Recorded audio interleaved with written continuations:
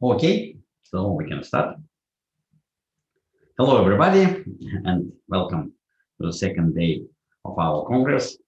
They will have very interesting program. But before we start, I need to give you, to tell you about one situation. You remember maybe that yesterday, Dr. Samas Managic was unable to connect, and we had to stop and we transfer him for today. But it was because our website was broken by some hackers and totally blocked. And it took, so it was serious attack, and it took for Dmitry several hours later on to find out what's going on and to resolve the situation. So you see that it was very intentional attack.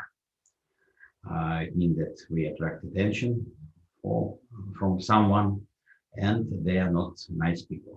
So obviously, now in Russian. Значит, ну вот я рад снова всех видеть. Начинаем наш второй день. Сегодня будет интересная программа, но прежде чем начнем, я хочу рассказать одну ситуацию.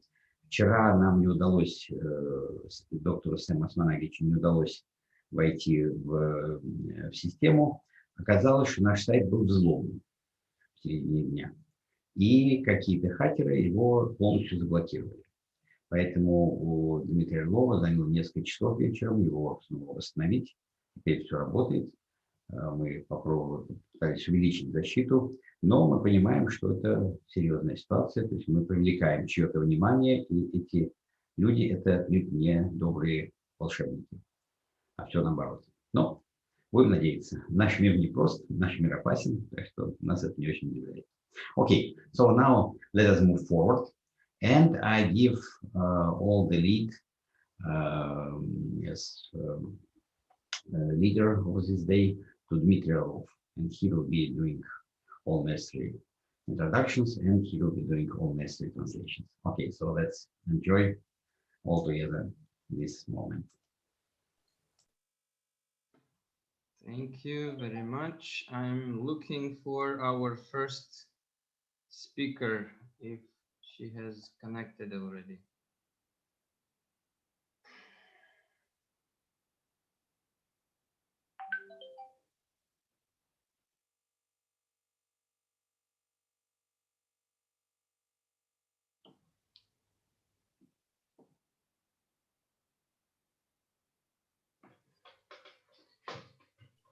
Unfortunately, I don't see our first speaker online. She is not yet connected.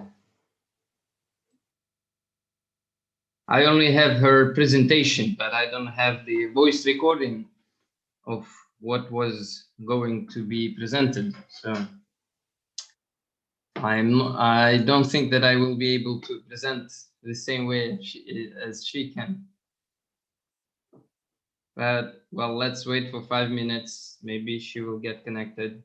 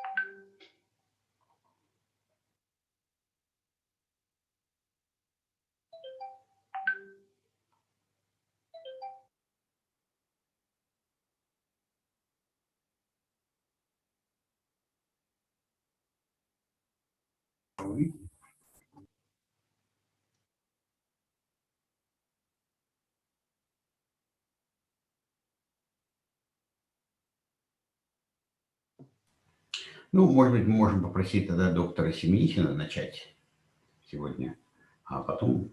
Ну, в принципе, у нас следующий по расписанию. Ну да, в принципе, если Евгений на связи, то да, можно. Евгений Евгеньевич, готовы ли вы? Готов. Вот, замечательно. Ну, давайте тогда мы не будем тянуть время, просто непонятно, где Анна у нас пропала. Ну, все могло случиться. Да, да, она говорила, что какие-то у нее семейные трудности, но она должна быть. Вот. Но что-то как-то больше писем от нее не приходило.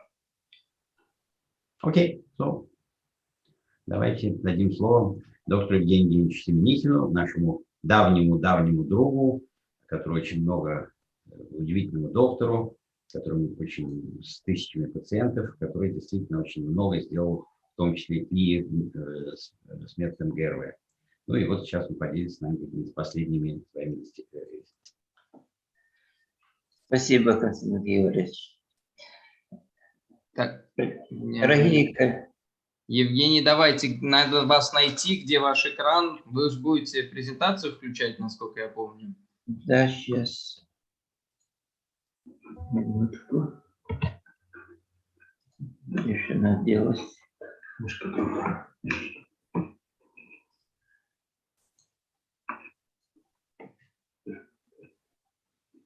Все, я ваш экран включил.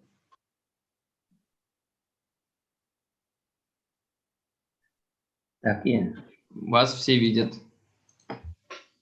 я себя не вижу. Ну ладно. Дорогие коллеги, наш коллектив очень благодарен Константину Георгиевичу Короткову за то, что он не только развил идеи Семена Давыдовича Кирляна, но и смог сделать невозможное, создать аппаратуру и программное обеспечение и научно обосновать ГРВ-диагностику, как бы эти исследования ни назывались в разных странах. Okay, let me translate Dr. Semenichin. So, dear colleagues, our command is very thankful to Professor Korotkov for his work in promoting the ideas of Kirlian, and so that he has made the impossible. So he has created the hardware and the software, and also for scientific explanation and approval of GDV diagnostics. So, and it doesn't matter how this kind of research is named in different countries. Благодаря ГРВ мы смогли искать закономерности и точки пересечения ведической, восточной современной медицины. So thanks to this equipment, we are able to find the connections and intersection points with the Vedic and contemporary medicine. Эти исследования вы можете посмотреть в архивах Конгресса, который был почти единственной площадкой, где возможен научный диалог на тему энергии, на тему, что собой представляет человек с точки зрения биоэнергетики. You can find these research papers in the archives of the Congress, well, this SIS Congress.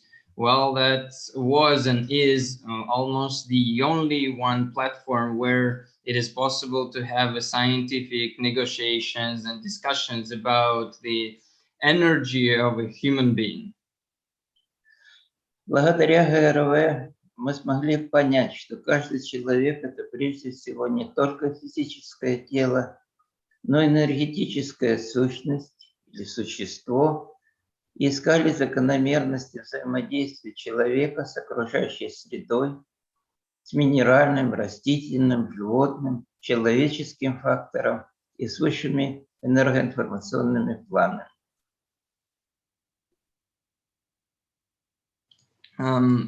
Well, thanks to GDV technology, we are able to understand that each human being is, first of all, not only the physical body, but also an energetic being. So, and we were able to find the connections, the patterns of interconnection between the human being and the environment, the different types of environments, and with the higher energy informational planes too.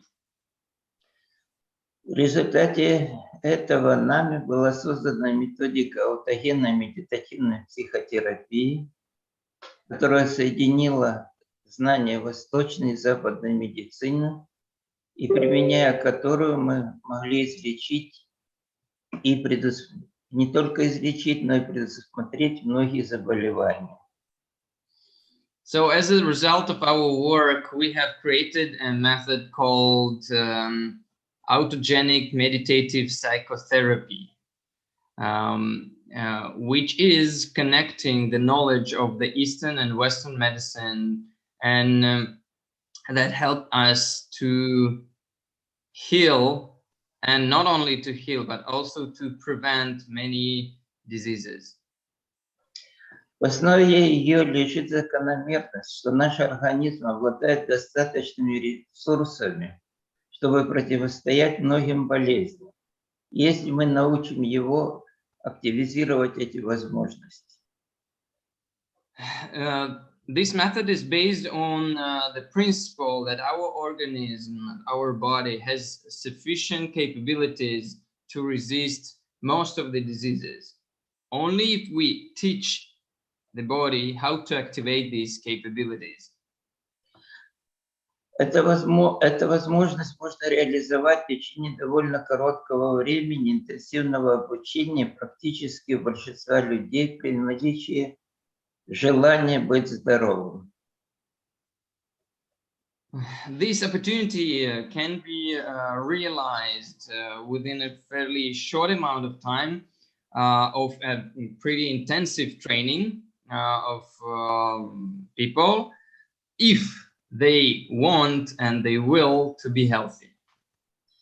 В наших предыдущих исследованиях стало понятно, что каждый из нас находится в гармонии или дисгармонии не только с окружающей средой и самим собой, но и со всей Вселенной.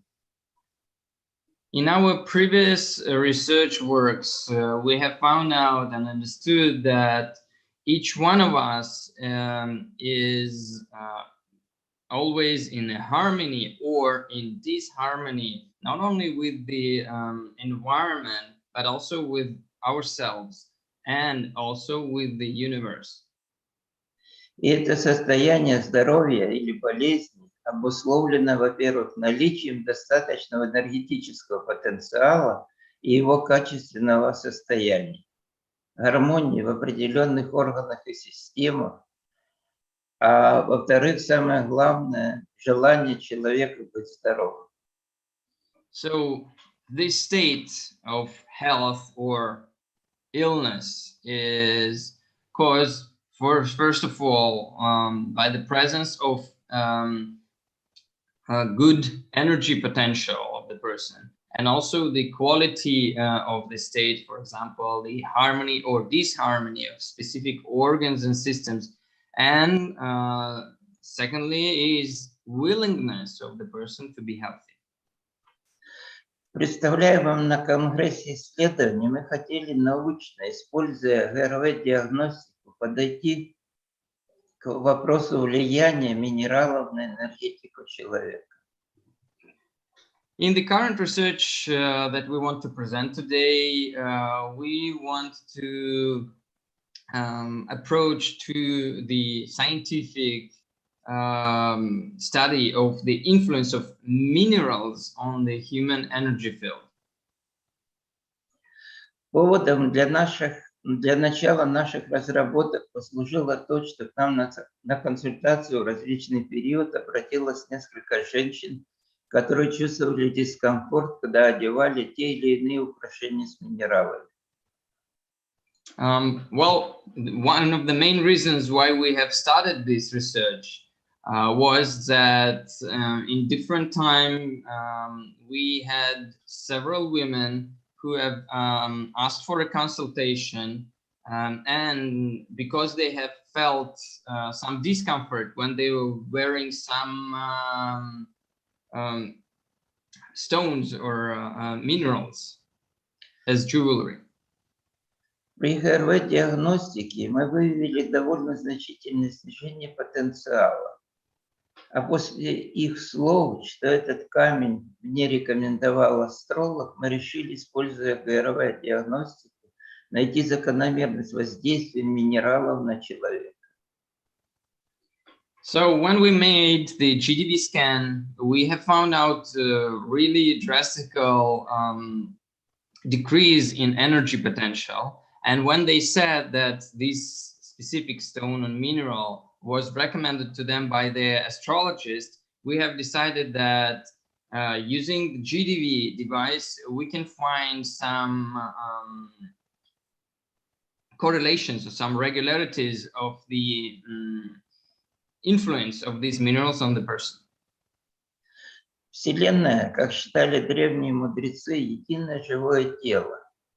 И во всех его элементах в той или иной степени присутствует сознание и энергия. So the universe, as it was accepted or perceived by the ancient sages, is a holistic living being, and in all its elements, it is obtaining. It has some consciousness and energy. Можно ли камни считать живыми существами? Могут ли они оказывать влияние на людей, изменять их судьбу, способствовать успеху или наоборот, вызывать болезни и несчастья? И что скажет по этому наука? Это была наша задача. So the main questions that we had in front of us is, can these stones be considered living beings? Can they influence personal states or their destiny even? Or can they contribute to their success or vice versa, cause some illness or misfortune? And of course, what will science say about this? Мы решили, используя ГРВ-аппаратуру, исследовать минералы, в том числе и драгоценные минералы, их возможность влиять на энергетическое поле человека и подтвердить или опровергнуть рекомендации астрологов, которые мы встречаем сегодня почти во всех СМИ. So we have decided that using the GDV equipment, we can investigate different minerals and stones and gemstones, and their ability to influence the human energy field, and to try to confirm or refute the recommendations of different astrologers that we meet almost in all mass media. Наши исследования можно назвать предварительными. Не потому, что их было недостаточно, не потому, что карантин их прервал, хотя даже в это время мы смогли провести предварительные исследования в небольшом объеме по ковиду и построили модель возможности противостоять этому заболеванию.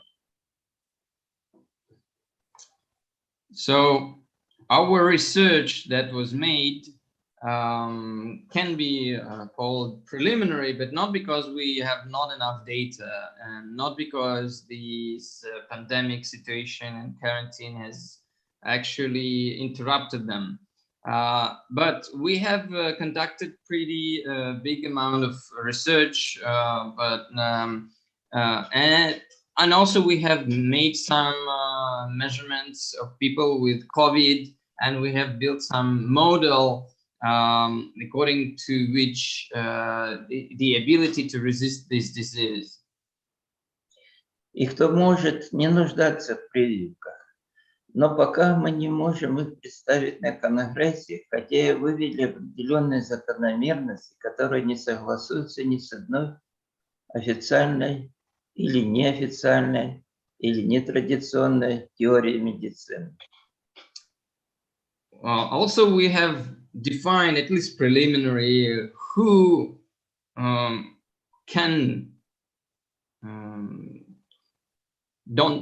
don't need vaccination potentially, and the thing is that we are not ready yet to present such information on the Congress. We need more research, but we have already found some certain patterns, some connections, and these patterns are not correlated with the present theories in official and alternative medicine. But we hope to show and share these results soon, on our YouTube channel. Я надеюсь, что мы опубликуем наше понимание на следующем конгрессе, может и ранее, на нашем YouTube-канале, который будет выходить с английскими субтитрами. So I hope that soon we will be able to post it on YouTube, and I hope that we will present the final results on the next SIS Congress next year. Возвращаясь к теме астрологических рекомендаций, так как эти исследования могут повлиять на имидж астрологов, я воздержусь, чтобы опубликовать имена. So I'm coming back to the astrological recommendations, and as long as this research that we've made can affect the image of astrologers, we will not publicize their names. Но мы выбрали достаточно известных и составили повторяющуюся закономерность в их рекомендациях минералов для каждого знака зодиака.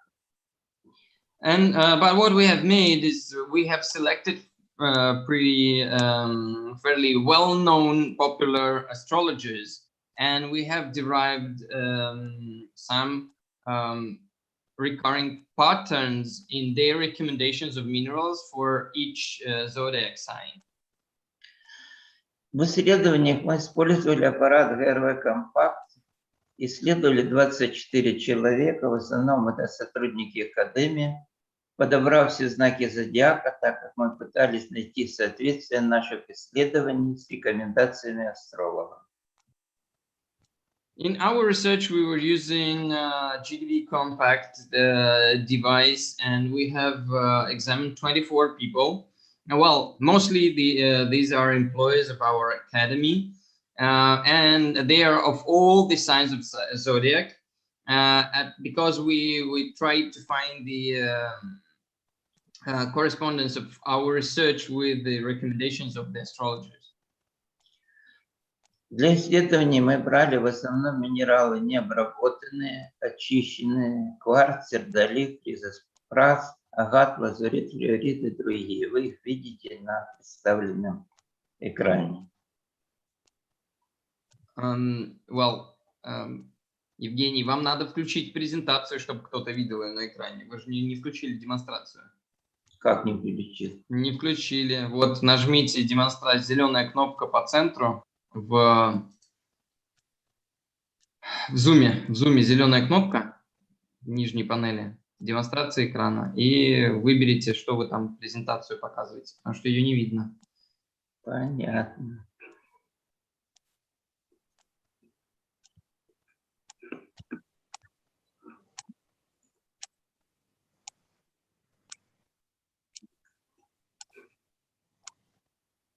О, теперь видно, минералы красивые, кварц, сердолик, вот, все. Теперь я переведу то, что вы сказали. For the research, we have taken mainly the raw minerals, unprocessed, purified quartz, carnelian, chrysoprase, agate, lazuli, fluorite, etc. These which are recommended by astrologers. Нашим исследованиям помогали сотрудники, один, который в течение нескольких лет коллекционировал минералы, а также сотрудник, занимающийся астрологией, который подбирал минералы согласно рекомендациям астрологов. So our research was assisted by our employee, and thanks to him, he was collecting different minerals for many years already. So he had some collection, and also one of the employees who was fond of studying astrology and also collecting and selecting minerals according to the astrologer's recommendations. Методика исследования была следующей. Испытуемый проходил контроль. До этого мы просили за 60 минут снять любые украшения. Потом каждому давался определенный минерал, который соответствовал его знаку зодиака. So the methodology of our research was the following. First, the participant was passing the control study. And we were asking this person to take off any jewelry from them 60 minutes before the measurement. Мы просили, чтобы в течение 10 минут он оставался один, ни с кем не разговаривал, а после этого приходил на тестирование вместе с минералом, и мы проводили повторные замеры. So we were giving a specific mineral according to the zodiac sign to the person, and we were measuring people. Then they were staying with this mineral for 10 minutes and was not interacting with anyone. And then we were measuring this person again, together with the mineral.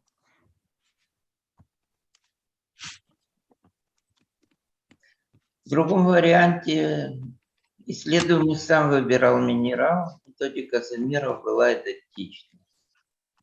And we made the second type of experiments when we were doing the control scan first, and then we were asking the person to select the mineral themselves according to their will. Если мы исследовали на одном человеке несколько минералов, то между исследованиями был перерыв не менее 30 минут, и потом все повторялось. So if we were checking different minerals on one person, so in between the measurements, we were making at least 30 minutes in break. So, and then we were repeating the scan with the new mineral. Для примера, у N знак зодиака Телец, контроль был 8156. После того, как работала с агатом, 15108. Агат рекомендуется тельцам. То есть тут мы видим полное совпадение с рекомендациями астролога. So you can see on the screen an example, N woman, and she had the area of emission equal to 8,000 pixels before, and 15,000 pixels afterwards. And she was using the agate stone, as I understood, and agate is recommended for Taurus zodiac sign. So in this case, everything coincides.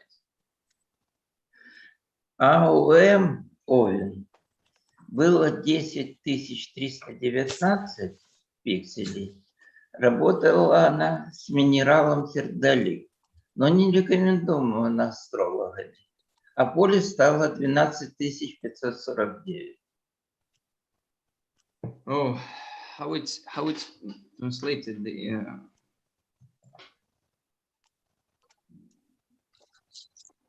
this sign. Понятно? Aries, how it's Aries sign. Okay, so this example, Aries zodiac sign had 10,000 pixels area before, and afterwards he was using the carnelian stone. His spill has become 12,000, so it almost increased like 20%.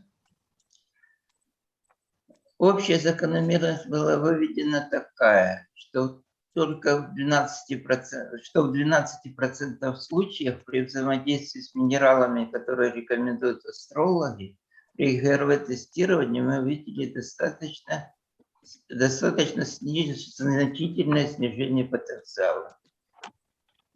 То есть в 12% случаев рекомендации не работали? 12% случаев из тех, что мы исследовали. Ага, не работали, да? Нет, они работали с минералами, Ну, в и смысле, что у которые них отрицательное рекомендовали поведение. астрологи. Но при ГРВ-тестировании мы не увидели. Понятно. So our results are that in 12% of cases, people had a negative reaction, so they lost the energy after interaction with the stones that were recommended to them by astrologers. Чтобы было понятно, увидели достаточное снижение. Именно снижение потенциала в 12% случаев. So, well, we have seen the sufficient change in the energy state. Во втором варианте исследований, когда нужно было участнику выбрать себе камень самому, не ориентируясь на астрологические рекомендации, то почти в 90% случаев было зафиксировано положительное влияние минералов на энергетику. And what is interesting in the second research that we've made, when people were selecting stones intuitively, in almost 90% of cases, we have registered a positive reaction of the person to the mineral. При исследовании драгоценных минералов было, правда, всего 7 человек. В качестве ювелирных изделий с минералами было выявлено незначительное уменьшение поля засветки в 40% случаев, 30 случаев без динамики и на оставшиеся проценты положительное влияние. So in our study of gemstones, but we have measured only 7 people, and these were jewelry that we have tested. We have registered a slight decrease in the energy field, and it was revealed in 40% of cases. So, and in 30% of cases, there were no dynamics, no changes. Надо отметить, что данное наблюдение не было достаточно объективным, так как минералы в чистом виде мы не могли получить для исследований. Они были обработаны и были в составе металлов. Это сережки, там, кольца, золото, серебро и другие металлы. And I would like to mention that this research is not objective enough, because we were using not the raw minerals, the gemstones, and they were processed, and also they were in combination with different metals like gold or silver. Но был зафиксирован очень интересный случай при контакте с искусственно выращенным александритом. One very interesting case that we have measured was with a person that was interacting with artificially grown alexandrite. Для справки, что астрологи считают, что искусственные камни не дают повышения энергетики, не приводят к улучшению здоровья человека. Но в данном наблюдении мы увидели, что произошло значительное увеличение поля человека. Надо сказать, что в настоящее время Александр... Да? So I would like to say that according to astrology, modern astrologers, the artificially grown minerals are not treated as real ones and are not accepted the same way. And it is known and and is proposed by the astrologers not to use such artificial stones, because they will not have this kind of effect as a natural stone.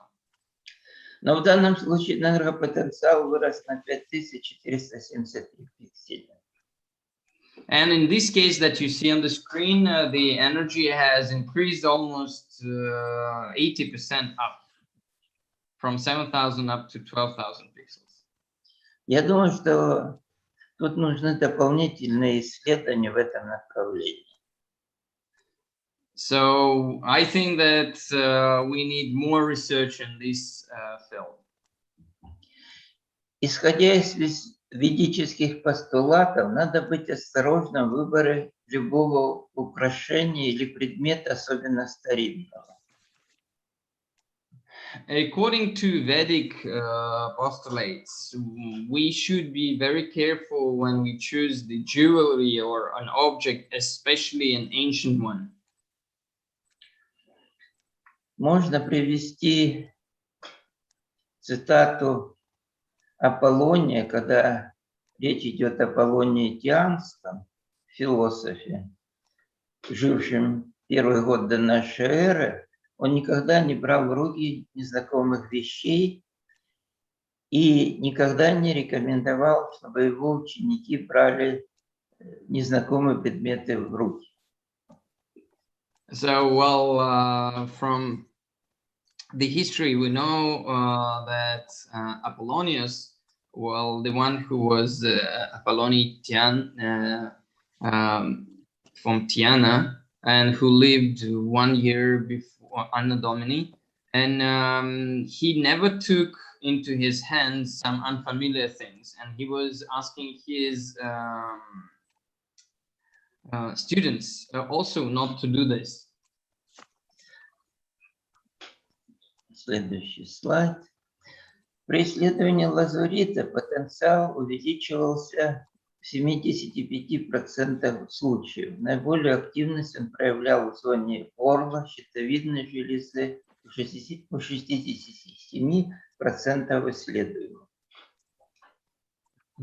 So in our study of lapis lazuli, usually the energy potential has got increased in 75% of cases, and in highest activity was shown in the area of throat and thyroid gland, for 67% of subjects that patients that we have measured.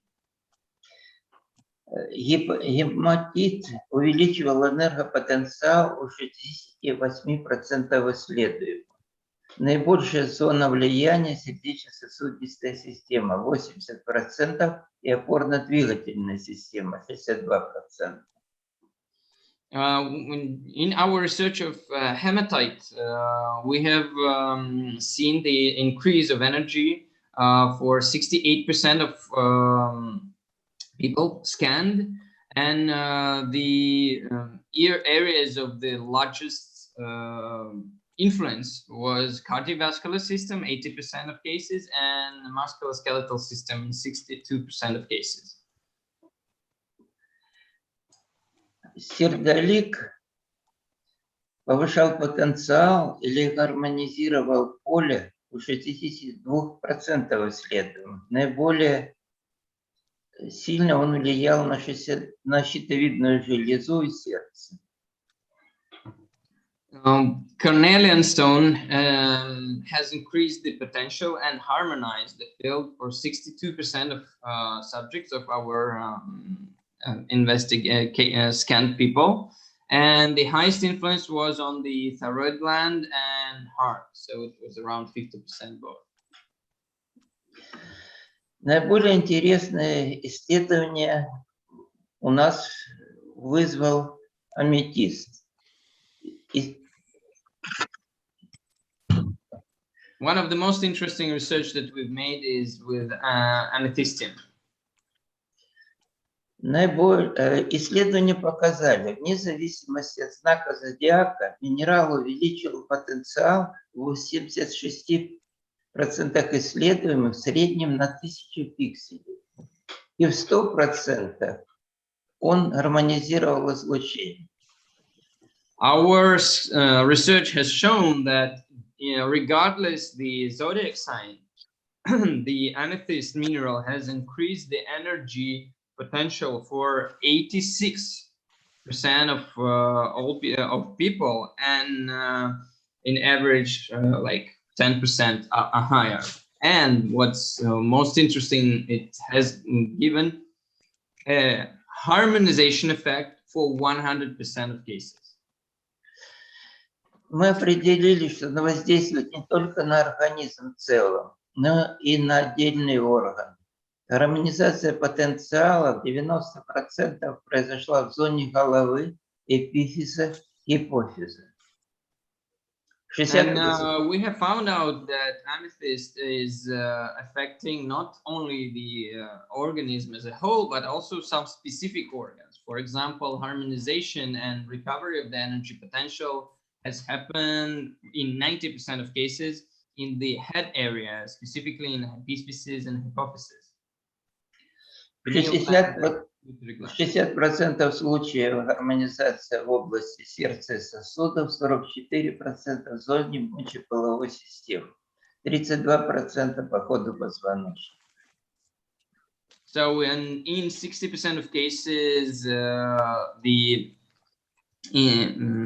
heart and the blood vessels has got better, and in 44% the urogenital system, and 30% for vertebra.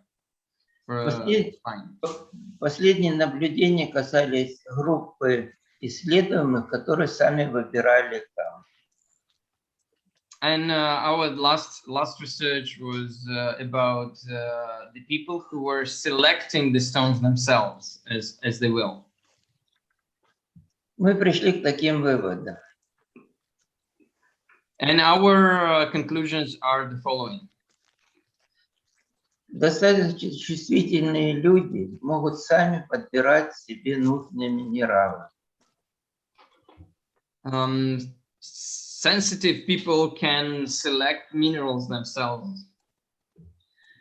Аппаратура ГРВ может не только достоверно подобрать минералы, способствующие здоровью и украшения, благотворно влияющие на здоровье, но и объективизировать лечение минералами, литотерапии.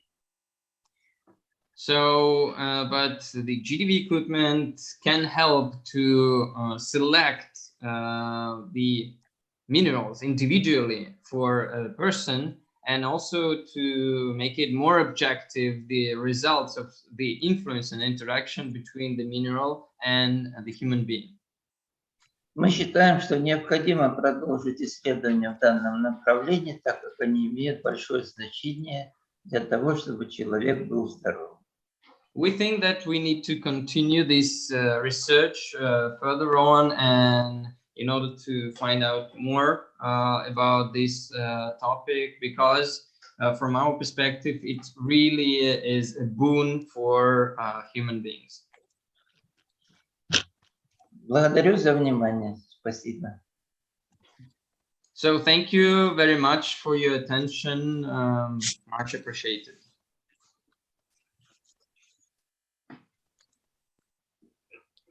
До свидания. Спасибо большое, Евгений. Thank you very much, Evgeny. So our I'm looking if our Anna Nivoit has connected or not to the Congress. I still don't see her.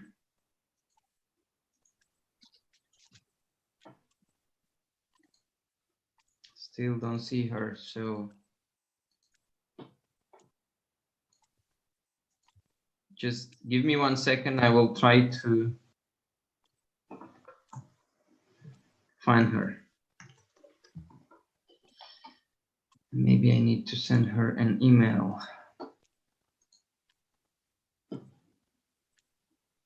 Once again.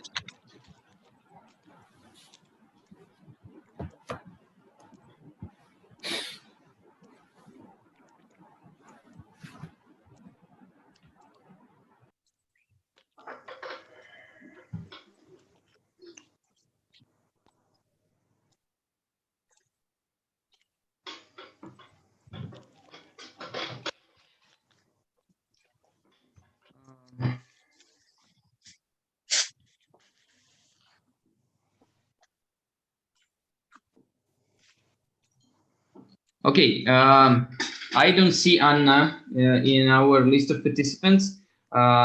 Maybe we will ask our next speaker, Dr. Василий Киселев, to present. Василий, вы готовы к презентации? Мы готовы дать вам слово. Да, я готов. Здравствуйте. Здравствуйте. Здравствуйте, Дмитрий. Здравствуйте, уважаемая публика. Погодите секундочку, подождите. Сейчас я вас должен найти, отследить, закрепить. Да, у меня своя презентация будет. Да, сейчас, чтобы все смотрели на вас, не на меня. Вот, так, да, все смотрите на меня. Теперь все смотрят на вас. Okay. So our next presenter, Vasily Kiselev, and he will talk head of an organization that is helping people to recover from different injuries and also to become a champion. It doesn't matter in which state they come to. Давайте. Спасибо. Я буду говорить на русском языке. Да, Дмитрий будет переводить, но у меня там часть текстов и так переведена, поэтому начнем. Я обладатель патента, в котором соединил методики, уже известные, отдельно работающие, но вот в таком композитном состоянии они впервые. Я коротко представлю своих наставников. Пауза. Василий, давайте мне время переводить.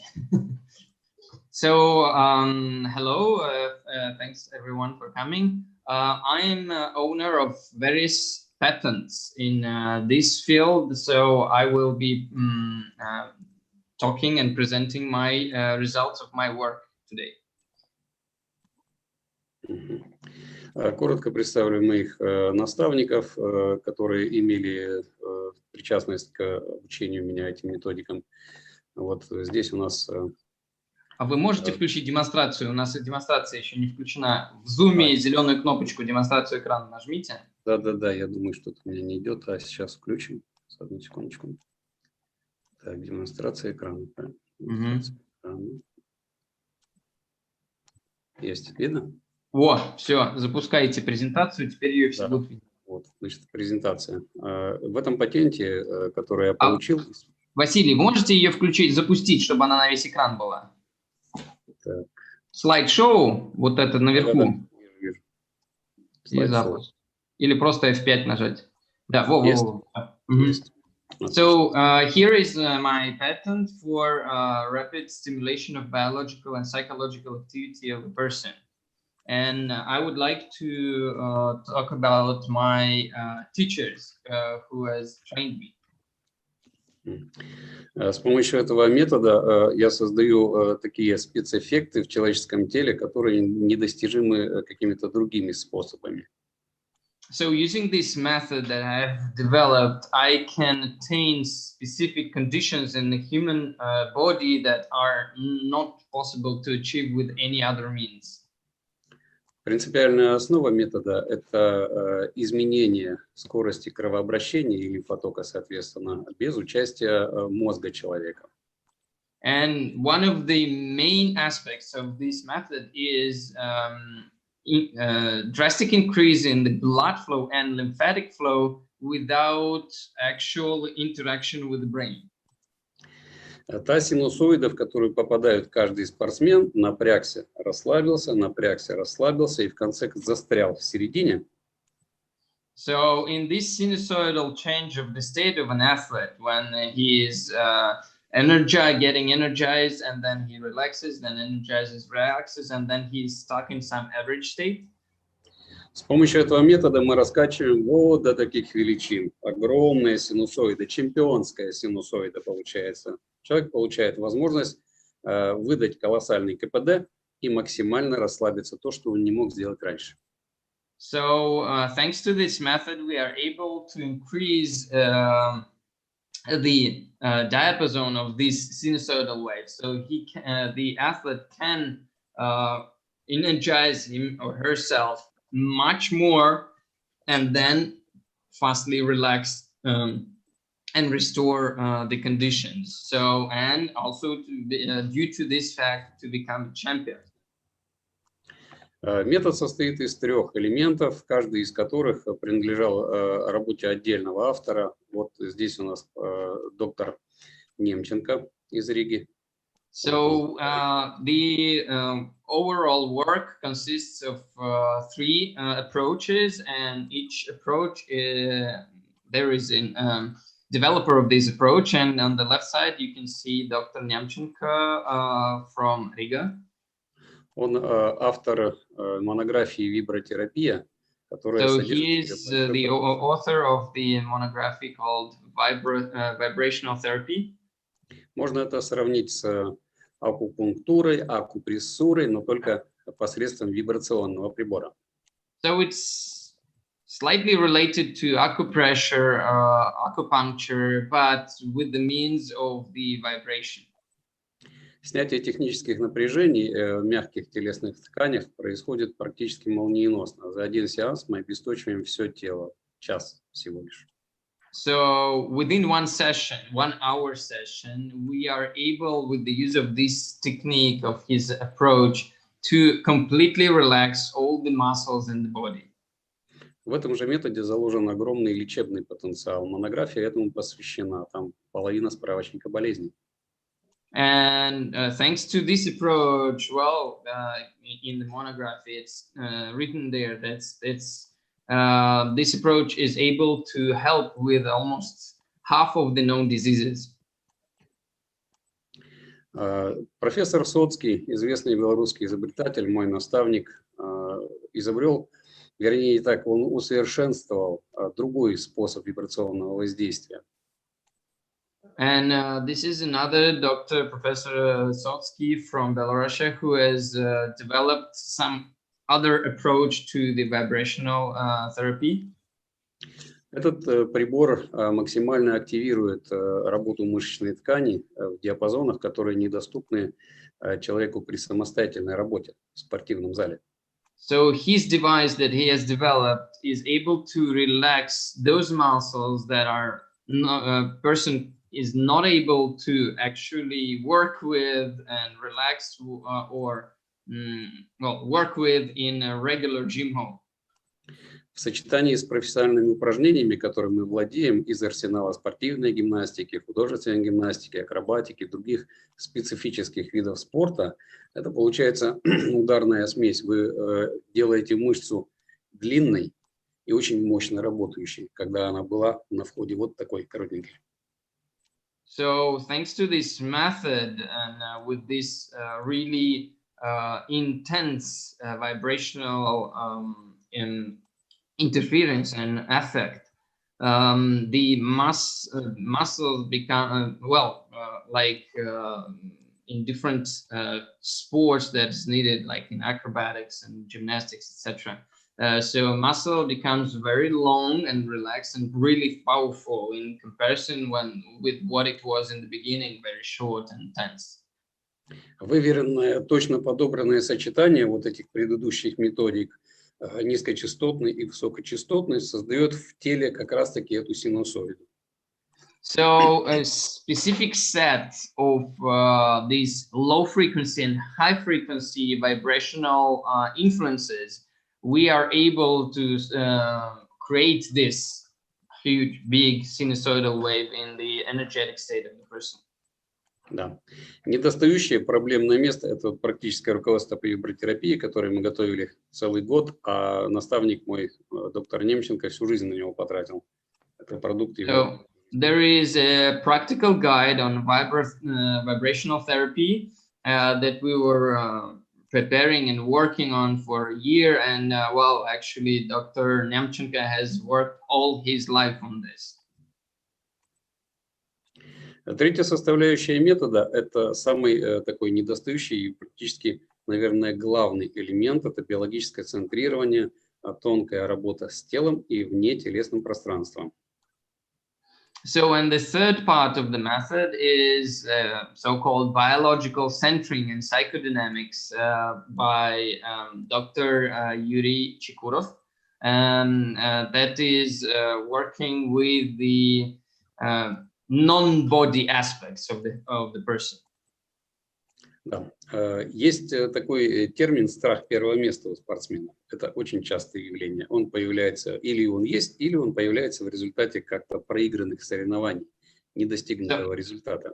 There is such a term as a fear of the first place, and for every athlete, and even if this athlete didn't have it before, but due to constant competitions, most of the athletes are gaining this fear of the first place.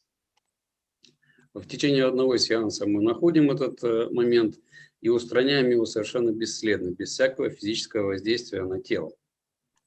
So, using this method by Chikurov, we are able to find the cause of this fear in the person, and without any physical interaction with the body, we are able to delete this fear completely.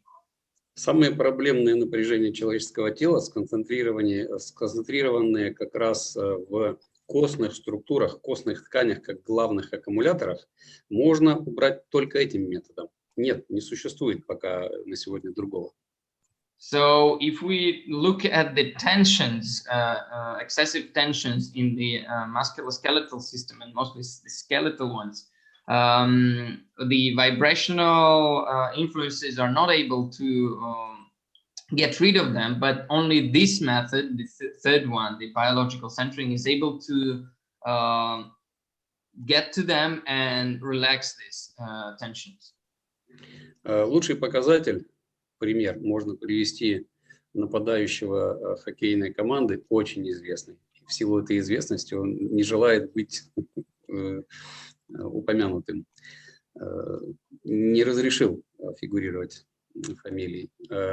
Когда мы с ним проработали, вместо череды повреждений, травм, переломов в течение игрового периода, у него после нашей работы синяки и шишки, никак не влияющие на его функционал. То есть он избежал травм в результате этой работы полностью. As an example, I can tell you that there is one very popular ice hockey player, but he has rejected our proposal to share his name. So, well, he decided to stay incognito. So, but as a result of the work with him, instead of having constant traumas and injuries through the playing time, after passing all these therapies that we are making in our center, he has only bruises and small scratches, nothing more, no more injuries. На экране первая часть работы – биомеханическая стимуляция, биомеханическая активация мышц.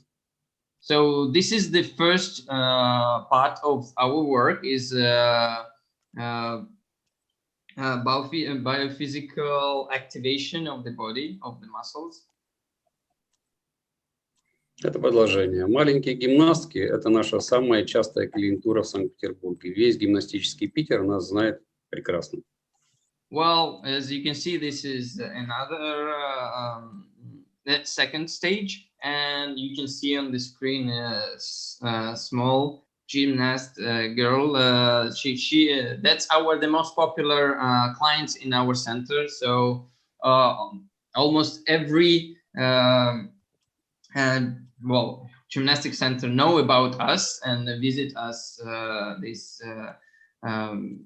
These small girls are the most popular visitors of our center. А сейчас мы открыли такой же центр в Москве. And just recently we have opened the same center in Moscow. Вот этот комплексный подход позволяет мне совершать разного рода действия, не очень объяснимые с точки зрения классической медицины. И я приведу несколько примеров. So this complex approach that I'm applying in the center allows us to attain such results that from the point of view of the classical medicine is impossible. And I will give you some examples. First example. Пример первый.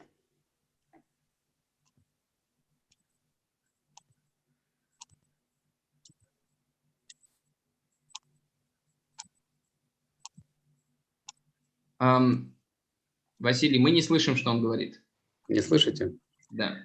Так, ну тогда я просто коротко скажу. Это высокопоставленный чиновник, который перестал быть чиновником, и теперь он может себя афишировать. У него был тяжелейший перелом, о котором я буду говорить сейчас. So this is one of the examples. Unfortunately, we can't hear what he's saying, but вы, кстати, можете заново запустить демонстрацию, Василий. Да. Там внизу окошки, когда вы демонстрацию запускаете, там есть внизу две галочки подготовить звук для совместного использования. То есть, если вам надо заново выключить сейчас демонстрацию и заново ее запустить, но только там эти галочки поставить. Я думаю, мы обойдемся. Я расскажу на основе, да. So this person was well in politics and well, but now he's retired. So that's why we can show him and we can share his case. So several years back, he had a really severe broke of arm, as you can see on this on the screen, the X-ray after his fracture of the arm. Тяжелый перелом, который он получил, завершился в результате неумелых действий врачей в его больнице смещением костной ткани. Вот этот костный осколок, он отломился и встал поперек. Вот я его на экране показываю. So, well, just because of non-professional acts of the doctors in the center where he was healed, the one fracture, well, this small part of the bone has got in between the two parts of the bone and has caused this shift between the bones, and it was really not correctly positioned. Он отказался от операции, ему сделали гипс и отправили на месяц. So they have made a surgical operation, and then they have made gypsum gyps fixing, and then he was sent for 1 month to recover. Очень часто в результате таких операций рука функционал свой утрачивает, то есть она просто усыхает. So in most of cases and of such nature, hand doesn't recover, and instead it becomes dry and loses most of its functional activity. Моей задачей стала несбыточная, невозможная. Нужно было, не снимая гипса, потому что 2 недели надо все равно его держать для совмещения костных фрагментов. Через гипс нужно было развернуть осколок и присоединить его обратно к телу кости. So from medical point of view, my task was mission impossible, because without taking out the gips, I needed to rotate this. Just give me a second. This fraction or this splinter of the bone back to its position and connect it to the place where it should be, so that the bone will be completely recovered. Вот здесь на заключении врачебной комиссии 3 доктора, 3 опытных травматолога написали фразу: «Такой перелом не срастается никогда». So you can see here the photographs in which doctors has stated their diagnosis. There are 3 doctors, the prominent ones, have stated that such fracture never gets healed, never. Да, сам диагноз звучал так: закрытый оскольчатый перелом правой плечевой кости в нижней трети со смещением отломков. И вот приговор. Ну, я понимаю, что это трудно перевести, давайте лучше дальше. Yeah, well, this is a closed comminuted fracture, something like that. I don't think that most of people will understand what it's about because it's medical term. So, and of the right shoulder bone in the lowest third of the bone. So, with shift of the splinters. Вот результат работы. Кость была перемещена без снятия гипса. So we have applied our method, and this is what you can, well, you can see the results without taking off the gyps. Она благополучно приросла, о чем вот сейчас он, собственно, и говорит и показывает. And well, you can see that it has recovered completely, and that's what he's showing now, that he's able to work with this arm again. Да, это первый случай. Второй случай примерно такой же произошел на шведском горнолыжном курорте, когда девушка 24 лет сломала ногу, также оскольчатый, также под коленом, все 3 кости. So, and this is the second example that women after skiing on a Sweden resort, skiing resort, has triple fracture of the bone under the knee on one of the legs. В предыдущем примере я еще хочу добавить, что через 20 дней после перелома, когда мы сняли гипс, он мог заниматься с гирей 24 килограмма этой раненой рукой, у которой невозможно было срастись обломком. So just for you, just one more reminder that in that first case, that athlete, after taking off the gyps in 20 days, he was able to pull up the 24 kilo weight with this arm. Во втором случае примерно такая же ситуация. Тяжелейший перелом, предстояла операция, шведские хирурги на ней настаивали, российские хирурги тоже настаивали, но это означало вскрыть всю ногу. Ногу, вот красивую девичью ногу разрезать полностью, прикрепить пластину, привинтить ее болтами к кости, через полгода повторная операция, и все это вынуть, зачистить, и, скорее всего, нога тоже бы усохла. So, and as all the doctors were recommending, Swedish doctors and Russian doctors were recommending, is to open the leg and connect the plank, well, metal plank, to the bones. So, and then screw it down to the bones, and so the whole leg should be operated. And of course, not a beautiful thing to do for a woman. И в результате обращения ко мне через месяц работы девушка занималась йогой и сделала контрольный рентген. Когда она его сделала, врачи всплеснули руками и сказали: у вас перелом, вы не можете даже ходить. А она им отвечает: я йогой занимаюсь. Через месяц? Да. So 1 month after passing all our influences of them, our exercises in our center, she has repeated the X-ray scan, and it has showed that everything is fine. And she was even able to do yoga exercises. And her doctors were saying that, no, you shouldn't be even walking. What are you doing here? And she was, no, I'm even doing yoga now. То есть мы избежали фактически уродства ноги, используя только вот мои методы, которые в патенте описывал я. So just by using the methods that I have described in my patent, we were able to recover the leg without any surgical operations. После этого девушка попросилась на работу ко мне. So after that, this woman has asked to hire her and become my employee. Дальше у нас идет запредельное из примеров. То есть ситуация, когда, вернем обратно, когда за 5 дней девушка, не испытывающая никакого дискомфорта, попала в кому в результате вспышки ракового заболевания. So, and just another case when person has got into the coma just because of the splash of the oncological formations in her body.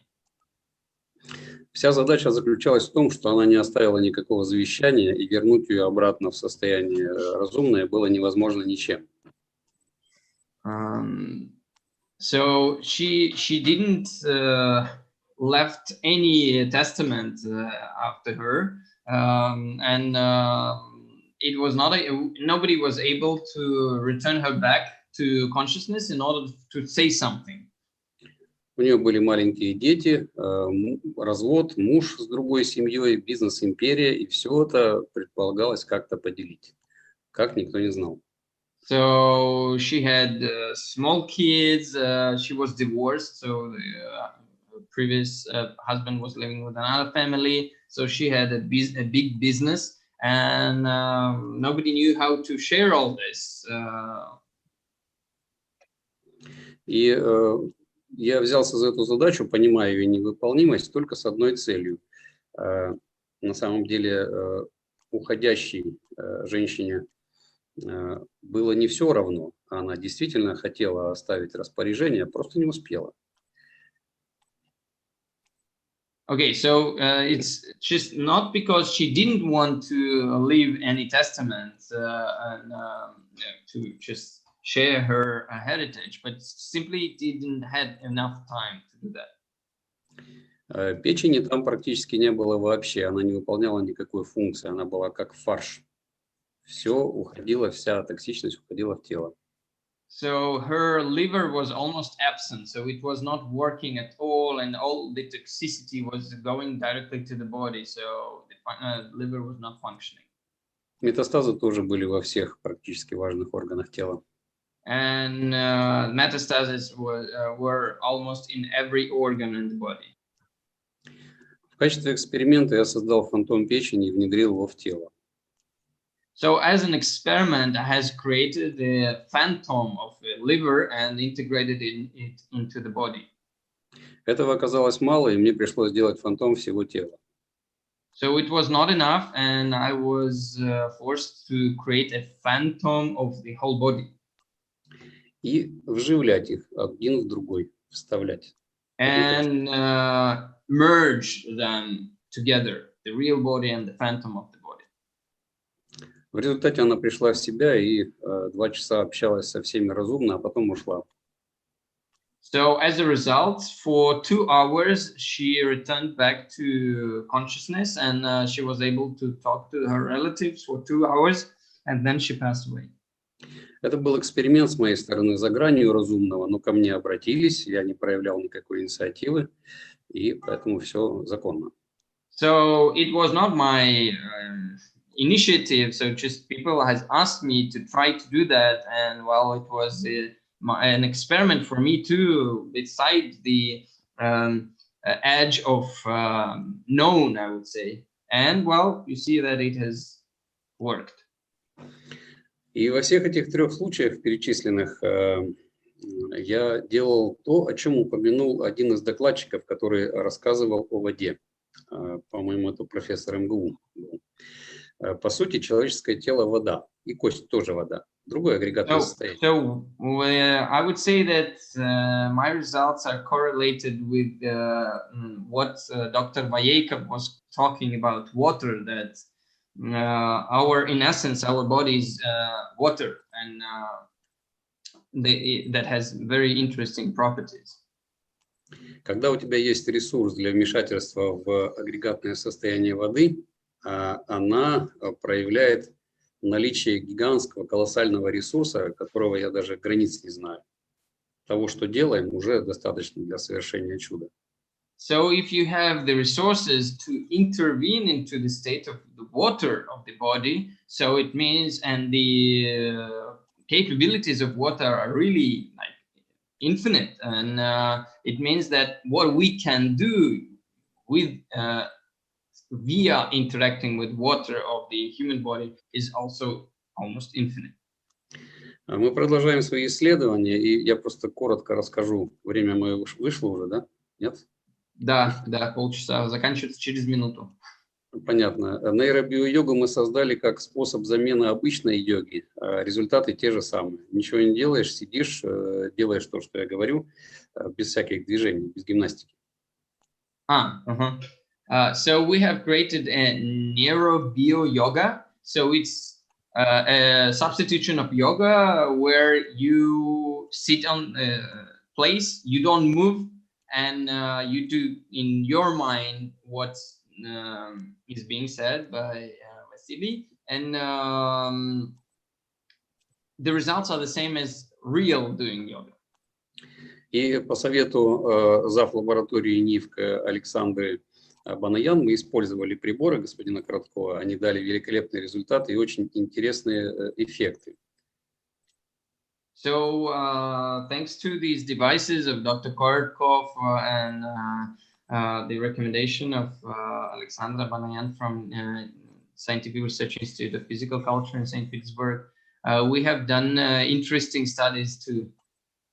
Да, мы обнаружили, что когда есть полное доверие человека, он попадает в состояние медитативное мгновенно, как только я начинаю с ним взаимодействовать, бесконтактно. Он просто сидит передо мной. So there were cases when I was just sitting in front of the person, and this person was fully trusting me, and there was a meditative state attained very fast. Но если у него есть внутреннее сопротивление, страх, недоверие, он попадает в состояние жесточайшего стресса. Вот красный столбик. So, and these are the measurements со спутником, да, мерили? Да. So these are results of measurements with Sputnik, and in case on the left side you can see when there was a resonance and there's trust between the client and the doctor, and on the right side the column is red. It's the case when the person is resisting, has some untrust and uncertainty, and then there is some kind of resistance to the therapy that is applied. Замечательно. Мы понимаем, что способ воздействия, который я создаю, он еще мало исследован. Поэтому я обращаюсь к ученым. Вы ищете, что поисследовать. Я создаю то, что можно исследовать, но сам это делать не очень-то умею. Нам нужно взаимодействие. So one of my messages that I want to send to the scientific community now is that I am not a scientist, so I'm more a therapist. So I can create such unusual things, and I can do them and demonstrate them. And but the problem is that I am not so good in measuring them. So and I'm asking the scientific society to join me in this research and help me with the scientific research of these aspects and phenomena that I am obtaining. И еще буквально несколько слов о том, что мы сейчас делаем. В течение 2 лет с начала пандемии мы ушли в формат онлайн и создали там такой способ, который я назвал нейроастронавтика.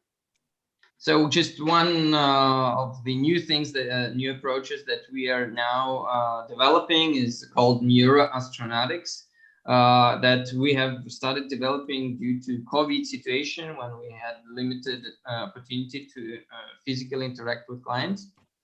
Формат онлайн. Мы выходим из тела, уходим в центр Вселенной, галактики нашей, вернее, вот в самый-самый центр.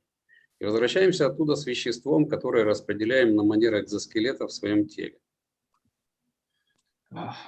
So what we are doing, we are living our, during these online sessions, all the participants are living their physical bodies. Then they're going towards the center of the universe here that you see on the screen. And there you get some material substance that then you return back to your body and redistribute this material as an exoskeleton on your body. Это пластичное вещество позволяет за несколько минут разобраться с болями, которые длились обычно очень долго, часами, там, днями, месяцами, хронические боли, дисфункции, возникшие в результате травматических воздействий. Оно с ними разбирается на раз, два, три, за 2 минуты, за 1 минуту. So this material, plastic material that we consciously redistributing around our bodies helps people to get rid of the ache, that musculoskeletal aches that they had for hours, days, or even weeks, and that are of chronic nature, etc. And this process helps them to get rid of this pain for forever. Создание нового огромного количества межнейронных связей, которые формируются в результате вот этих внезапных, необъяснимых для мозга действий, имеет колоссальный потенциал. Ведь это, собственно, то, что рекомендуют доктора, чтобы избежать Альцгеймера, например. Занимайтесь тем, чем и занимались. So by doing these actions, these mental actions, people are forming lots of neural connections in the brain, and according to medical doctors, that's what's needed to stand different diseases of the brain diseases like Alzheimer, etc. So just by doing these mental exercises. И последнее, самое интересное, очень коротко. В результате работы в формате биологического центрирования мы нашли внетелесное биологическое пространство, очень четко взаимодействующее с телом женщины. So by applying our biocentering methodology, we are able to find I don't know, it's extra body space interacting with the actual female body too. Это похоже на корзинку, в которую по мере готовности прилетает программа действий для мужчин. И мужчине уклониться от этого невозможно никак. Но это женское тело. Только. У мужчин тоже есть, но это крайний эксклюзив. 5 человек я всего лишь знаю за эти годы, у которых есть. Так, это в женском теле программа для мужчин. К женскому телу пристегнуто внетелесное пространство, и в него прилетает программа для мужчин, от которой уклониться мужчине нереально. So that's some kind of an energy formation, like a basket, in which the different programs can get into, and these programs are connected with interaction with men, with other men. Когда женщины повреждают друг другу эти корзины, и туда программа не может прилететь, начинается разлад в личной жизни. В любом организованном взаимодействии в браке начинается распад. So if due to some actions, this information formation is being damaged, this basket, and the information programs cannot get into them, then the relationships with husband or with boyfriend gets ruined, and it can lead into divorce, etc. А сама женщина с такими повреждениями становится абсолютно неинтересной всем мужчинам, даже если она фотомодель. And such a woman with such damage of this information field, this basket, even if she is a photo model, she's very beautiful, she becomes not interesting to any male. И я знаю, как вмешиваться в этот процесс и ликвидировать его за секунду. А может он длиться годами и портить жизнь на ночь. So this kind of damage in the information structure can last for years and ruin the private life of a woman for years. And I know how to interfere with this and fix this within several seconds. И я прошу научное сообщество обратить особое внимание именно на этот аспект, потому что вы помните самый такой страшный исторический пример. Адольф Гитлер, Ева Браун. 40 с лишним покушений на Адольфа Гитлера, ни одно не успешное. И Ева Браун спрятанная от всех, его муза, которая поставляла ему эти колоссальные программы. Вот, чтобы этого не повторилось, нужно в этот процесс вмешиваться. Мы понимаем, как. So, and I want to share one of the examples as I would say Adolf Hitler can be one of the examples, because there were 47 attempts of murdering him, and all of them were not successful. And thanks to Eva Braun, who was protection for him, who was supplying these security programs for him. Да, это способ управления миром мужчин. Мы его распознали.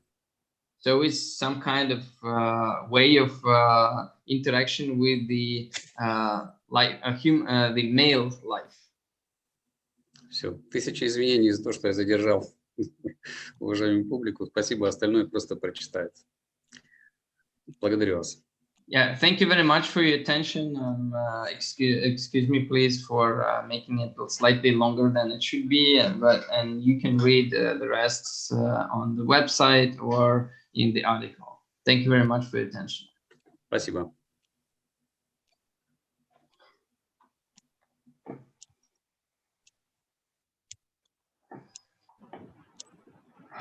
Okay. So.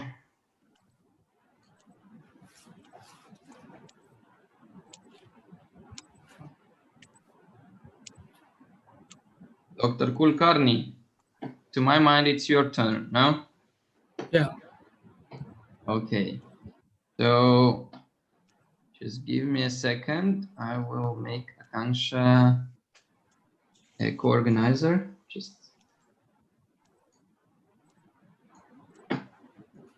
Okay, she is now a co-organizer. So who will be sharing the screen? Akanksha will be sharing the screen.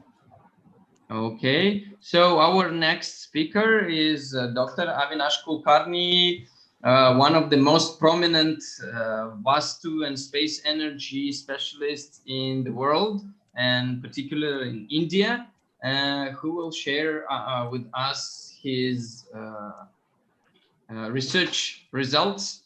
And you're welcome. You can start. Akanksha, you are co-organizer. You're welcome to share the screen. Thank you very much. We'll start with a prayer. Akanksha didn't start sharing. She's not active. Akanksha is there. I will be sharing in a while after he starts. Okay. Mm-hmm. Okay. Okay. Can I start now? Yes. Okay. So I will start with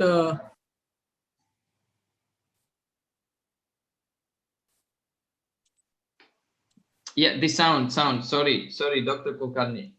The sound has disappeared. Can you switch it on again? Yes. Mm-hmm. I will start with 3 Omkars. That's a traditional process. We start with Omkar, then we'll have a Ganesh Vandana and a Guru Vandana. Since I'll be talking about my research on Rudram, the experiments which we have conducted, we'll listen to that also for some time. I start with 3 Omkars.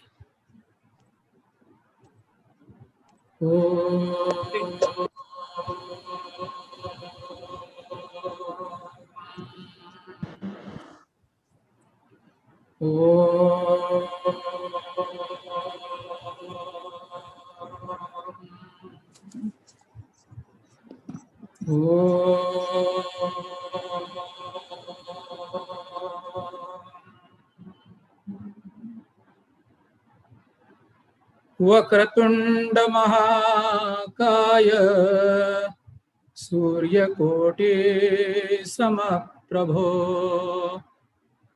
निर्विघ्नं कुरु मे देव सर्वकार्येषु सर्वदा गुरुर्ब्रह्मा गुरुर्विष्णु गुरुर्देवो महेश्वरः गुरुर्साक्षात् परब्रह्म तस्मै श्री गुरुवे नमः। तस्मै श्री गुरुवे नमः। तस्मै श्री गुरुवे नमः। I offer my most humble salutations at the lotus feet of my Lord and Master, Bhagwan Shri Satya Sai Baba. I request him to be present in this session to guide all of us. Good evening from India, friends, and Sairam to you all. First of all, I would like to thank Korotko sir and Dimitri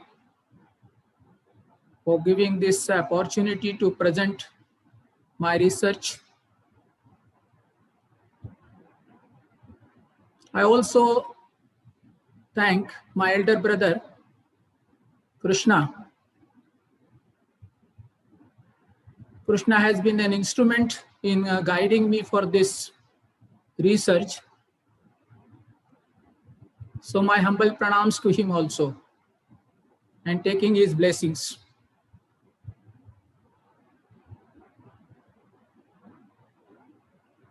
My thanks to the Satya Sai Seva organization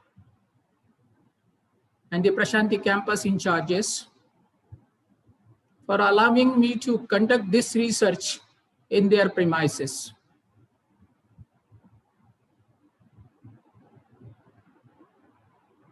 Friends, this research was conducted on 20th and 21st of November 2017 in the International Veda Conference. There were more than 15,000 people and devotees. They were chanting Rudram. And with the help of Sputnik, we have tried to find out the changes that are there in the atmosphere, in the space. I will come to you about that in the details very shortly. Let us listen first what we have witnessed on that day. I will give you a very short 4 or 5 minutes chanting of Rudram. This is the actual chanting where the experiment was conducted.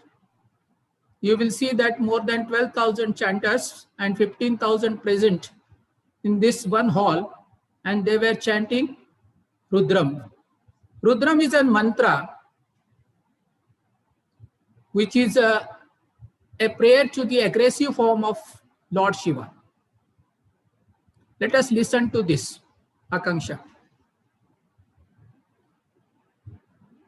Is my screen visible? Yes.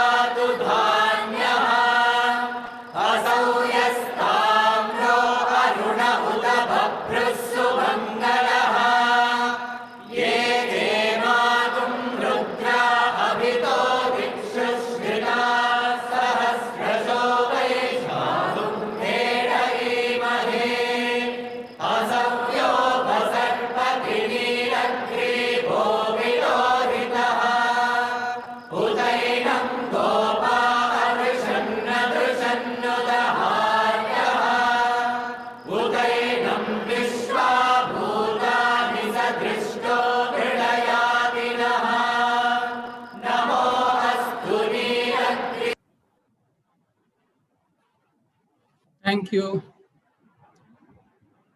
You all have listened to the chanting and starting of Rudram.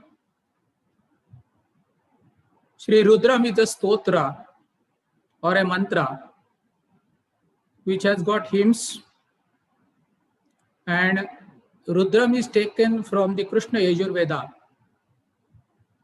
and in the Taittiriya Samhita. These are all old Puranas of Indian culture. Taittiriya Upanishads in Rudram has got two parts. One is Namakam and other is Chamakam. Namakam, where the Namo Namo Namo Namo, that is I pray you, I pray you, I pray you, the continuous hymns will come with the words Namo Namo, which indicates that it's the prayer done to Lord Rudra to save the world, to protect the world from the demons. And the other part of this Rudram is Chamakam. Let us listen first to Namakam for a minute.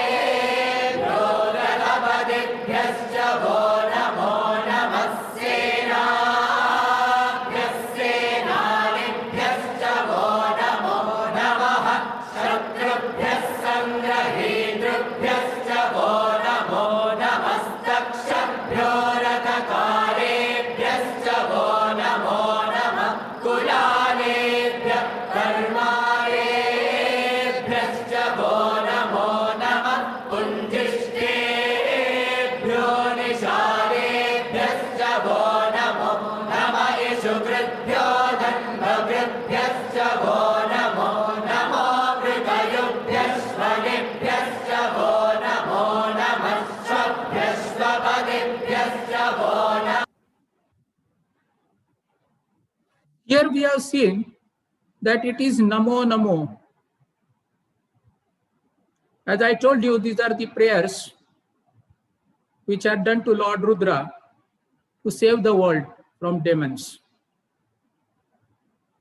And the other part of Rudram, which is known as Chamakam, where you will find that the repetition of Chamakam, Chame, Chame, you will see that it is continuously coming, which gives you the fruitfulness of this prayer.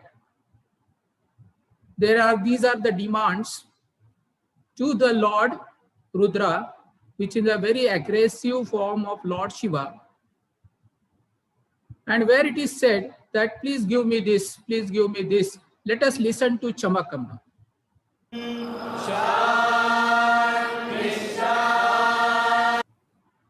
The world loves to stereotype.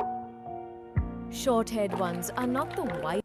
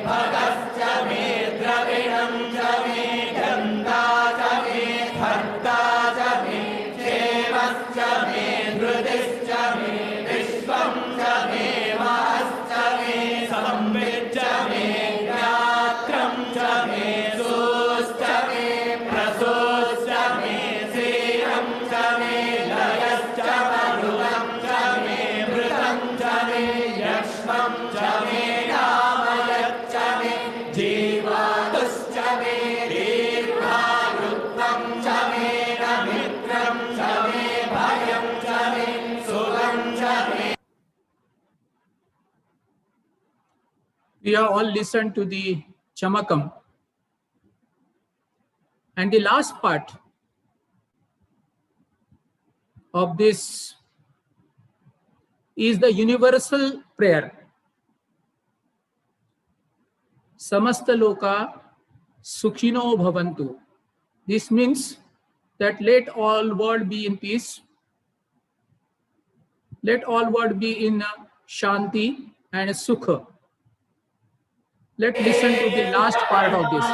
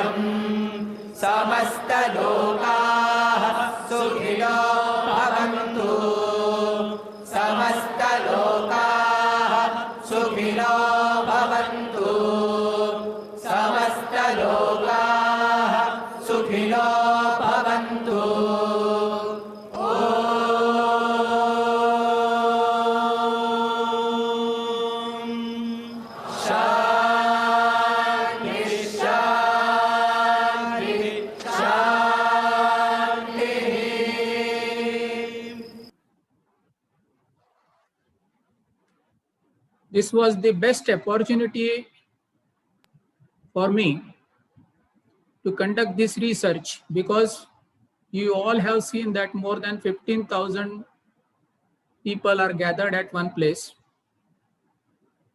They are all chanting, and more than 42 countries are being represented. So with all foreign devotees, this was the nice place and a great opportunity to find out what is the changes in the space energy. And my research started with this presentation. I offer my humble pranams. Let's go to the next one now again. This is the presentation, the science of Rudram. Next. As I told you, this you already have listened to this. This is a very big gathering of people. Next. This is one mantra which is known very importantly in Indian culture, which is known as Mahamrutyunjay Jap. And it goes like this. Trambakam yajamahe sugandhim pushtivardhanam urvarukameva bandhanat mrutyor mukshi yamamrutat. This is a part of this Rudram. The whole purpose of showing you the different parts of Rudram chanting is because when the experiment started, I have done around 11 folders with my Sputnik antenna. Let's see the research how it goes.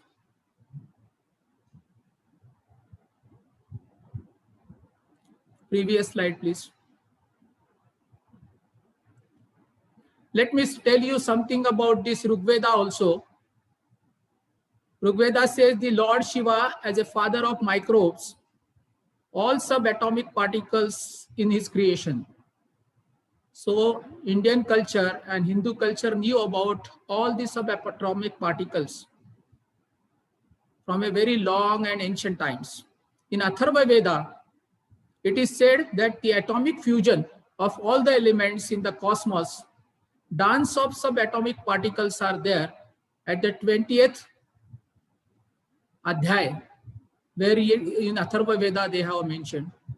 If you go to the Yajur Veda, Shri Rudram is the perfect set of vibrations which generates energy. So in Yajur Veda, it is already been said that this is the words which are having a perfect set of vibrations. When you chant this perfect set of vibrations, words, there is a perfect type of vibrations, and my main aim was to find out this only. Next, go to the slide. The science of microbe is unfolded in the Namakam, and the science of Parmanu is unfolded in Chamakam. That is very important because it has been said in the Rigveda and also in Yajur Veda. Let's go to the next. My experiment details are as below. You can see it on the slide that it is the Satyasai Prashanti Nilayam Puttaparthi where this experiment was conducted in Andhra Pradesh, India. It was the first international Veda conference, and the duration of experiment was 958 hours to 1028 hours, 30 minutes. The measure is a response to the Rudram chanting for more than 10,000 sadhakas. It is actually now more than 12,000 when we came to the correct number. Next.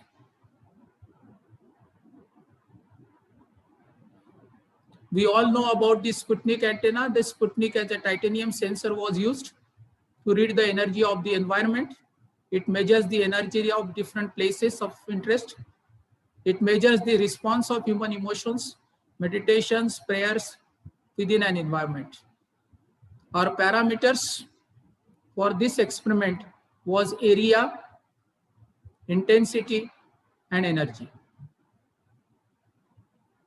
These are some of the readings which we got. As I told you that we have made some folders, and we made around 11 folders at different set of vibrations.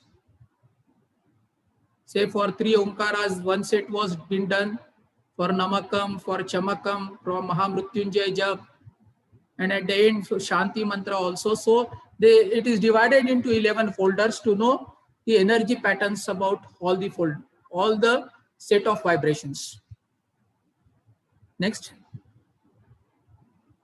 Here is the first operation of observations which we got is in the area. you will see that the area is increasing. As the time goes up, the area is increasing, and it has started gradual increase with all the 11 folders. As the vibrations were continuously enchanted, you will see that the area has increased, and it is gradually increased. There is not a sudden increase in anywhere, but it is gradually increasing. The area represents the emotional response to the molecule in the assembly hall during the actual chanting. Here we have observed a steady increase in the chart value from start to finish of the chant. Next. As I told you that our second observation was on intensity, because parameter was intensity also. And here also you will see that intensity represents the level of photon counts per each of the respective intent point during the chant, and this also shows a steady increase in values. You will see from the graph that all the 11 folders shows a steady increase in the values. So intensity also wise it has increased, energy wise it has increased. And third is energy now. You will see that energy represents the thermodynamics reserves at the assembly hall during the phase of measurement. These values are in joules and shows a steady increase also. Here also you will find that the energy levels are increasing. So gradually you will see that as the chant goes on, intensity, area, and energy all are increasing. And we can easily tabulate that. So the effect is wonderfully can be recorded there. And the most important observations which we got is in the form of standard deviation. Standard deviation is a statistical distribution of all collective response or influence in the assembly hall. The closer the value to the zero is, higher is the coherence. You will see that in the 11th folder, when all the people together, they started chanting Om Shanti, Shanti, Shanti, which we have recently heard at the end of the chant, we all have seen that suddenly there is a coherence of all the chanters, all the devotees at one level. And that is why you will see that it is almost coming down to zero. It is 56.07 only. So standard deviation has also shown that there is a complete coherence when all were chanting. And in such a big crowd, the results are too good for us. In fact, this is the only kind of experiments which we have. And thanks to Korotko sir and also to Dimitri for providing us BioWell and Sputnik. This is the most scientific tabulation which we can give. We come to the conclusion that energy value begins with the higher than the normal in the relationship to human environmental conditioning. And this can be attributed to continuum of inactions that are conducted in this location. We all have seen that the energy started from 3 only. So there is already a very continuum inactions of chanting every day there. So already the energy levels are very high there. And it started from 3 to 3.57. The consistency of this value is an indication of why conditioning of the space is valued, which is a clear attribute to Vedic living. And this confirms why Rudram chanting is very important. When we got all these results, they were all sent to my elder brother, Krishna sir, and he examined all the results and he gave us a certificate also of this, which we can see now. We have a certificate from him.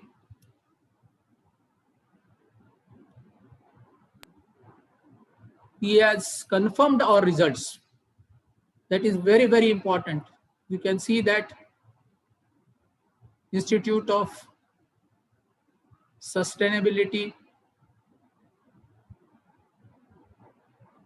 SIS, has awarded this report to us and certificate to us, confirming that all our results are appreciated. At Vastu Aragyam, with the help of BioWell, we are using a lot of things. We are doing a lot of researches, particularly related to Vastu energies. In fact, very recently, we have found out how we can treat the Vastu energies remotely with the spooky law. We have conducted that experiment also. Sitting in India, we can treat the Vastu even all over the world now, because we can have that type of treatments to the water. What we need is a dust from that Vastu or an water from that Vastu or house. Vastu Arogyam is in the forefront of doing all these researches. Very recently, with the help of Dimitri, we have done the research on intention energy also. Very successfully, we have done it. We have a research team and we are doing that. I thank you all for very quiet listening to my research. Thank you so much. Thank you to everybody. Thank you, Korotko sir and Dimitri sir and Krishna sir. Thank you so much to everybody. Thank you, Sairam. Thank you very much, Dr. Kulkarni.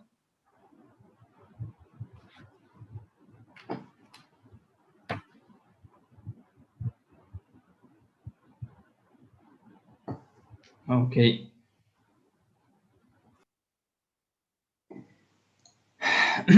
Our next speaker is from Switzerland and Egypt at the same time, Hisham Sami, and he wants to share with us his knowledge about biogeometry. So Hisham, are you there? Reveal yourself.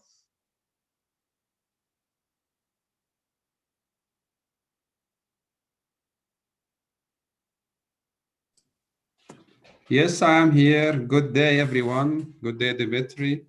Yeah. Can we see you where you are? Here you are.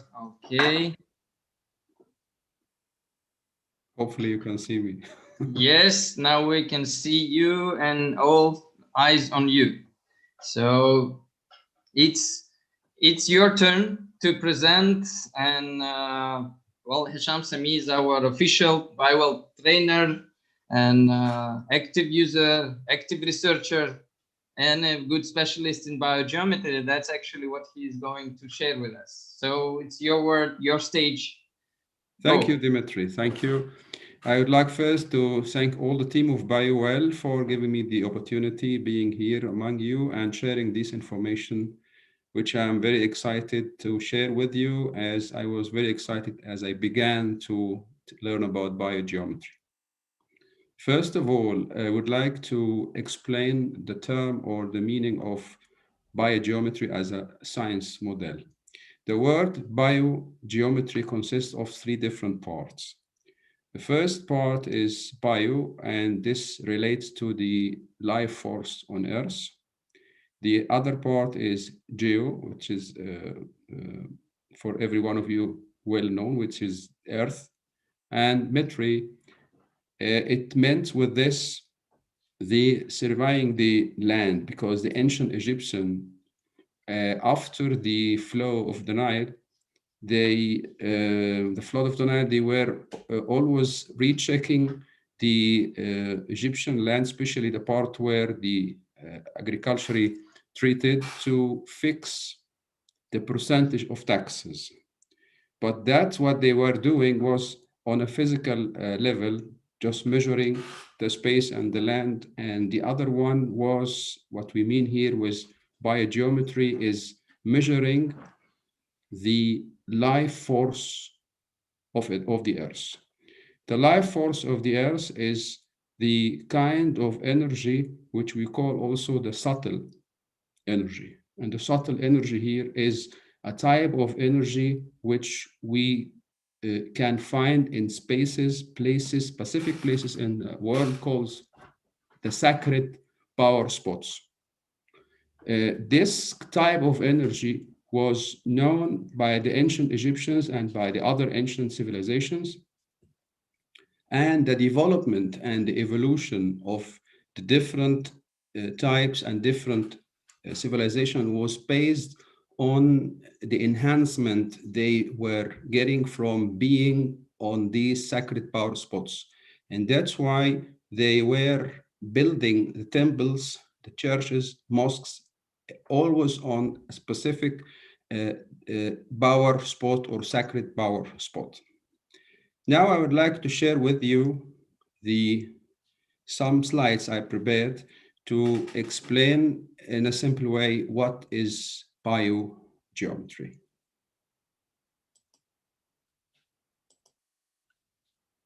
So I will be sharing with you now.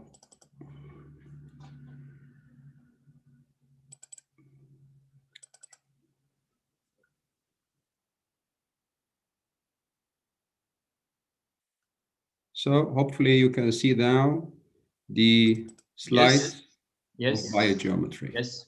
Like the first slide is saying, the biogeometry is a science of energy. But what type of energy? This is exactly this kind or type of energy they used to find in the ancient civilizations in the called sacred power spots. Even recent built cities like Paris, Washington, and before both cities, Cairo, they were built with consideration of the knowledge about the sacred power spots. So they were not built anywhere, and strategic main important buildings, they were not also built anywhere. They were built on the most powerful sacred power spots, as they knew that this kind of energy is an energy which is harmonizing, we call also centering, and correcting the energy flow in the human different dimensions, starting from the physical dimension going up to the vital, emotional, mental, and the spiritual dimensions, with all the sub-dimension of all these different dimensions. Because these main dimensions I just mentioned now, they have also internal sub-dimensions. So the energy here is the key, because like we all may agree that everything at the universe, on Earth, all creatures consist of energy. Even what we call inanimate creatures, they are not something else than flow of energy.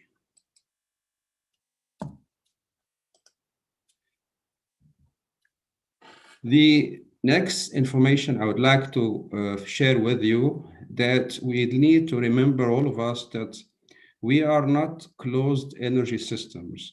Human, animals, plants are all what we call open energy systems. With these different dimensions we consist of, there is an interaction between these different dimensions from which we are created, and we are in interaction with the other creatures and the life force of the Earth.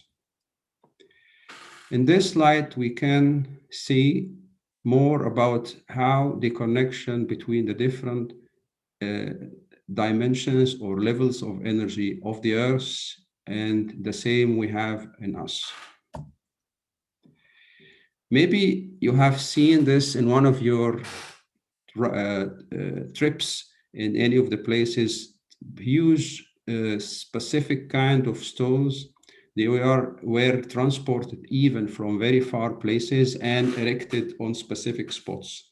Why the ancient civilizations, they had to carry and transport with huge amount of energy because they didn't have the modern technology we have now. And these stones are 10, 20, 30, 50 ton, and they were transporting this sometimes hundreds of kilometers to put them exactly on specific spots. The reason is that on this exact spots, they detected the sacred energy, the subtle energy, and that's what we call the sacred power spot.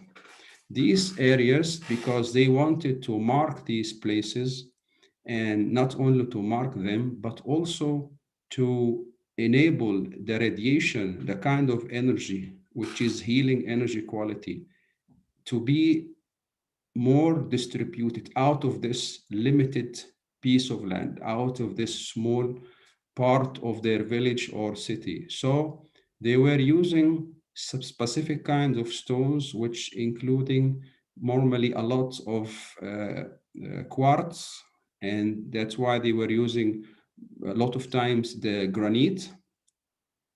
And because the quartz has the ability to amplify the energy or the energy type on which this type of stone or rock is erected or placed. The phase of putting these type of stones, megalithic stones or menhir, it is the first stage which was followed by a development was made by the ancient Egyptians, creating what we used to call the obelisk. So the obelisk is not only a decoration in the temples or in the ancient Egyptian civilization, but we can compare them now with what we call the antenna. So the obelisks, they were not erected or placed on any spot, but they were exactly placed on a power spot in order to be in a function of an antenna and emitting this specific healing kind of energy in that much bigger space. So other civilization who borrowed, whether with our acceptance or not, some of the obelisks, they were putting them sometimes in any place without considering that they have a function, and in order to do their function, they need to be put exactly on a power spot.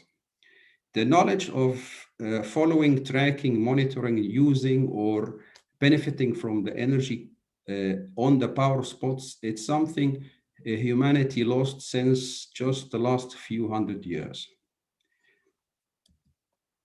And now we come to the famous pyramids of Giza in Egypt. The most famous one is the Great Pyramid of the King Khufu. And some of us, and a lot of friends of mine, and maybe also friends of yours, they believe on the healing quality of the shape of a pyramid. So that's why they have at their home different types of pyramids made out of different materials. But here I would like to share with you the following. The pyramid is a geometrical amplifying form. And as amplifying form, the Egyptians, they choose a specific strong power spot to build the pyramid on. So the pyramid would not make its function by being built anywhere. So when we buy any small pyramid from any shop or from any company, we need to remember that we need to find the suitable power spot or a suitable energy quality on which we put our pyramid, because otherwise the amplifying device or the amplifying geometrical form of the pyramid may be amplifying something you are not wishing. So this is just to be cautionary using pyramid shapes. Secondly, the pyramid of Giza, whether the Khufu or the other pyramids, these pyramids, in contradiction to what most of us think, they are not a complete classic geometrical shape of a pyramid, because a pyramid in our mind consists of 4 different sides and then the base. And most of us think it's 4 sides, but actually, and due to pictures were taken by the Royal Air Force in 1930, to a specific time of the day shortly before the sunset, they discovered that the pyramid has 8 different sides, not 4 sides. That's because each side of the 4 sides is bringing to the inside with a specific degree of angle, which is 1.72 from all sides. It means Egyptians made their job, which is originally very difficult, even much more difficult and much more complicated, by making the pyramid out of 8 different sides. But why they cost themselves this extra energy and extra complications? Because a classic pyramid was 4 sides, like the one we buy in some of the shops, would be emitting 2 different kinds of energies. One is healing and one is harming. And that's why a pyramid, exactly like a dome, a classic dome half sphere, must be corrected or must be taken out of its classic geometrical shape. And that's why the Egyptians changed the classic geometrical shape of a pyramid by bending to the inside side, each side of the pyramid, and making out of it 8 different sides, just to eliminate the emission of a possible harming energy quality and to keep the emission of the beneficial healing one. The healing one we call in biogeometry the horizontal negative green. The other one, which they erased by this modification of the pyramid, calls the vertical negative green. The vertical negative green is a kind of energy was known by the ancient Egyptians and has a dehydration qualities, so that they were using it, but for other purpose. Exactly when they were making the mummification of the dead bodies, they needed to dry the dead body, and so they were using specific shapes emitting this vertical negative green quality, which we may have without having them on purpose if we use just a normal pyramid not corrected. The same actually is by using a half sphere dome. If it's complete half sphere, it means if you have a bowl of 3 meter diameter and you cut it exactly into 2 halves, and you will sit under this dome, the shape has its quality of energy. One is useful and the other one would be harmful. So we need to take care of these points. And that's why a dome used in a church or a mosque used to have a modification. And the modification was in the church, the cross, and the modification in the mosque was putting a moon shape. So this is not a decoration. This is because their knowledge about the different energy qualities. The other point, while we are here watching the slide with the pyramids of Giza, that in contradiction to what a lot of people thinking that Egyptian built pyramid just to be a place where to put the dead body of the king, it is exactly a big joke, because the pyramid was built in a specific consideration of law of harmonics, and this shape, which including the harmonics laws of principles, it's erected on a power spot on Earth, and pointing to specific other power spot at sky was marked in a specific moment where the star Sirius is passing by. So the pyramid is connecting power spots at sky and other power spot on the land, and building with this a configuration of a planetary form. The biogeometry is a science which is exactly dealing with the healing energy in the sacred power spots. The founder of this science, Dr. Ibrahim Karim, is an Egyptian architect, and he managed to analyze the qualities from which the healing energy in the power spots consists. The different three qualities of the healing energy we call the higher harmonic of gold, the higher harmonic of ultraviolet, and the horizontal negative green, which I said before, it's emitting from modified half sphere or a modified shape of pyramid. This led us to call this healing energy with its three components, the BG3, the biogeometrical three different qualities of energy. What we see here in this slide is exactly the opposite type of energy, because Earth is not only having the power spots with the healing energy quality, which are even connected between each other with what they used to call the Li lines. It's known in the ancient Chinese civilization. But the power spots with what they're emitting and the Li lines connecting them, it's not only the only kind of quality of energy we have on Earth. There is other type causing what we call the geopathic stress. The geopathic stress is a type, completely the opposite type of energy emitting from specific places on Earth. It is like a grid, each 2 meters, making like the shape here we see in the slide. And it is the width of 30 to 40 centimeter, like invisible walls of stressing energy qualities. We have them all at home if we will not be correcting them.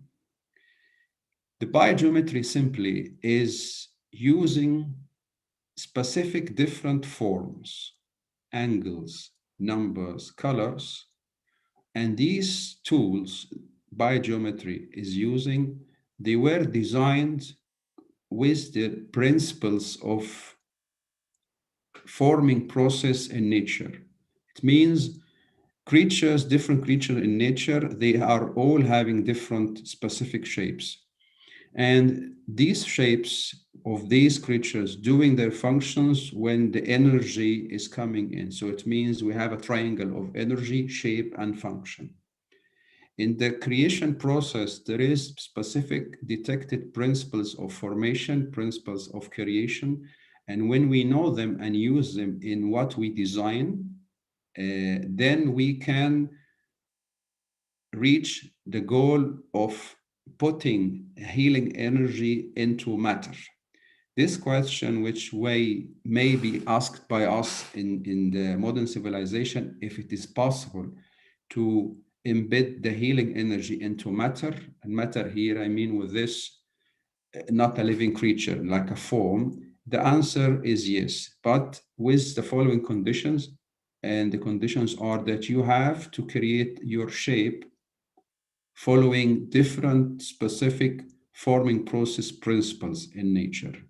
It means specific rules. We find them in nature. If you imitate this different specific conditions and rules, you can create a shape which will be in connection with the life force of the creatures, and this shape will be then able to emit the harmonious energy. So now again, biogeometry created shapes emitting harmonious energy, connecting or bridging the healing energy with the source of disturbance in order to reach what? In order to heal, correct our energy condition, our life force in our body, vital dimension up to the spiritual dimension through this bridging possibility. while the harmonious energy of the sacred power spots created by specific crossings of water veins, other water veins in other angles with other types of water might be contaminated water is creating the opposite type of energy. The energy emitted from these power spots is moving in a spiral form, in a spiral shape. But this spiral, it's in a specific direction, which is clockwise. The other spiral of any disturbing, stressing energy quality coming from a specific source like the Earth itself, it's also in a vortex, but rotating anti-clockwise. We can see here the different colors of the different lines here in apartment consists of the different rooms. And you can see this grid is a classic grid of different types of harming or harmful lines. Some we call Hartmann, some we call Carey, and they're created by these water veins. The geopathic stress is a danger in our life, which is hidden around the corner.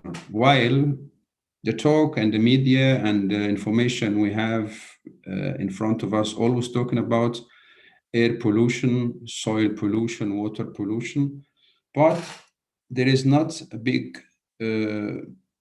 portion of information about the toxicity of specific radiations, which is filling the space. The geopathic stress is a harming, stressful type of energy, but this is coming from nature, which we can correct using the healing energy from the power spot with using the specific forms of biogeometry in a specific way. But in addition to this natural stressing source, we have the other source which came with the age of technology, with age of information. In the last tens of years, the space was more and more saturated with electromagnetic radiation coming from different sources like the handy antenna, like TV channels, radio channels, using the Wi-Fi devices at home, many appliances, and the intensity of the use of electricity and the appliances related to the electricity is increasing, not decreasing. And with this, and because these inventions are not considering in the way how they were formed the life force of Earth, so they were not including any type of life force in contradiction. They are working exactly against the level of life force we have in us. Back to the point of geopathic stress, it is very much related to the condition or the disease of cancer. Because one of the research was made by Gustav van Poel in Germany, that 80% of cancer cases in different places he was checking, they were concentrated in a 10% of the land of the village, which led him to the conclusion that cancer disease has much to do with the Earth's energy, condition of energy. And even physicians, they have their hospitals this phenomenon saying that in specific beds, the sick people, the patients, they suffer from delay of rehabilitation or being then released from the disease condition. And even they were detecting and recognizing that in some buildings, most of the health issues are concentrated on one side of the building comparing to the other side. Maybe they did not interpret the phenomenon why, but we can say that the energy qualities emitted through the geopathic stress condition has a lot to do with the health condition we are having, if us or the patients in the hospitals. The effect of geopathic stress as big source of harmonious energy has to do with different things. Like here on the list, I will take, per example, the allergies, the cancer and multiple sclerosis, even the accident in specific places on the highway has to do also with the grid of the geopathic stress condition. School classroom, the problem with the ADHD and the concentration problems and with our kids at school, it has to do also with the fact that by building schools and designing the classrooms, we are not benefiting from some simple rules that the triangle and the square and these shapes of classroom is not actually helping the focusing and the release mind of peace of the kids when they are studying, while the octagonal shape, it's emitting from its angles, completely helping energy qualities, could help very much students at school. So if we take this to the way how we design our homes, in the past, the architect was known to be the main physician. And the architect, when he is designing your home, he is actually implementing a type of preventive medicine in the way how he is building your home. He is choosing a specific piece of land. He is dealing with energy qualities to harmonize this energy coming out of the piece of land where he will build your house. He is using specific angles and measurements to make your home as good as a sacred power spot where you will be healed in the house, because the house is protecting you from external environment. So if you will feel more sick inside than outside, so the house didn't fulfill the job which we expect from.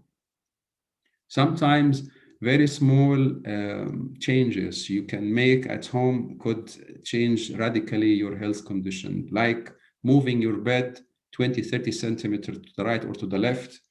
You will experience completely different level of health and vitality.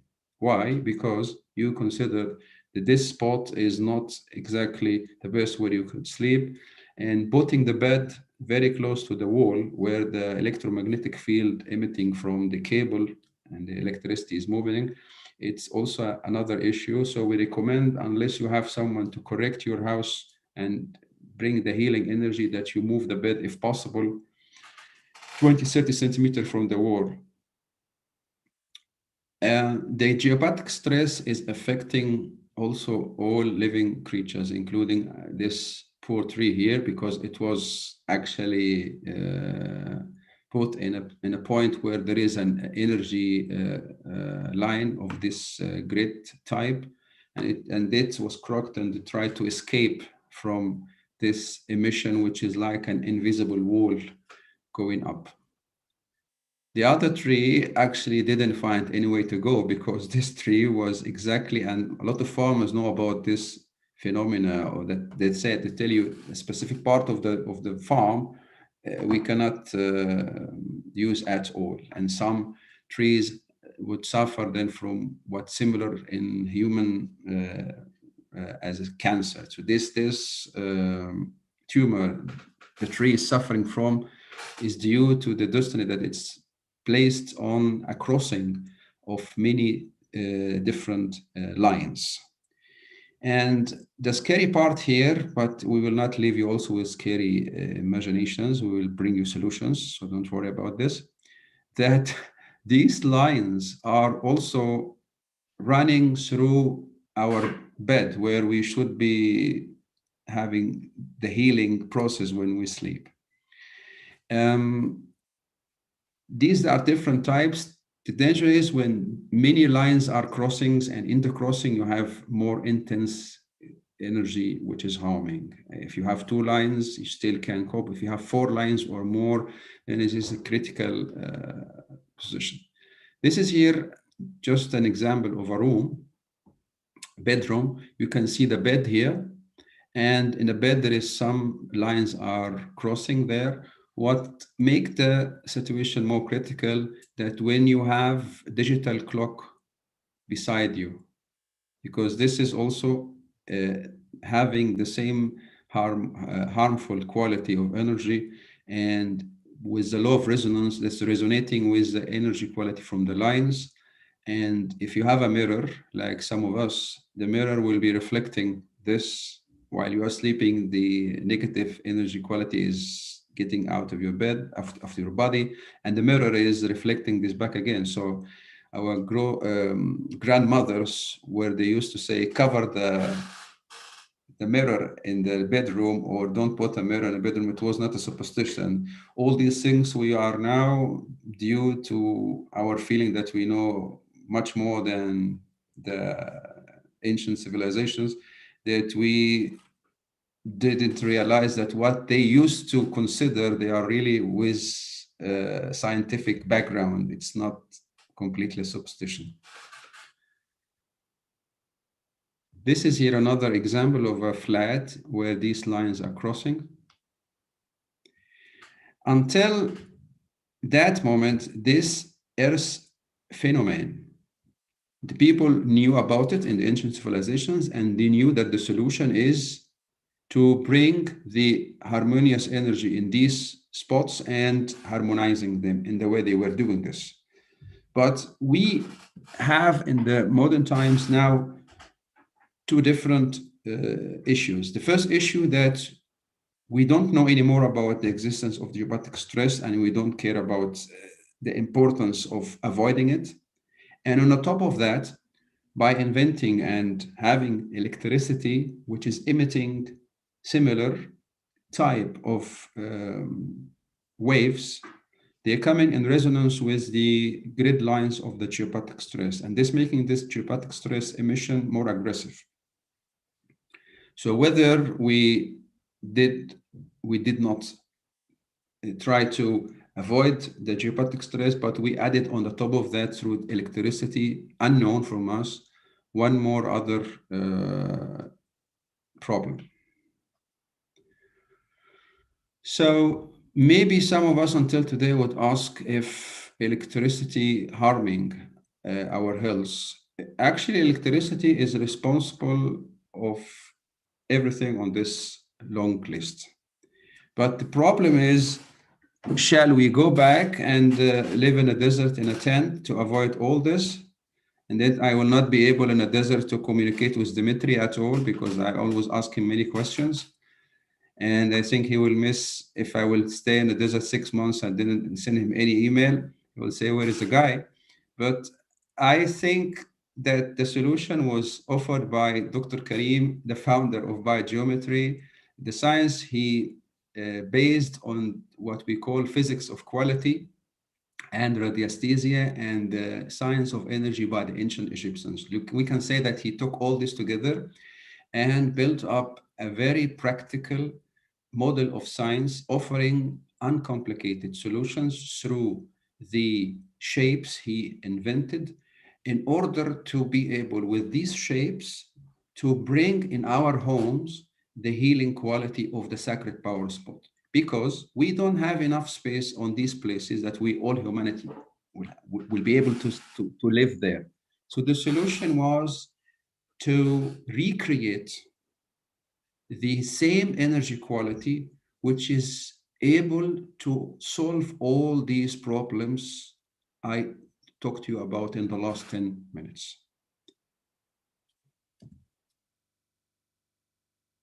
The new technology brought us so many other challenges by using this whole list of different devices and appliances. If I did not see a slide like this, I would think, yeah, we have maybe appliances like mobile, TV. But when you look to the list, you realize how long the list is, how so many devices we are using, at least most of us. Children are more in critical situation because of this, and the statistics saying that in the last 20 years, issues have to do with the nerve system are increasing in the field of the young age from 0 to 15. And we have recognized this kids suffering from ADHD or autism, the percentage is almost 200 to 300% due to different researches. Why this? We cannot deny that it has to do with the increasing intensity of the electromagnetic field, which man-made inventions were the life force of the earth was not considered, and the principles of design of nature were not considered because simply this knowledge were absent. To imagine that just 2 minutes a phone call with cell phone would disturb the brain of a child for almost 1 hour. So you can imagine if the mother, because we will not give this cell phone to our kids, but we can see that a mother would be carrying her child, her baby, and phoning her friend for maybe 20, 30 minutes. So they are both engaged in this phone conversation. Pregnant woman also has issues to be considered due to the electromagnetic field.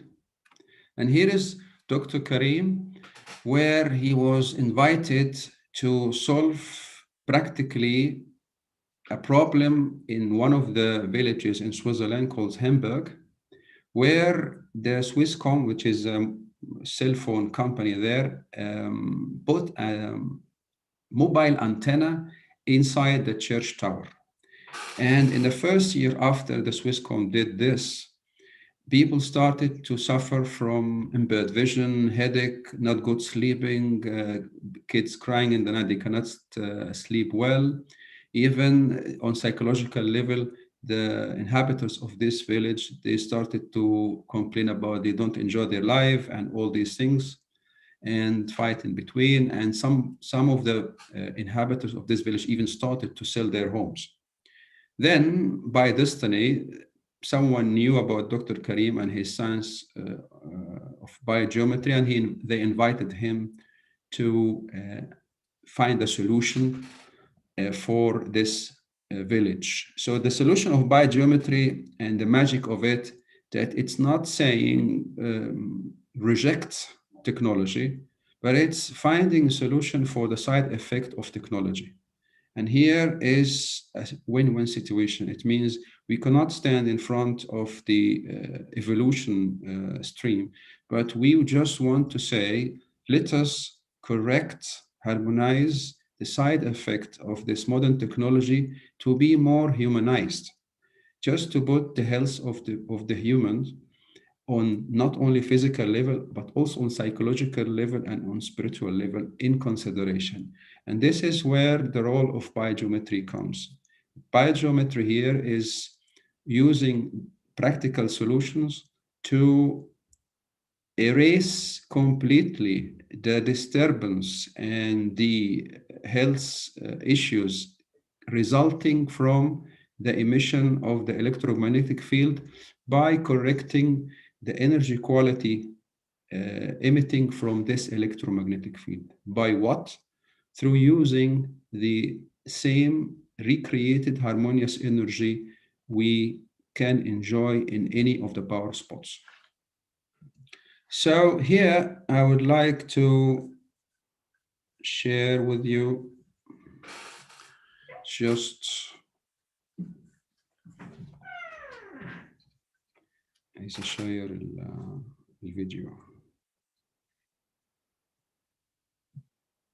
So I will be sharing with you here for just a few minutes something to give you an idea about what's in practically happened, because while I was talking now, some of you were still not able to imagine if really this energy can do so much of a difference. So let us have a look. There is English translation, so don't worry if you hear something strange called German language. Hier reibt seit 1,5 Jahren die Nerven auf. 2 Dutzend Anwohner klagen über Kopfweh und Schwindel, Schlafstörungen und Müdigkeit. Die Antenne sei die Schuld. Im Sommer ist die Linderung gekommen. Ein ägyptischer Architekt hat im Kirchenturm Holz und Plastikformen montiert, sogenannte biogeometrische Figuren. Und bei den Anwohnern sind die Beschwerden prompt verschwunden. Ein Wunder, Schiss oder Einbildung, der Bericht von der Evelyn Falk. Er sei ein Scharlatan, der einen verzaubert, verhext oder sogar hypnotisiert. Vorurteile sind gross gewesen, denkst du? Genau so. Heute tun sie anders. Der Ägypter Ibrahim Karim hat überzeugt. Ich habe heute, meine ich, eine wichtige Botschaft an Sie, nämlich Danke zu sagen. Ich möchte mich ganz herzlich im Namen des gesamten Gemeinderates bei Ihnen, Herr Dr. Karim, bedanken für die Arbeit, die Sie geleistet haben. Der Ibrahim Karim, der ägyptische Architekt, der an der ETH Zürich studiert und doktoriert hat, in der Kirche Zemberg. Den Medien zeigt er, wann er an der Nadelantenne. The video is a bit old. It's like the ancient Egyptian civilization anyway. It's from 2007. Der Ibrahim Karim hat an den Sendekasten und an die Leitungen Figuren montiert, sogenannte biogeometrische Formen. Hier in dem Fall sind es kleine Plastikblättchen. Biogeometrie ist eine Designsprache von Formen, Farben, Klang, das in der Umgebung eine harmonisierende Energiequalität gibt, die gleich ist wie in allen Sakralorten.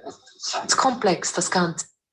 Sie simpel gesagt, durch die biogeometrischen Formen wird die negative Energie in eine positive umgewandelt.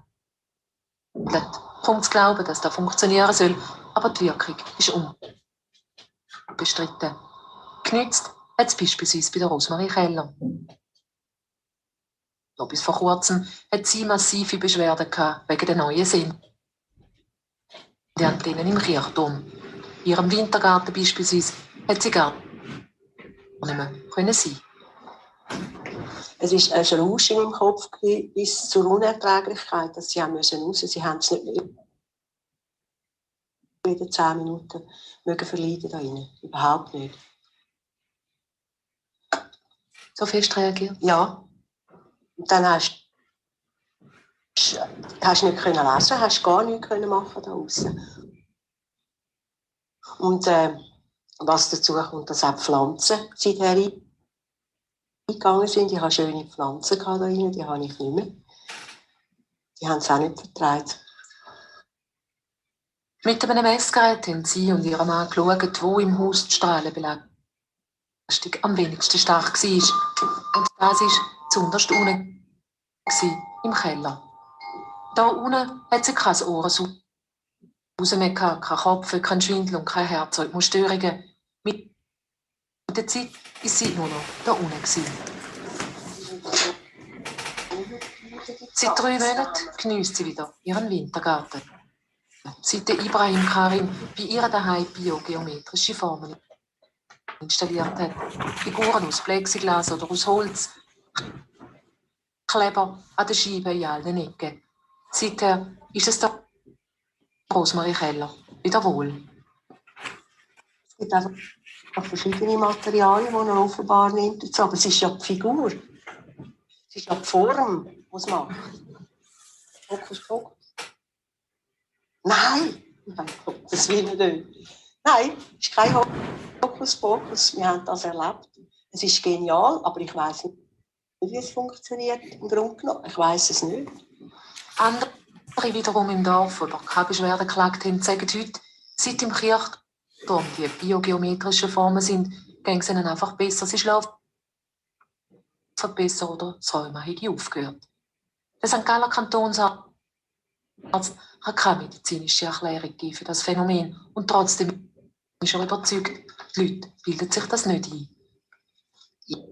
Ich bin froh, dass es geholfen hat, aber ich weiß ebenso wenig, warum das hilft, wie warum die Leute zum Teil ihre Beschwerden haben. Müssen wir das jetzt im grossen Stil überall machen? Warum nicht? Ja? Alles, was hilft, ist gut. Also in dieser verpflichteten Situation, wo wir so wenig wissen eigentlich, ist halt alles, was hilft, gut.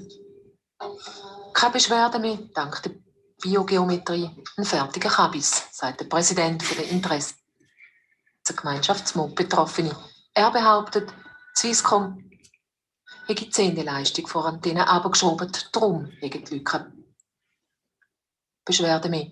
Swisscom scheisse bewusst. Swisscom sagt, nicht nur Swisscom, das sagen alle Mobilfunkbetreiber, sagen klipp und klar, alles ist Einbildung. Und wenn man die Bildung beweisen will, dass das nur Einbildung ist, dann muss man mit der Sendeleistung halt nachhelfen. Dann muss man die manipulieren, für das zu beweisen, dass das so ist. Wir haben nicht umgeschrieben und wir haben auch nie eine Leistungsüberschreitung gehabt. Das können Sie beweisen? Das können wir belegen, ja. In Hemberg sind 6 Familien begleitet worden, die wegen der neuen Swisscom-Antennen gelitten haben. Heute sind alle beschwerdefrei. Genau sagen, warum und wie das überhaupt wirkt, kann niemand. Und trotzdem, Swisscom glaubt daran. Es gibt noch viele Leute, die sagen, sie seien elektrosensibel, was ich durchaus auch nachvollziehen kann, dass es einige Empfindlichkeiten gibt. Und es gibt sicher auch noch Gegenden, wo sie sagen, wir haben etwas Ähnliches wie in Hemberg, schauen das an. Und dann machen sie es? Selbstverständlich. Wir sind offen jetzt für den Versuch, wir sind auch offen für weitere Versuche. Gibt es tatsächlich ein weiterer Versuch, wird der wissenschaftlich begleitet? Das hebt Glaubwürdigkeit, auch die vom Ibrahim Karim. Er selber fliegt am Samstag wieder zurück nach Ägypten. In Hemberg ist das Projekt abgeschlossen. Überall sind die biogeometrischen Formen platziert. Jetzt hoffen sie da oben einzig, dass die auch in Zukunft wirken. So hopefully the old version of this video was helping to imagine a bit what about biogeometry. And now we would like to share with you something.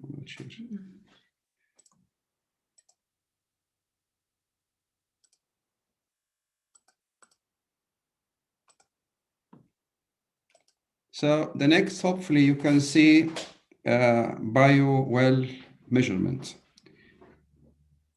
Can you see this screen, Dimitri? Okay, thank you.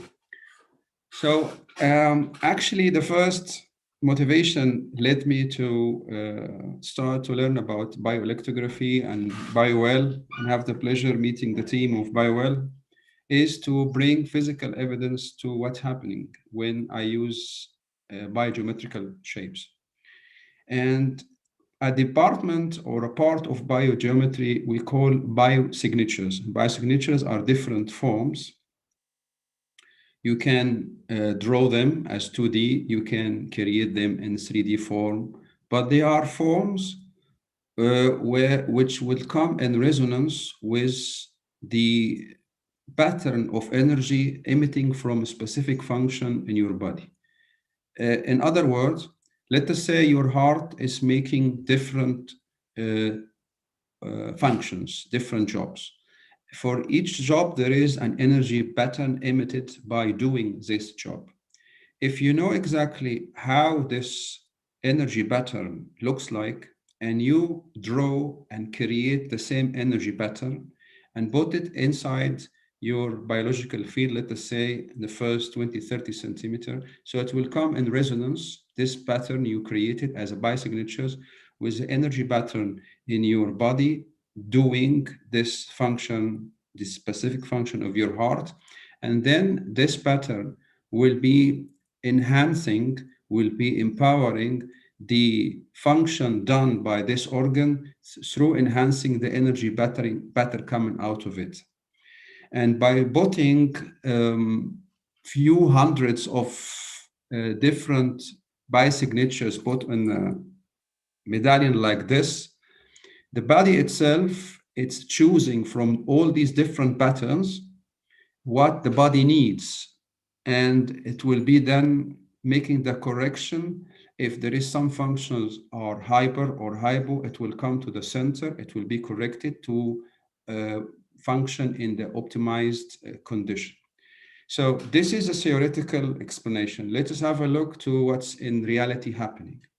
This is a patient I was measuring for a while, 2 or 3 years, and I was giving her these biosignatures as part of biogeometry, and she was keeping this beside her for about half an hour. And we can see that the measurement before, which is on the left side of your left-hand side, and the right side is after half an hour of the measurement. I will go through, for the audience of us today have background of well techniques and bioelectrography. They will understand exactly what I mean. I will explain a little bit for our dear audience who did not take BioWell courses. So this is one of the first parameters we always check. The blue line and the orange line. The orange line is always the condition before, and the blue line is after. On the first part of the parameter, which is reflecting the stress condition, you can see that her condition from the point of stress, it was not in the optimum or the ideal zone. It was by the area where it was anxiety. And after the half an hour, the restoration of the energy and the stress condition was improved due to what you see now in front of you. The energy improved from being, the energy quantity improved from being in the sub-health homeostasis level or balance level to be within the green area, the normal energy quantity. And what's most important is here the balanced condition she had before, which was relatively low and increased from 55% up to fast 99%. The other diagram, which could be interesting for you, is the chakra diagram, because a lot of people are fan of monitoring the chakra condition. This is the condition of her chakras at the time of the first measurement, and this is the second one after about 30 minutes or 27 minutes exactly. So the energy quality emitted by the biosignatures as part of the biogeometry tools was restoring what we call the centering effect. The centering effect is bringing back here different dimensions of existence from physical to spiritual through the correcting effect, through embedding the life force of the earth through the bridge of these biosignatures. So these biosignatures are emitting through bridging and taking the life force of the correction of the harmonization of the earth and putting it into her systems on the different levels, creating this new condition she is enjoying. If you would look to one other graph, and then I will change this, it will be the graph of balance.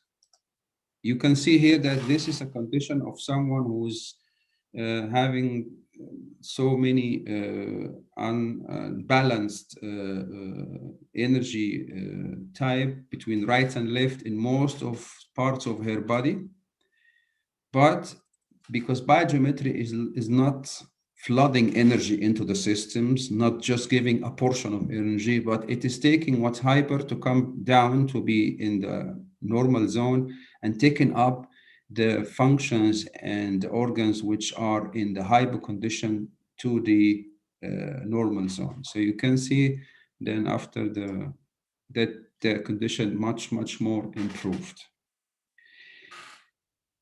In addition, the manners and the description of this kind of energy, which Dr. Karim could bring us and reproduce through his forms and shapes of biogeometry, that this energy is beyond time and space. It's able to communicate with any system of energy on Earth or in the universe. It's like when we say the energy of new positive thinking about your past.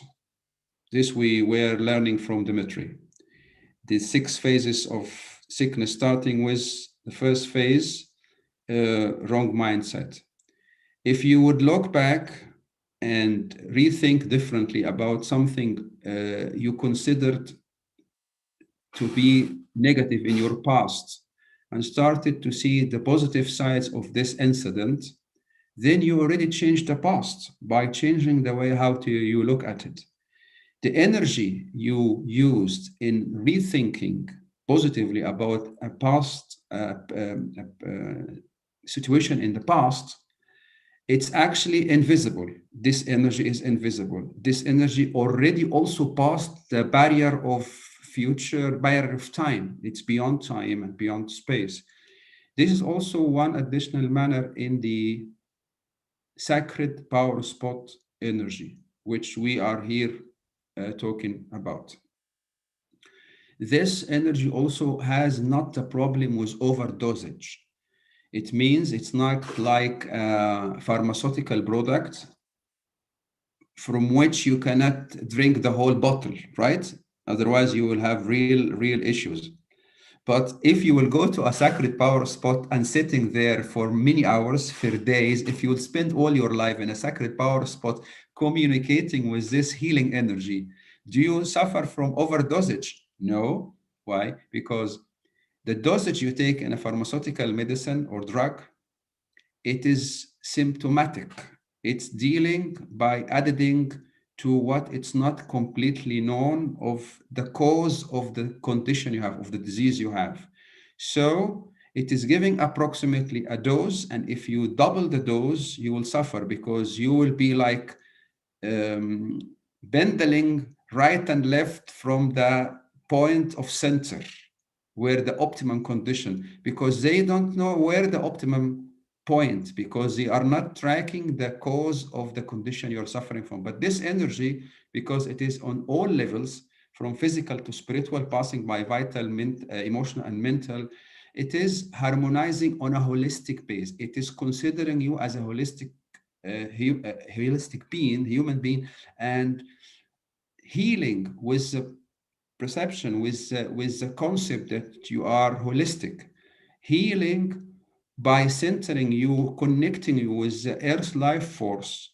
It is the way of healing which we need. It is the way of healing the humanity used to enjoy in the past. And biogeometry is bringing this same old, new concept to the theater. We have maybe short time left, according to what Dimitri allows us.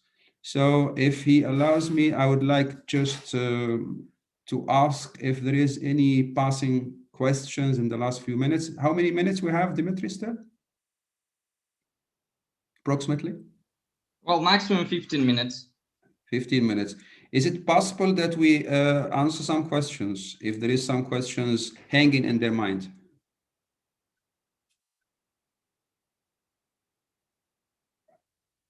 If you can see any questions. Well, some person has asked, please specify the material of the pendant when you were talking about the pendants. You mean the pendulum? Maybe pendulum, maybe it's written pendant. I don't know. It was pendant. All right. The pendant is this.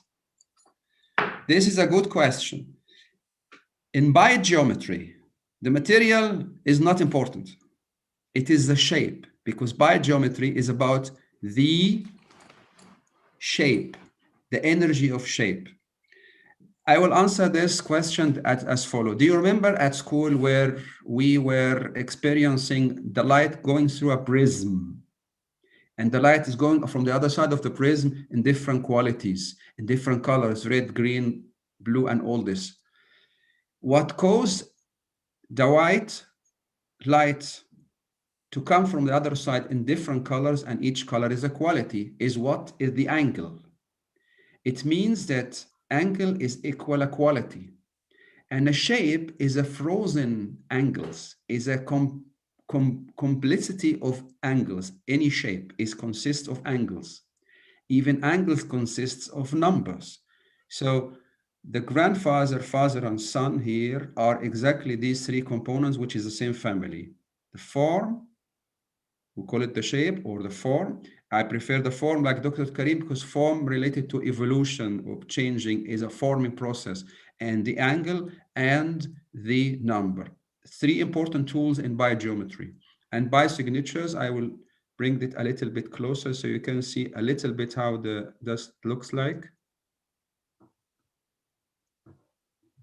Like Chinese coin. These forms, these biosignatures, they restore everything is out of restoration, out of balance. So back material is not important, but the shape.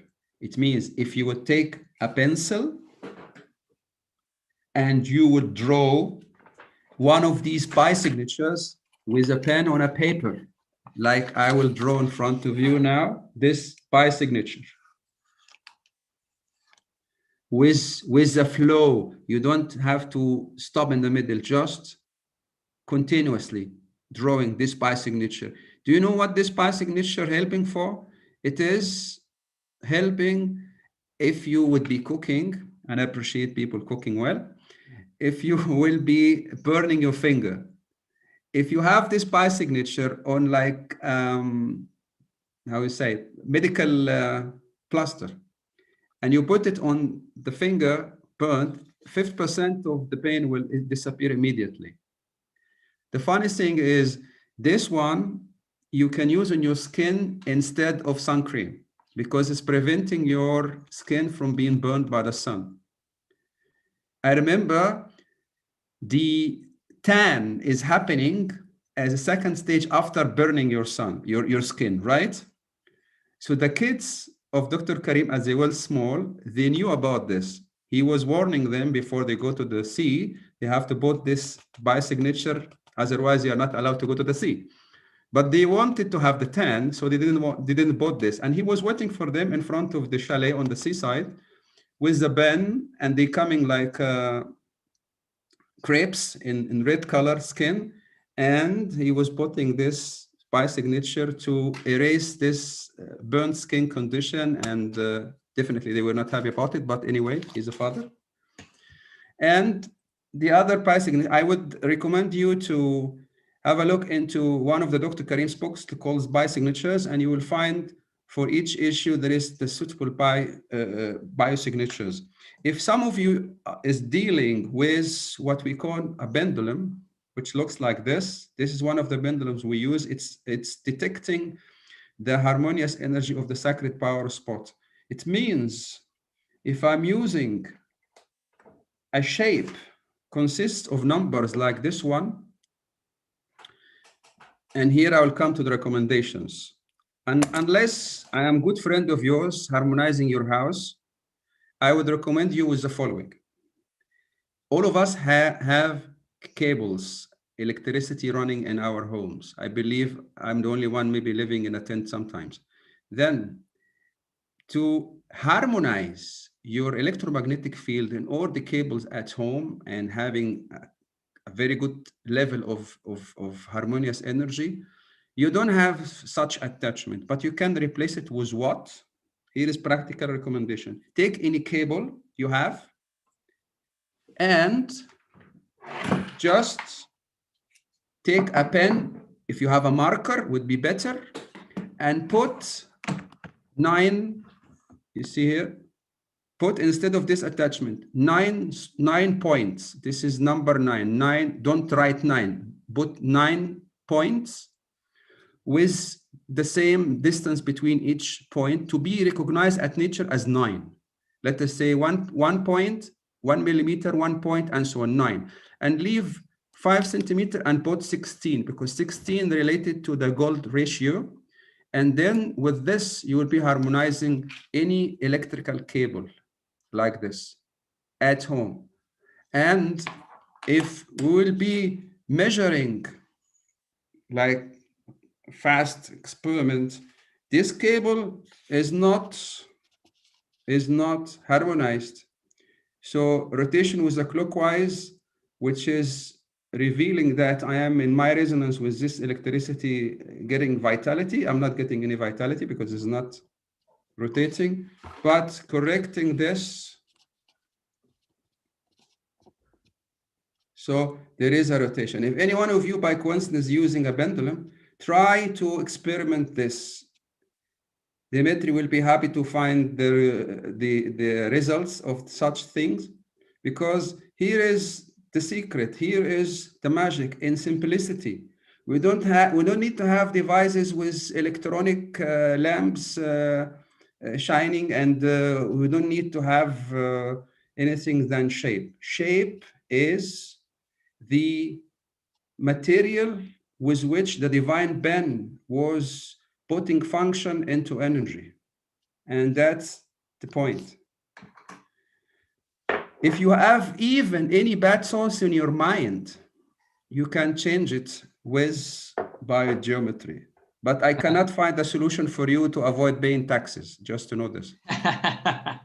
Okay, that's good, because in other way, our Congress will be closed forever, ever. So I'm just asking you to read the question from the chat. So Jyoti is asking, can we draw the same and keep it near the electrical area instead of keeping these as you showed?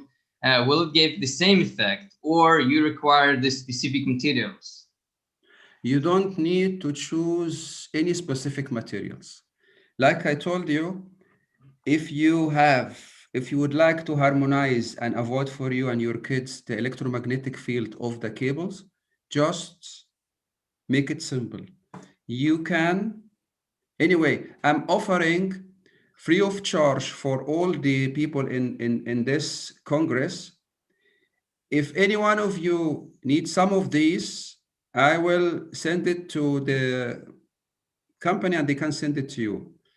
And use it and measure it, because I'm very interested to see how you feel, especially if you are a little bit more into energy and using pendulum and stuff like this. This is for electricity 9 and 16. Material is equal 0. We need to use the number.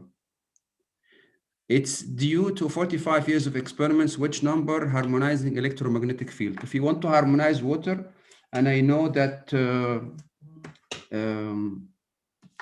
that Dimitri is also, and Dr. Korotkov, deeply into water resources, you need just to use another attachment with not 9 and 16, but 11 and 16. 11 and 16. You can stick something like this on your glass of water, whatever you want. Just, you can put it in the 2 tubes going into your home, one cold, one warm. You can put these, stick them, and you can also use the cable to fix them, and you will have emission of harmonious energy exactly as if you took this water to the power spot. So these forms bringing you the quality of power spot to whatever you want to harmonize. Questions, sir? No, there's no more questions for now. I don't see any more questions. So thank you very much, Hisham. It was an interesting and really great lecture. Really great. So thank you very much.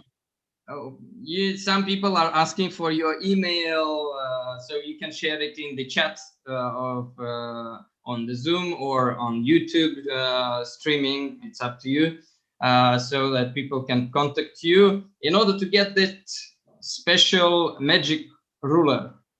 With pleasure. With pleasure.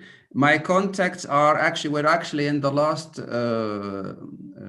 slide, but the time is running out. But you can get it from the BioWell chat. Everyone will get it in the chat, so at any time they like. Very easy. And anyway, these the Congress and all the presentations are recorded, so that later on, if anyone will be interested, they can watch it again and then make screenshot of your content details. Exactly. I am very excited and interested to help anyone attended this Congress. If they need any consulting, it's all free of charge. Just ask what you have of issues and I'll give you the recommendations. And if you need some tools, I can send it to you per post. It's not a big deal. Just benefit from the science. The science is for the humanity, not for anything else. Yes, for sure, Hisham. Outstanding. Thank you very much. Thank you, sir. Thank you. Nice to finally have you on and many blessings I'm wishing you. Okay, so now we're going to the lunch. We have a 1 hour break till 4 p.m. Moscow time. So 15 minutes from now. So enjoy your time, take rest, move a little bit, and see you back in 15 minutes.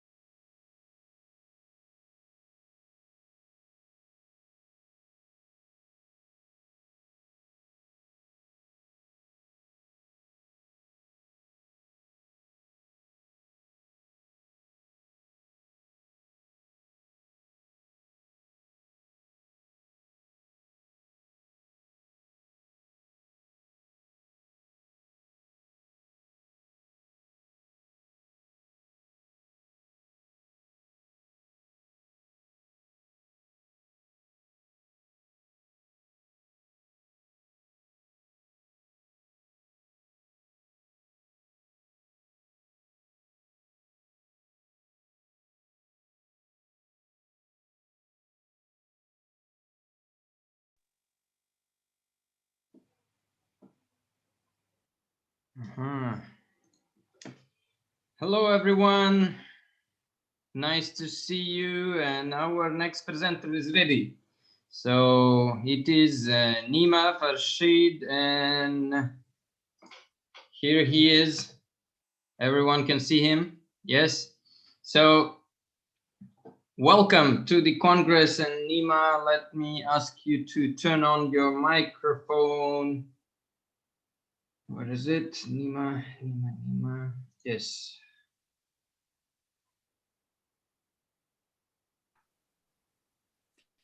Okay.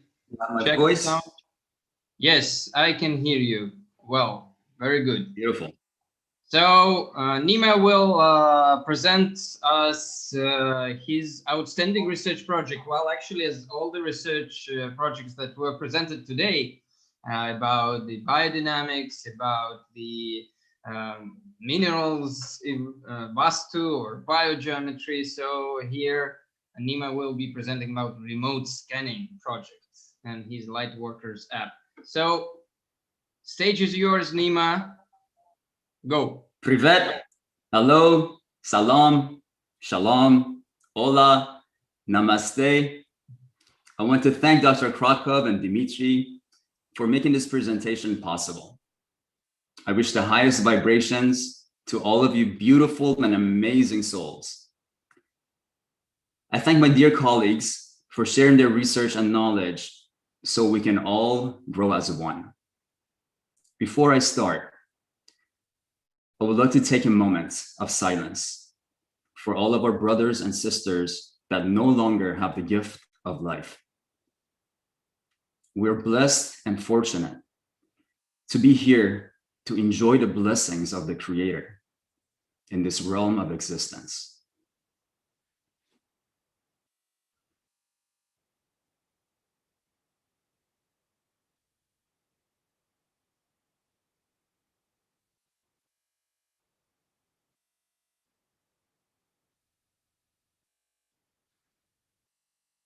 Life is so delicate and such a privilege. We need to take advantage of every moment while we're still here. We come here to enjoy this experience and to discover more so the Creator can be discovered in many ways through us. We're here to shine love and light to each other and to help each other grow.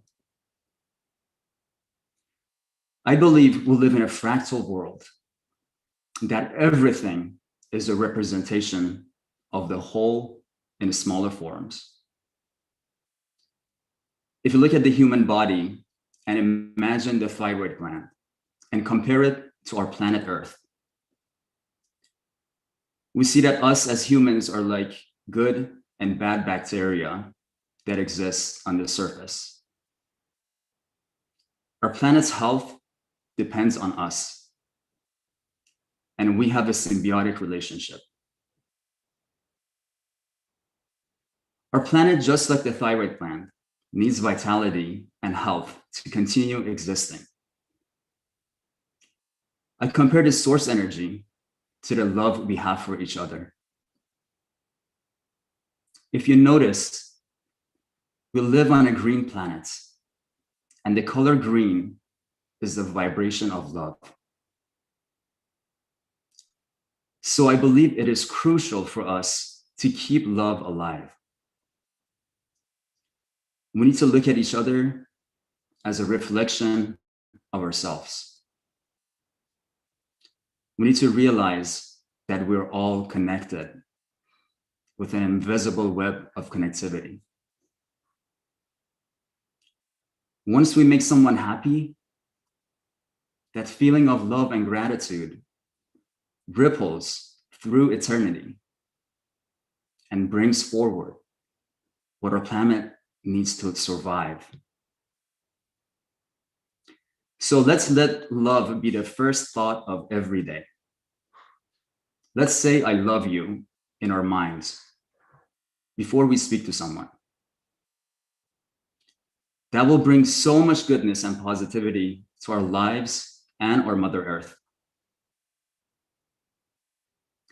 With that said, I would like to tell you a bit about my journey of life. I was introduced to BioWorld on a personal healing journey of my own. I was a very successful businessman that due to lots of stress, I started developing heart palpitations and was told that I need to put a pacemaker in order to bring my heart back to normal. I've always been a very active and very athletic person, so this came to me as a huge shock. I didn't want to limit my life since I had seen my father go through the same process at age 33. I was very spiritual all my life, and I knew there was so much more than we have discovered so far. So I started my research to see how I could understand my energetic body. I came across a video that was explaining the BioWall by Krishna Marappa on YouTube. And this was monitoring the flow of energy, and I was hooked. I did some research and realized BioWall was a Russian device, and to understand it better, I decided to go to Russia and met with Dr. Kratkov, the inventor. After getting trained by Dmitry and Dr. Kratkov, I gained enough knowledge to start researching the BioWall. I came back to the US and I started testing myself every day. By doing this, I gained a lot of knowledge about how different thoughts or different external factors were influencing my wellness. I also realized I was allergic to many things, that by clearing my diet and paying attention to my thoughts, I started to get rid of my symptoms. After getting my certification, I was also listed on BioWorld.com, and that made it possible for me to meet many holistic researchers in my area. We have now created multiple holistic products to reduce overactivity, increase alignment and energy at different energy centers. And these products have been listed on Amazon.com and are currently Amazon Choice products with over 4-star ratings. One of my favorite products that we've done a lot of research on is the tachyon plates. I worked with a company here in Florida that they introduced tachyon energy and they embed it within different cards. And we introduced this to people so that they can bring down overactivity in their systems. Now, this was a life-changing experience for me, and I want to share this technology with everyone. And I'm talking about BioWorld and how much it was able to help me to do research and to gain a lot more knowledge about different realms of life. I realized our wellness system is not complete, and we need to pay more attention to our vital bodies. I'm now completing my doctorate in natural medicine and have launched an app that focuses on bringing open-minded wellness practitioners together so we can have a holistic view of health and wellness. I want to invite you to join our movement of light by collaboration and sharing. Please visit our site at lightworkersapp.com and request to join. We have hundreds of practitioners there that are already sharing so much knowledge out there, so we can research. With that said, I'll share my screen now, and I will walk you through the different parts of the app so you can get a better understanding of the platform.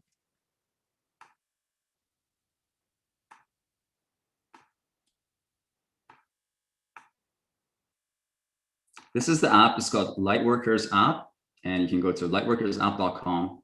And this is a private community that we've created.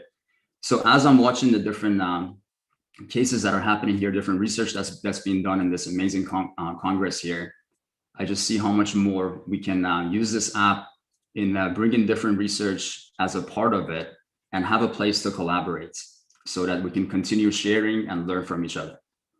So this is the home section of the app. And in the home section, you see most of the posts and everything that goes throughout the app becomes into this section. And you have control over what type of information that's coming to your homepage. And that's by going to the tribes here. The tribes are different groups.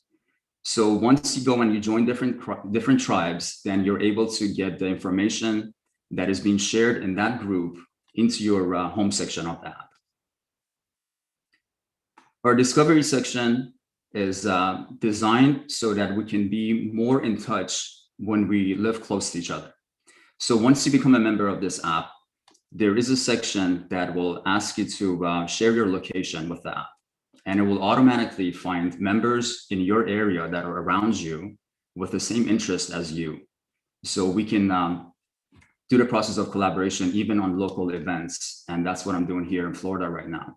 And we're getting together every Sunday, and we're doing a pro bono Bible reading for anybody that's interested to get more knowledge about this kind of technology. And it's been amazing. There's so many people that are taking advantage of this, and we're bringing a lot of information to their wellness.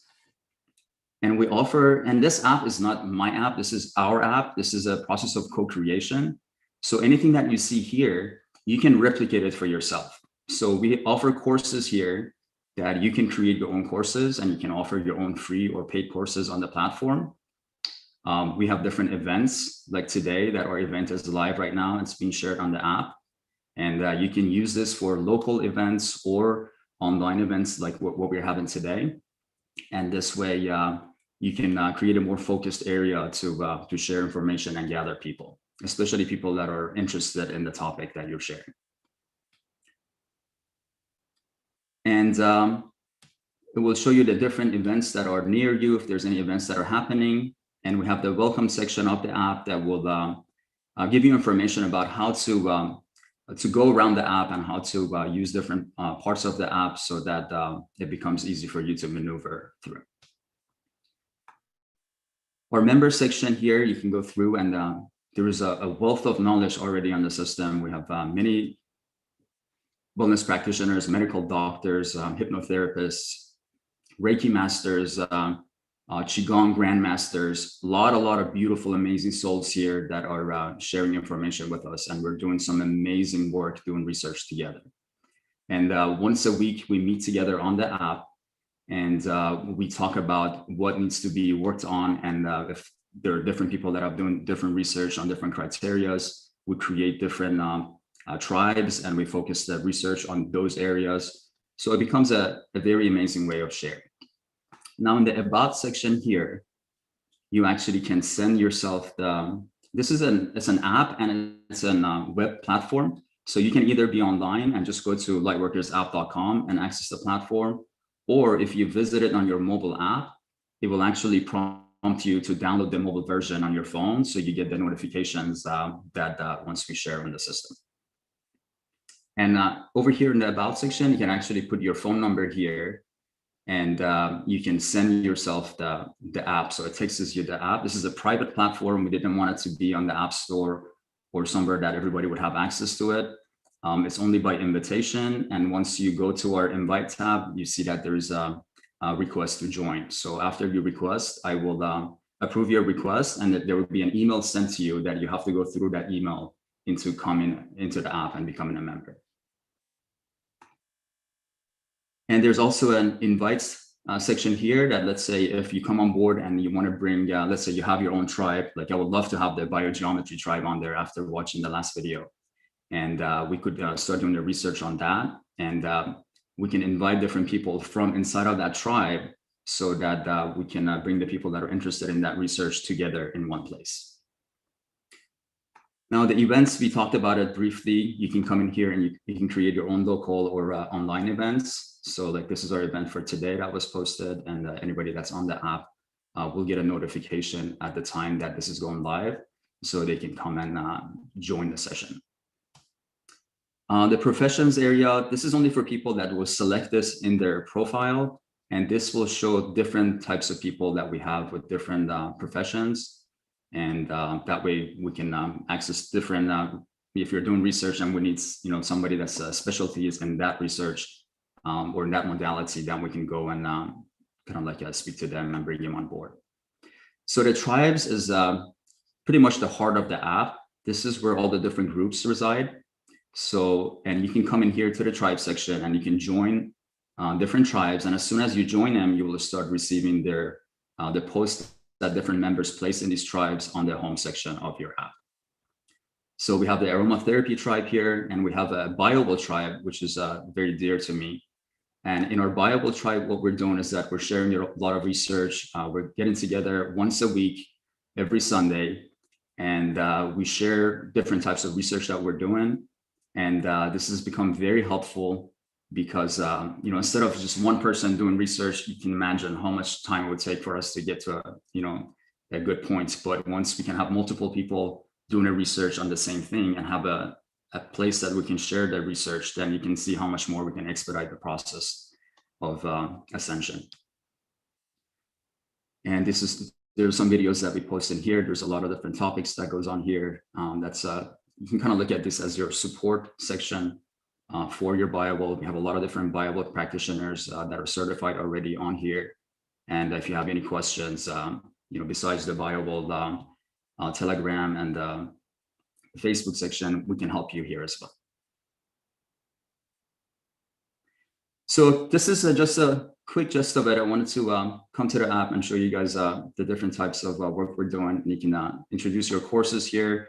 I'm actually creating a course for Dimitri right now for his accessories that we can actually have a self-paced form of education so that people that are busy, they can come and do their education, do their studies based on their schedule.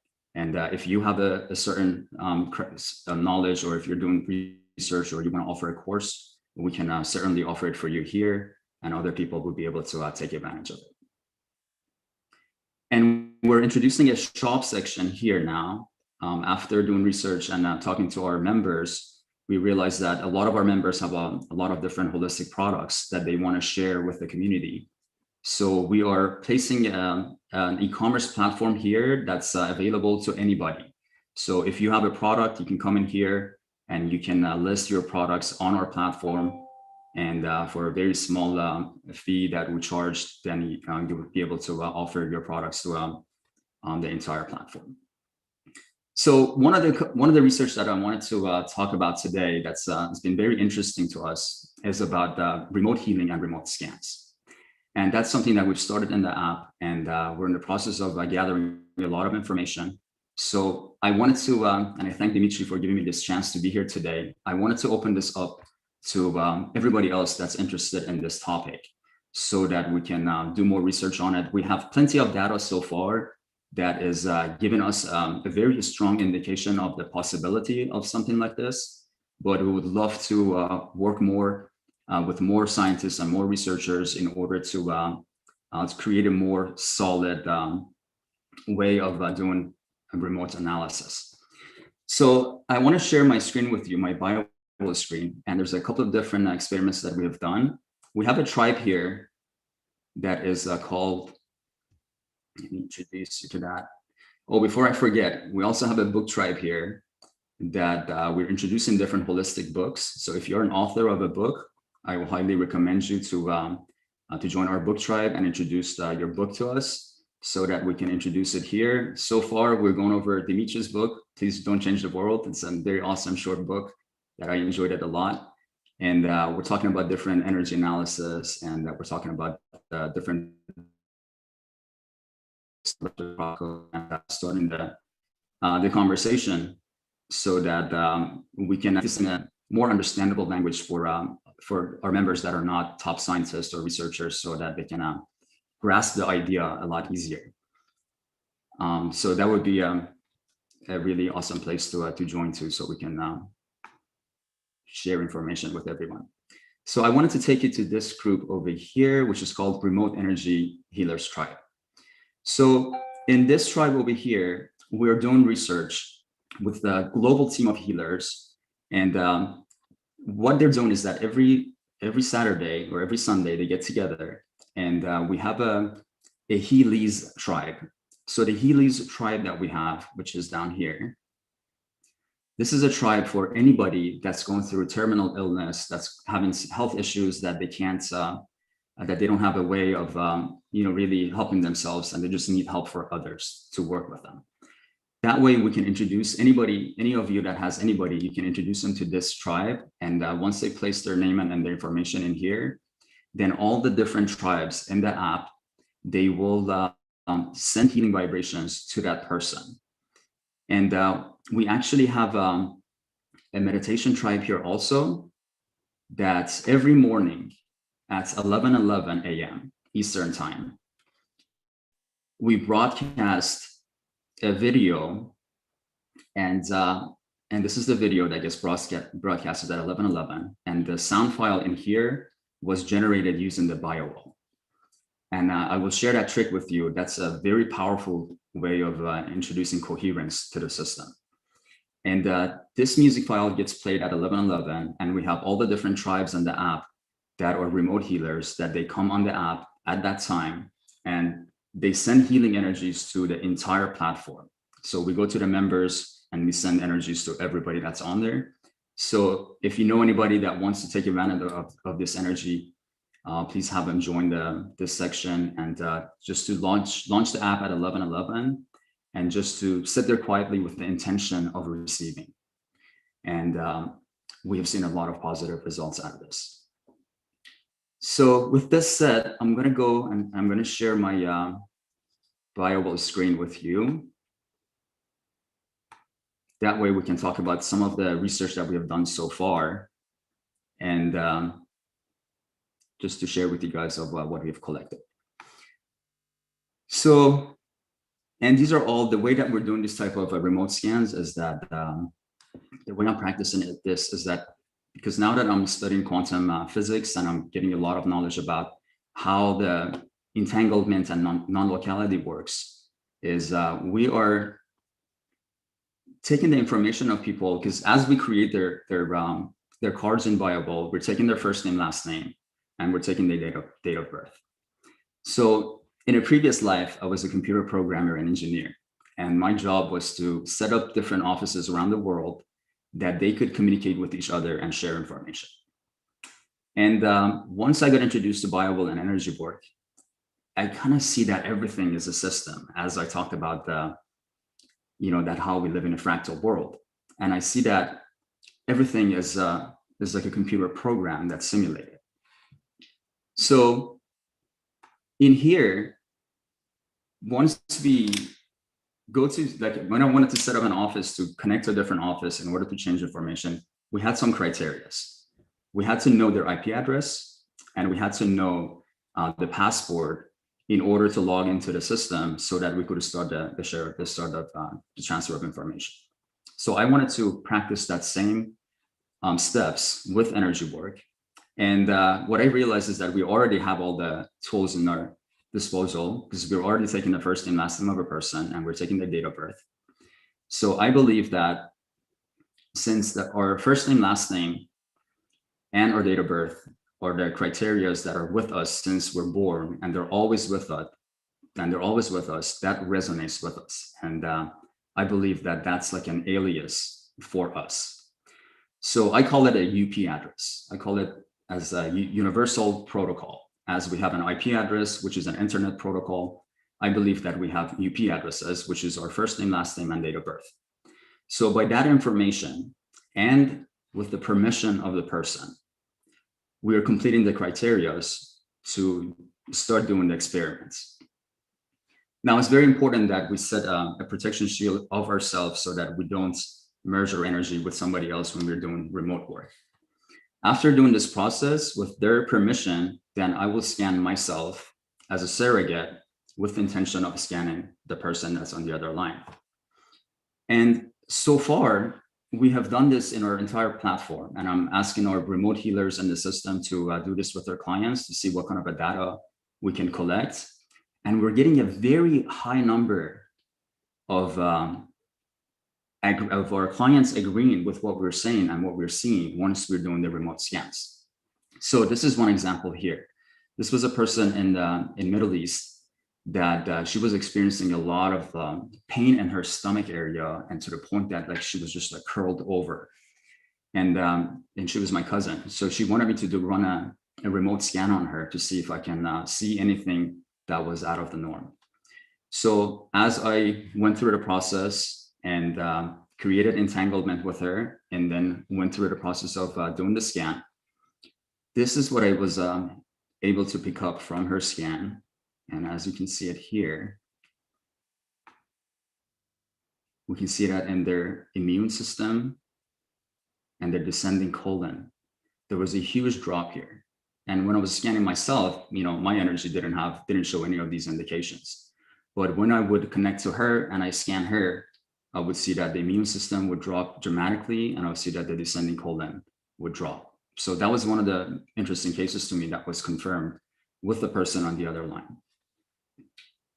Another case that we were doing within our app, actually, this was with one of our remote healers that we wanted to do an experiment. I had no idea what type of health condition she had or what she was going through in life.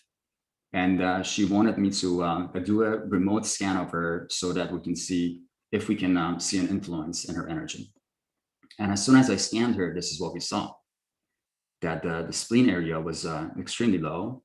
And once I came to my balance view, you can see that number 26, which is the pancreas spleen, is the lowest in the system. And once I shared that information with her, she told me that she has diabetes type 1.5. And as we know, that would have a huge indication or influence on the pancreas spleen area.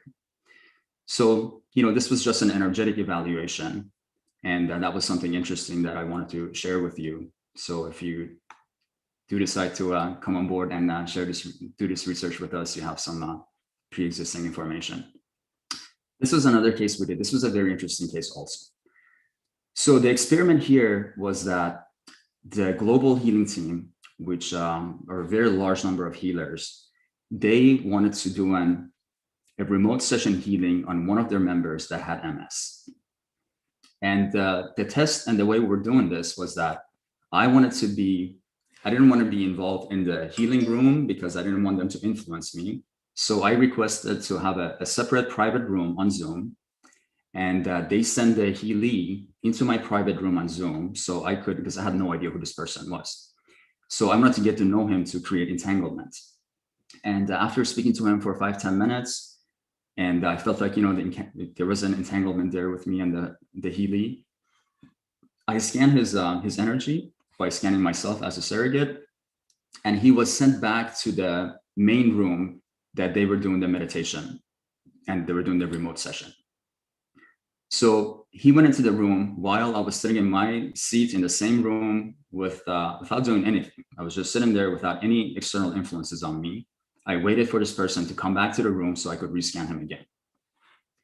So this was his energy at 11:09 before the meditation that was started on him, and his balance was at 91%. After the meditation, and this is a lot of energy flowing through the system. In BioWorld, we say that within 40 to 60 or 70 joules of energy, that's what the optimal flow of energy through the system is. And we can obviously see that this person is already past the optimal zone. So having high energy always is not good. So we wanted to create more coherence in this person's energy field so that we can bring the body and the energy field to be more at ease and coherence. So right after meditation, he came back to the room and I scanned him again. And look at that. It went from 74 joules of energy to 64, and the balance went from 91% to 97%. And that's a pretty awesome indication for me. This was before, and this is after. You see 92% alignment. But one thing that happened here that was really, really interesting is that the experiment was over. I went to bed that night. I woke up in the morning and I felt like I've been hit by a truck. I mean, my entire body was in pain. So I didn't realize that, what happened there? Like, what was the process and why am I feeling so much pain? And then by going back and kind of reviewing what happened, I realized that I did not protect myself before with the intention, before doing the healing session or the surrogate study. So I feel like this is a very important step that if you guys are going to be doing this, make sure that you have the intention of protection of your own energy first before you start doing this experiment, so you don't cause any kind of a discomfort to yourself. moving along to another case, and there's so many cases, I just picked some of them for you so that you can get an understanding of what we're looking for. In this case here, this was actually my mother. And one day I was sitting at home and I just had a feeling that I need to scan her. I need to like see what's going on with her health. So as soon as I scanned her, this is what I saw, that there's a breakage right here around her right kidney and the gallbladder area. So I immediately picked up the phone and I called her and I wanted to see how she was doing. And she told me that she's feeling a little bit of uneasiness around her esophagus and like in the midsection of her body. So I wanted her to go get that tested. And once she went to a doctor and she had it evaluated, they actually told her that there was some issues with her gallbladder. So this was another case that I was able to remotely, just by scanning myself and having her permission, I was able to pick up. Another case goes with a friend of mine that lived on the other side of the United States. And we're just doing a practice experiment. And he wanted me to see if I could pick up anything in his energy field that was influencing him. And as soon as I did the measurements, I was able to see that there's a lot of energy flowing through the coccyx pulvis, the prostate area. And as soon as I communicated that with him, he told me that, yes, he does actually feel the stiffness in the lower back of his body. And I thought that was another very good case of being able to correlate something that I wasn't experiencing with somebody else. This was another very interesting case. I am in the US and I had a friend of mine in Turkey that was late at night, and he knew that I do different types of modalities, and I'm in research for energy healing. And he told me that his wife was in a lot of pain, and she was extremely nervous. She thought that it could be something like, very wrong, something that's like, really damaging her system. So he wanted to see if I could help her ease her discomfort by giving her some idea about her energy wellness. So I got her permission and I scanned her. And as soon as I scanned her, this is what I saw here. And when we go to area diagram, we can clearly see again in the descending colon area that there was a drop going in. So, and I looked at the rest of her energy and it looks pretty decent comparing to everything else. So I communicated that with her. I told her that I think what's happening is there's something that's causing some sort of a blockage in her descending colon or around the intestine area. And that's where she was feeling the discomfort. So they told me that they were going to the doctor the next day to make sure, there's nothing serious. They went to the doctor and the doctor told them that there was, I guess something that she had ate was stuck in her intestines. And that's what was causing the pain for her. So this was another case that was very fascinating to me, that I was able to pick up this information. Now, this is a very, very new area of research. So I just wanted to share these different readings that I have done, and just open up the floor to everybody else that's interested in this. I want to thank you for your time, for being here and for listening to me. Maybe a little bit early on my time, but that's all I have to share with you amazing people today. And I thank you so much again for your time. If any questions, I would love to answer.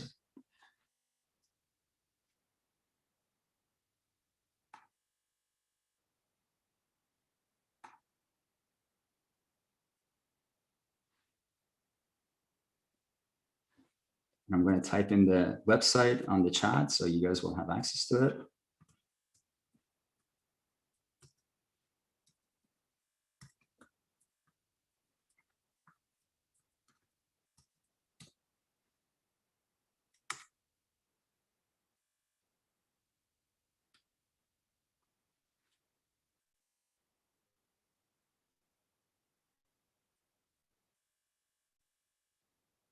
Until we get Dimitri back, while we're here, I'm going to share with you a couple of these plates that we had created that I told you. I kind of brushed over it. I'm going to do a different presentation on this, hopefully in the next Congress.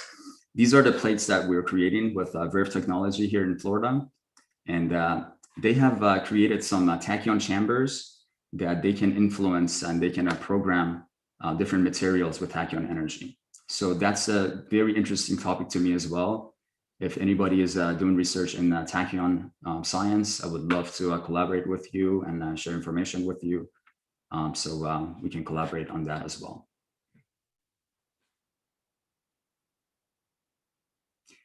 And Joyti and the messages, yes, she's a part of our app, and she's a grandmaster of Reiki.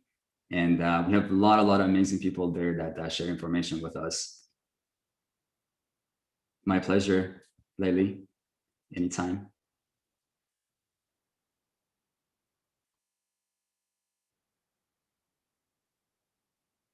And while we have a little bit of time, I will go back to that meditation music file that we've generated and actually share with you how to create that so you can do it for yourself. So once you, let me share my screen with you here.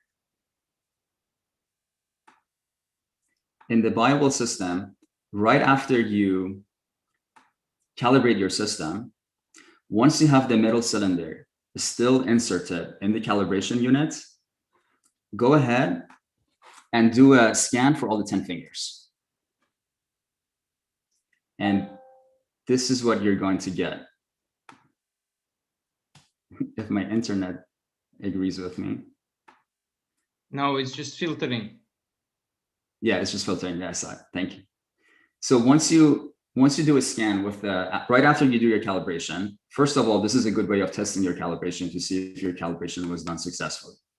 When you come back and you're looking at these numbers, you want to be as close as possible to 7 and then as close as possible to 100%.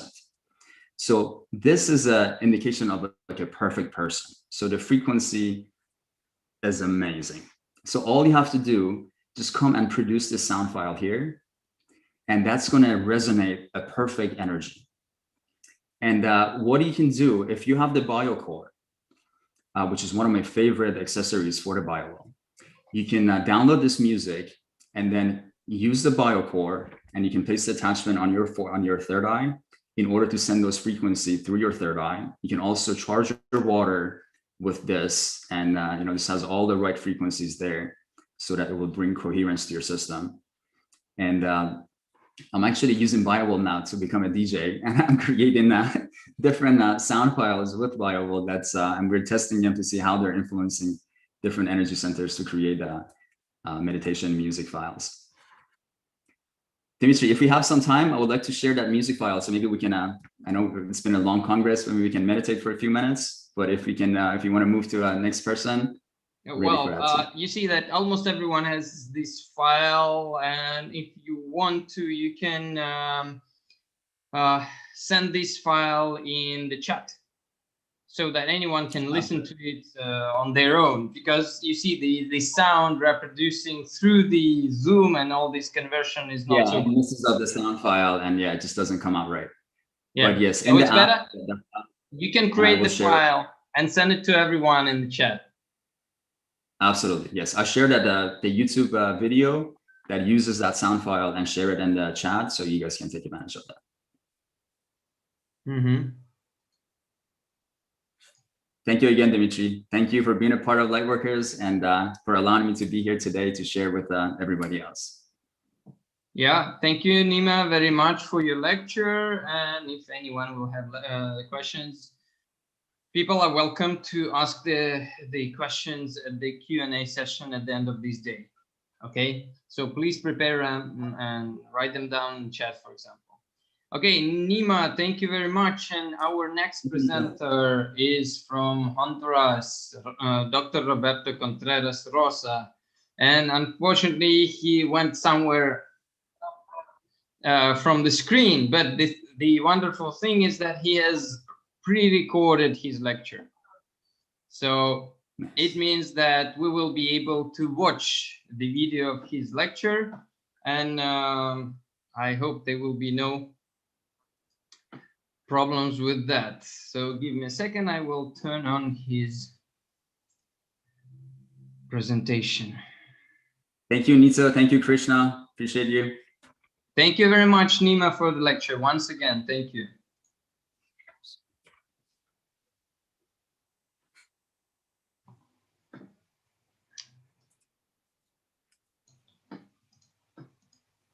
Okay, so ready, steady, go. Oh, Dr. Roberto Contreras, it's now the time that we are presenting your lecture. So you can see he is online.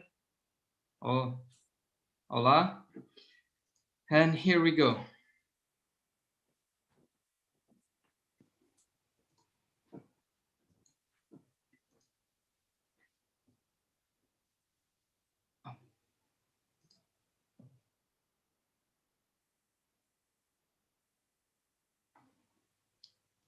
Sorry, once again.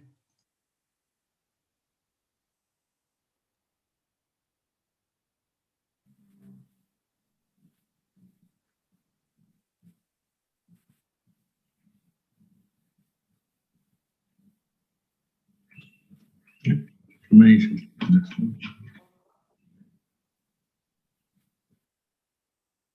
Hello, my name is Roberto Contreras Rosa from Honduras. My conference is related to the mind, body, spiritual medicine. A medical system is a social institution of the cultural framework of any society. As such, it offers a platform to answer questions about the life and death, nature and culture, science and philosophy, including body, mind, psyche or soul, disease and health, the soma, the self and the social being conducive to giving and maintaining health. In Ayurvedic medicine, the categories of health and disease are two aspects of the same interrelation. The maintenance of balance and harmony between the environment, the body, the mind, and the soul. Health has been defined as the continuous struggle to preserve the state of balance and integrity, reflected in a high degree of consciousness. Ayurvedic medicine as a social institution and system of knowledge means in Sanskrit a science of life. It constitutes one of the oldest conceptualizations elaborated in India about the health and disease of body and mind. On the other hand, Orthodox Western medicine represents one of the dominant conceptualizations in several societies. It is not constructed or conceptualized as a social institution, because at all it is constructed as an applied science, where what counts is the description of scientific findings and achievements. Additionally, it defines disease as a key phenomenon in its work, with the modern body representation an anatomical object that is dissected and defined rationally. Orthodox medicine for the treatment of diseases is based on the vision of a fragmented body. That is how the body acquires a mechanized vision, and therefore the disease as well. An example is the division in specialties, such as cardiology, gastroenterology, osteology, endocrinology, nephrology, dermatology, among many, with psychologists and psychiatrists specialized for diseases of the mind. At the end of the 19th century, new paradigms in knowledge came to influence all bodies of society, from politics to health, art, and the economy. One of them is the recognition of a conception of integral well-being.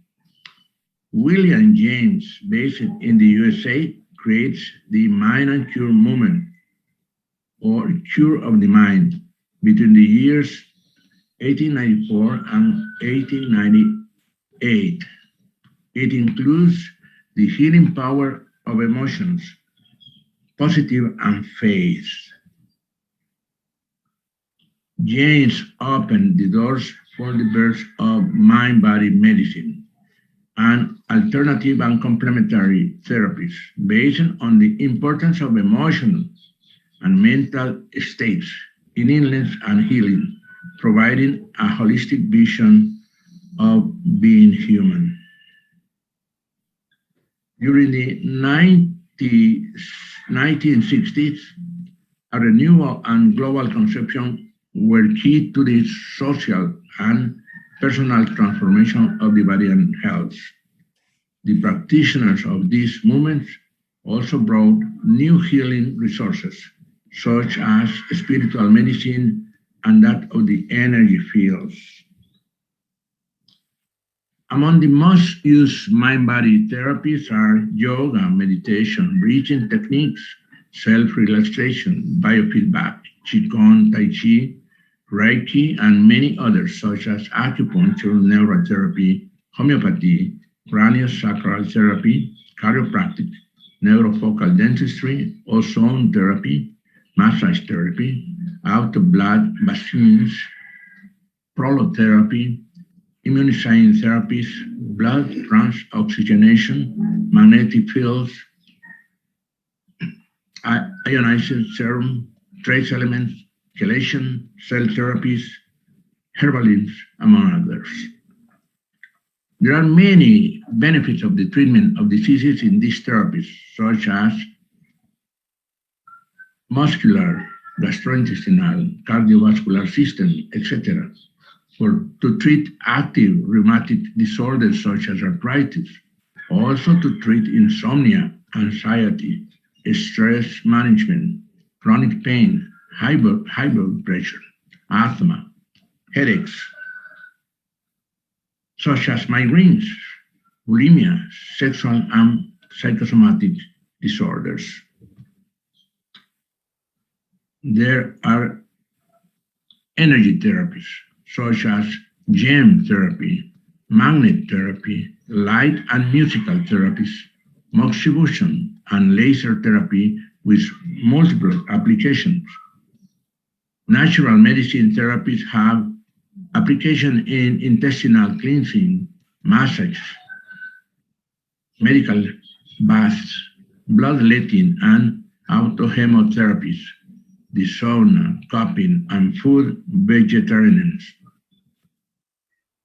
If we unite the philosophical conception of life and their experiences in ancient and modern medicine, a medicine of global knowledge appears the social institution based upon conventional and holistic system for an integrative and complementary alternative medicine that is spreading rapidly.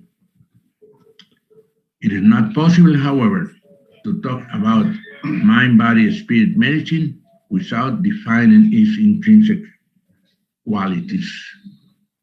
Dr. Julian P. Johnson, 1873 to 1939, was born in Kentucky, USA. Raised in a Christian family, he became a Baptist minister and then missionary to India for 3 years when he was 22 years old in 1895. His experience made him aware of the deep understanding Indians have on spiritual and religious matters. He left the ministership and became a medical doctor and surgeon by middle age. Dr. Johnson was also an authority in literature, philosophy, and theology. Dr. Johnson was a highly successful and wealthy man by common standards. Nonetheless, he continued exploring for spiritual enlightenment. He left once again for India in 1932 at age 59, and having decided to live permanently at Dera Baba Himal Singh. He met Sawan Singh and spent 7 years as a humble disciple, traveling with him, providing medical attention, studying and writing various books. The Path of the Master was published first in France in 1939, the year Dr. Johnson died. He wrote it on the banks of the Beas River at the feet of the spiritual master Sawan Singhi, the great saint of Beas, where the Himalayan mountains are outlined in northern India. It is considered the most influential book of the subject, a spiritual legacy, according to Dr. Pierre Smith of Geneva, Switzerland, writer of the foreword. In Chanting 6, Analysis of Man and the Psychology of the Master, Dr. Johnson mentioned that the term psychology is not what it has come to represent in modern schools, but one that includes the science of the mind and soul, both in their fundamental essence and the relationship between them. The word psychology, taken from the Greek psyche, means the science of the soul.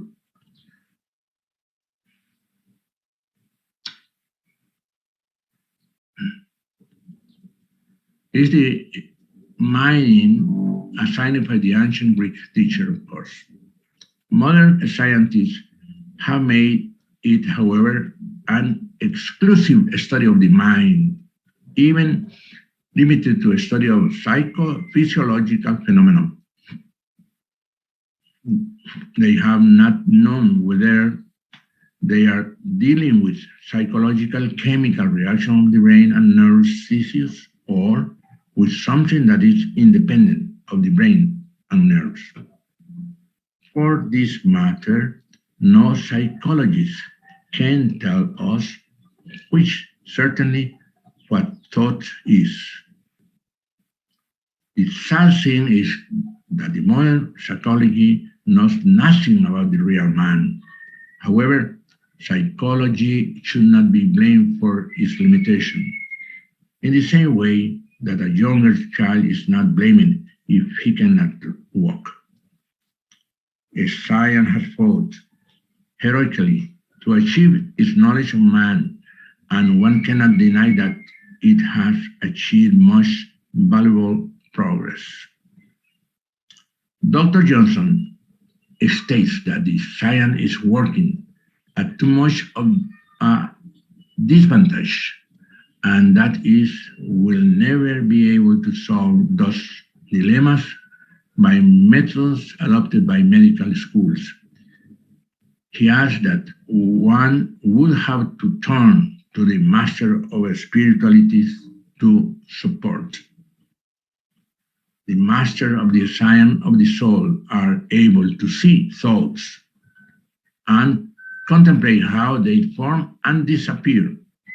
Mental reactions are as visible to master as physical reactions are visible to other scientists.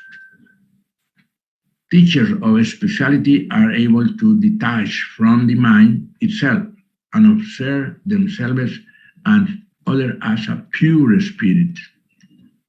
It is only then that the master and his advanced disciples obtain a perfect knowledge of what man is, when they truly observe themselves as a spirit, free from all envelopes of the mind and body. Then they know that man is essentially a spirit, and the mind and the bodies that make him up are nothing but instruments, envelopes that he needs to contact the material regions, and thus achieve his life function in the great transmigration of the wheel of 84 of birth and death. Now, if one can enter to see the constitution of man, one must do it in the same attitude that the great scientist Alexander Agassiz said, "Let the scientific scholars feel like a little child before the facts and ask about them." It can be said at the lowest stratum that man is an animal. Everybody knows that he has a physical body with its different material structure of tissues and organs that make it up from the skin to the depths in molecules, atoms, and particles with their energy components. There is then another man. Within that physical man, a much finer body known as the astral body. It is so named because when viewed, it appears to glow in millions of tiny particles that look like stardust. Every person or individual possesses this body and uses it, even though he may not be aware of it. It is through this subtle body that the mind and soul are able to contact the physical body and the outside world. This lighter astral body takes the shape in harmony with the character of the individual. On the plane where the astral body functions, disappointment or deception is not possible. Each one is seen as he is, and when the physical body dies, it remains as an instrument of expression on this higher plane of life or astral world. Within the astral body, and complementary different from it, there still is another finer and more subtle body referred to as the causal body. The true cause or seed of what takes place in the life of each individual human being. The function of this causal body is to receive and transmit impressions between mind and soul on the one hand, and between mind and astral body on the other. In the causal body remains a perfect record, the Akashic record of each individual's experience through the countless age of their existence. It is also responsible for forming the character from which all action, thoughts, and desire flow. If one is able to read these records as true seers do, one can know exactly what a man has done in all his past or what he could do in his future. Everything is there, the future as a seed and the past as an archive. It is through the cause body that the soul comes into contact with the lower level of life. Both the causal body and mind have extremely high vibration and are endowed with light and are of great power, but all these come from the soul. The mind is the first unit in the construction of man. It is finer than the causal body. It is more subtle, and it is closer to the soul. Therefore, it has great powers. The mind is acquired in the causal world in the region of Trikuti, and the soul in its descent. Through this region, he collects the mind as necessary instrument for the use in the lower planes. The mind meets the soul, not in a permanent union, but temporary. It is enveloping the soul, covering it, and at the same time obscuring much of the light and hiding his activities. Now the soul, with all its instruments, begins to experience in this region of mind and matter. In all the activities of the soul, the mind is its main instrument, acting under law of cause and effect. that creates karma. The mind is not self-aware. It does not act on its own. It has no power of self or initiative. It is like an automatic machine. It acts only when activated by the soul. Few are those who knows the difference between mind and soul. This is a new thinking for the Western world. Therefore, a wrong philosophy has been taught. The mind is the most useful instrument for the soul, as long as it is under its control. The mind is, however, an excellent servant, but a bad master. It is rare for the individual to think independently, and when someone does, it is because his spirit has been emancipated. To round off this topic, one must familiarize himself with the mind and its power and its various methods of action, and especially with its perversions. The mind has four modes of action. They are primary attributes, faculties, or qualities, called chitta, manas, body, and ahankara. Chitta perceives shape and beauty. Manas receive and like. Buddhi discriminate and decide. Ahankara execute the orders. The mind also has the destructive mode of action that manifest themselves when the former mental faculties become abnormal, perverted, or deranged. To the misuse of normal faculties, they will become destructive instead of being constructive, bad instead of being good. The five destructive passions are kama, krodha, lobha, moha, ahankara, or lust, anger, greed, attachment to material things, and vanity. The antidotes to the five mental passions or perversion are found in chastity, continence, forgiveness, tolerance, compliance, discrimination, detachment, humility. Finally, we come to the true man, the soul or spirit. The soul or Atman is the true man. The individual soul is a spark of infinite light, dropped in the ocean of the Supreme Being, and its urge is one with him, one in substance and in qualities.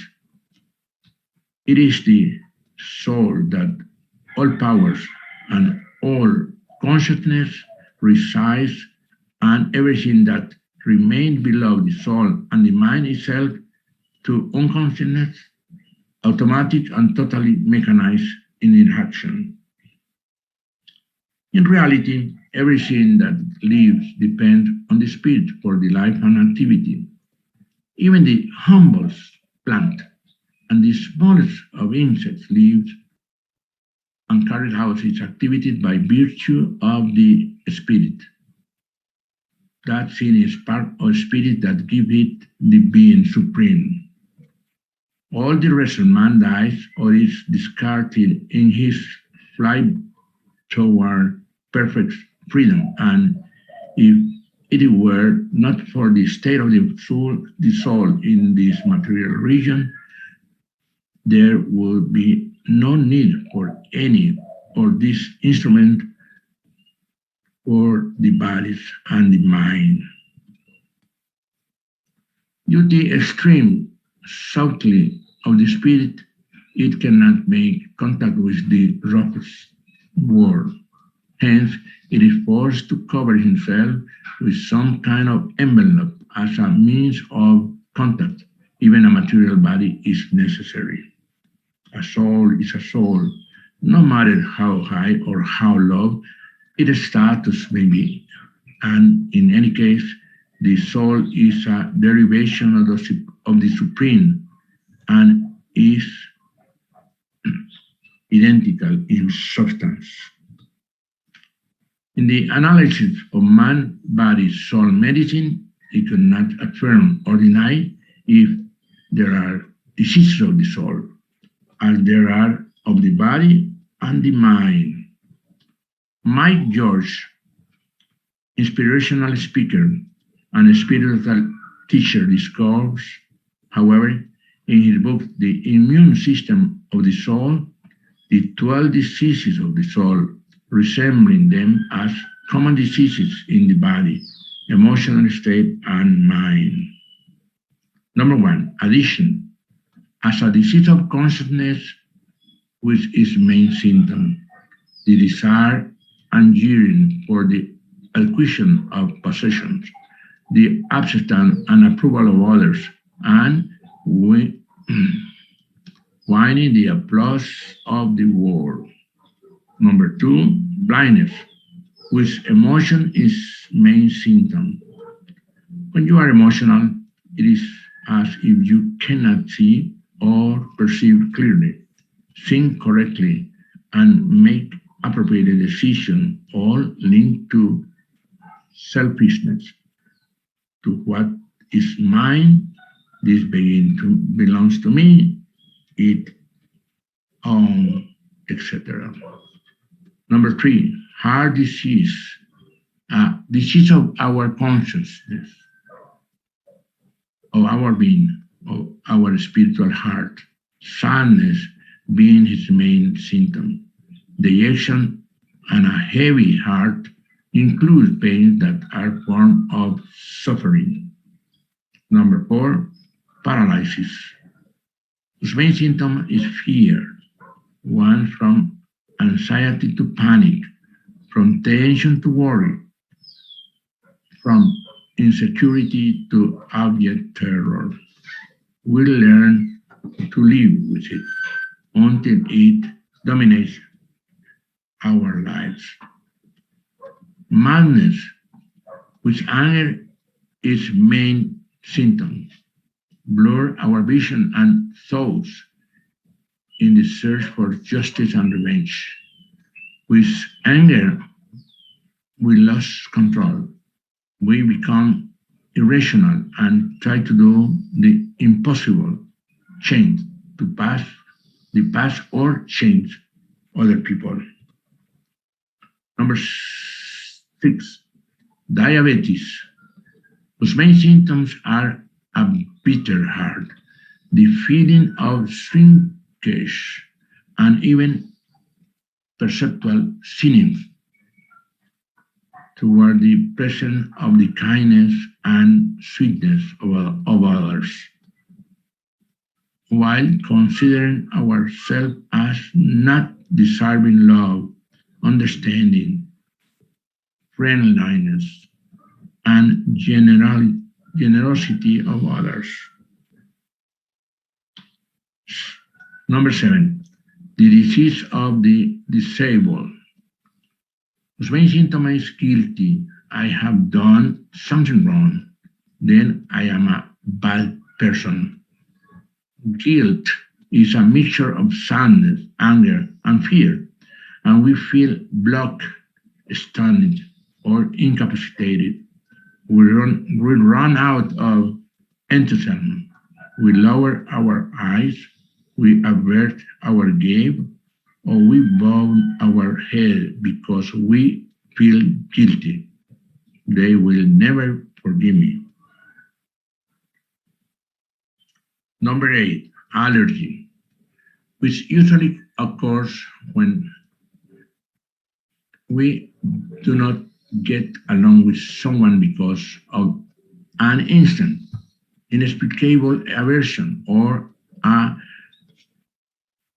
clash of personalities. Even its main symptom, the reaction of resistance. I will never get along with her or with him.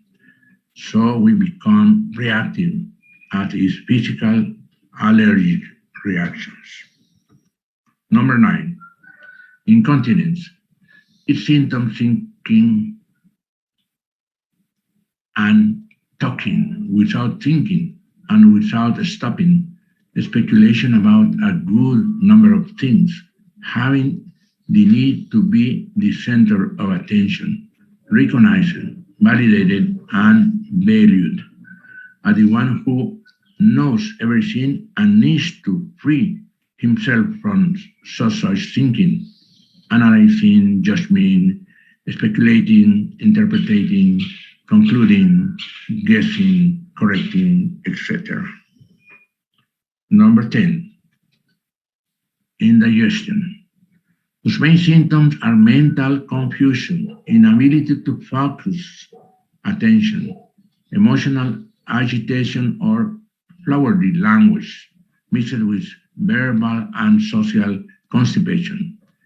It is a rainbow of symptoms, ranging from confusion to exhaustion, from euphoria to disappointment, from uneasy to anxiety.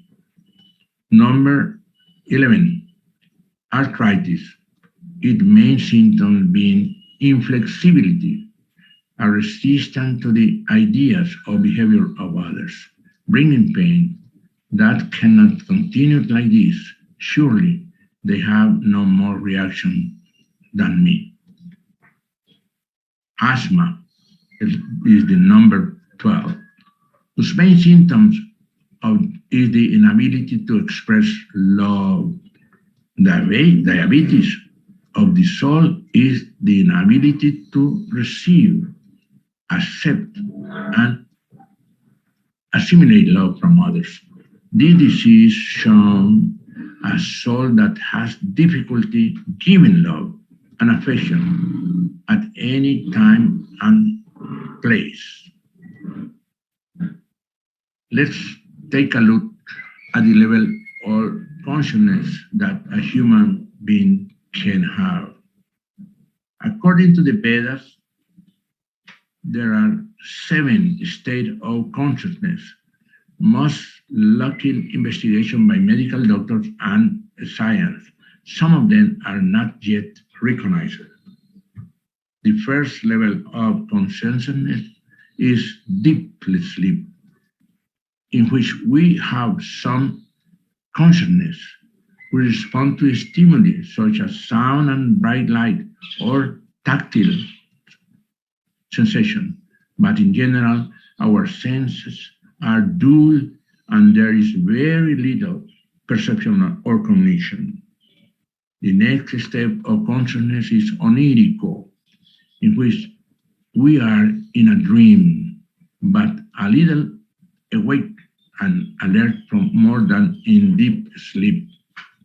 We have experiences when we dream.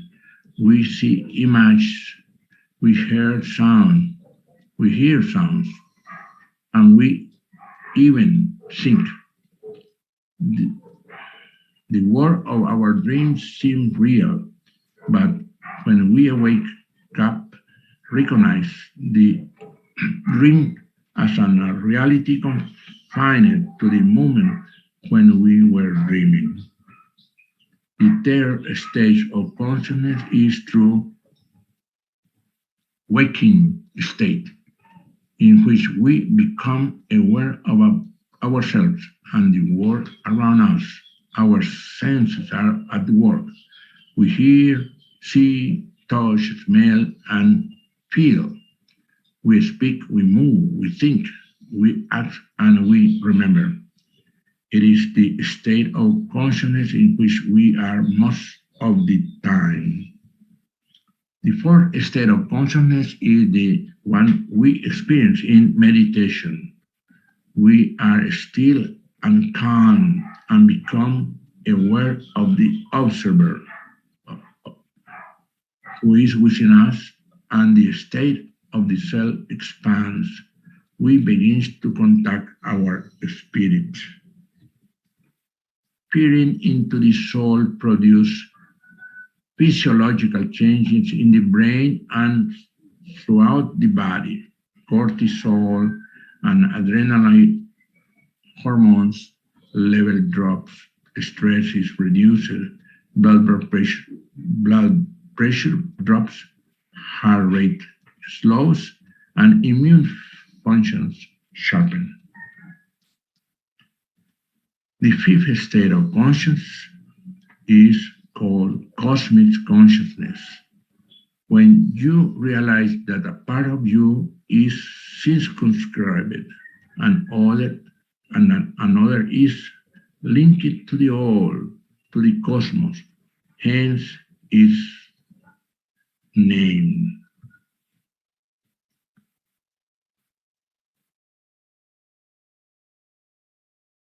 The sixth state of consciousness is called divine consciousness, in which you feel the presence of the Spirit in you and in all living beings, and even in the stones. The divine consciousness allows us to see the presence of God, Yahweh, Allah, whatever you refer to it, in all existing things. The seventh state of consciousness is called unite consciousness or enlightenment. In it, the individual self is transformed into the universal self. We transcend the life, we transcend the death, and we are the spirit that has, is, and will always be. Deepak Chopra treats this state of consciousness in his book, The Spontaneous Fulfillment of Desire. Thus, man knows the principle of consciousness in eternal evolution and is in all the fullness of himself, encompassing the totality of his being. Man is the highest rung on the ladder of life on earth, and is not separated from the Creator from him. The Father is in the Son, and in potential form the Son is firmly rooted in the Father. Also, for reason of the circumstances in which he finds himself, he may not know it, due to the limitation of the carnal garment in which he lives. All the time he is acting on the earth plane. Because of the power of God, supreme power, that is acting in him, he really lives, even without knowing it is the temple of God. You do not know that you are the sacred temple of God, and then the Spirit of God dwells in you, and therefore you are. The term man is just a name applied to the Spirit of God incarnate on the earthly plane. It is already there within a man, and one can witness the glory of him by the procedure of inversion or introspection, similar to this, but in life. In conclusion, we are not the body, nor are the mind. We are souls made in the image and likeness of the Creator. Maulana Rumi, a Muslim mystic, said that in the attempt of each successive death or dissolution of the form, the spirit realized from the solid mold is renewed from energy to energy and from potency to potency, and thus acquires a greater state of consciousness, broader than it has been ever had, and practically describe it like this. A poem of Maulana Rumi. I died as a mineral and became a plant, and died as a plant and ascended to an animal. I died as an animal and became a man. Why should I fear? When did you degrade by dying? And once again, I must die as a man to meet the blessed angels. But even from the angel condition, I have to move on. Everything perishes except God. When I have sacrificed my angelic soul, I will become what no mind has ever conceived. Oh, allow me not to exist, because non-existent proclaims in an organ tones, to him we will return. These are the most important and fundamental principles of the spiritual mind-body medicine, beside the atomic and subatomic studies in the physics researches, all called quantum medicine. Thank you. Bye.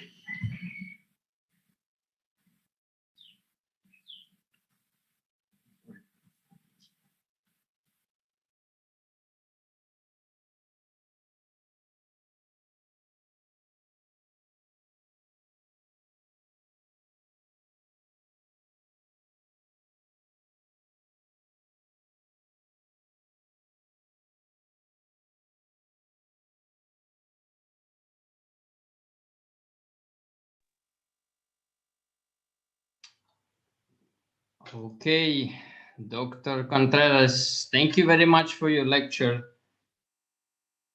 With a good speed, not so intense, and people were, I think, able to understand what you were talking about. So thank you very much for your presentation. And as I remember, you were preparing another presentation already for the next Congress, right? Al prossimo anno.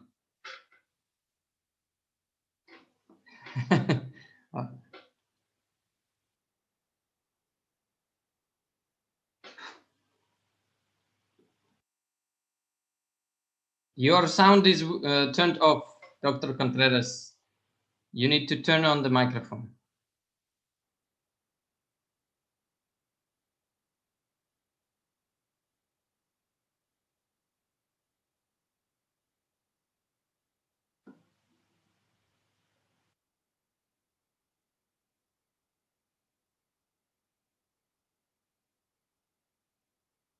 So it doesn't work. It doesn't work. We cannot hear you. Sorry.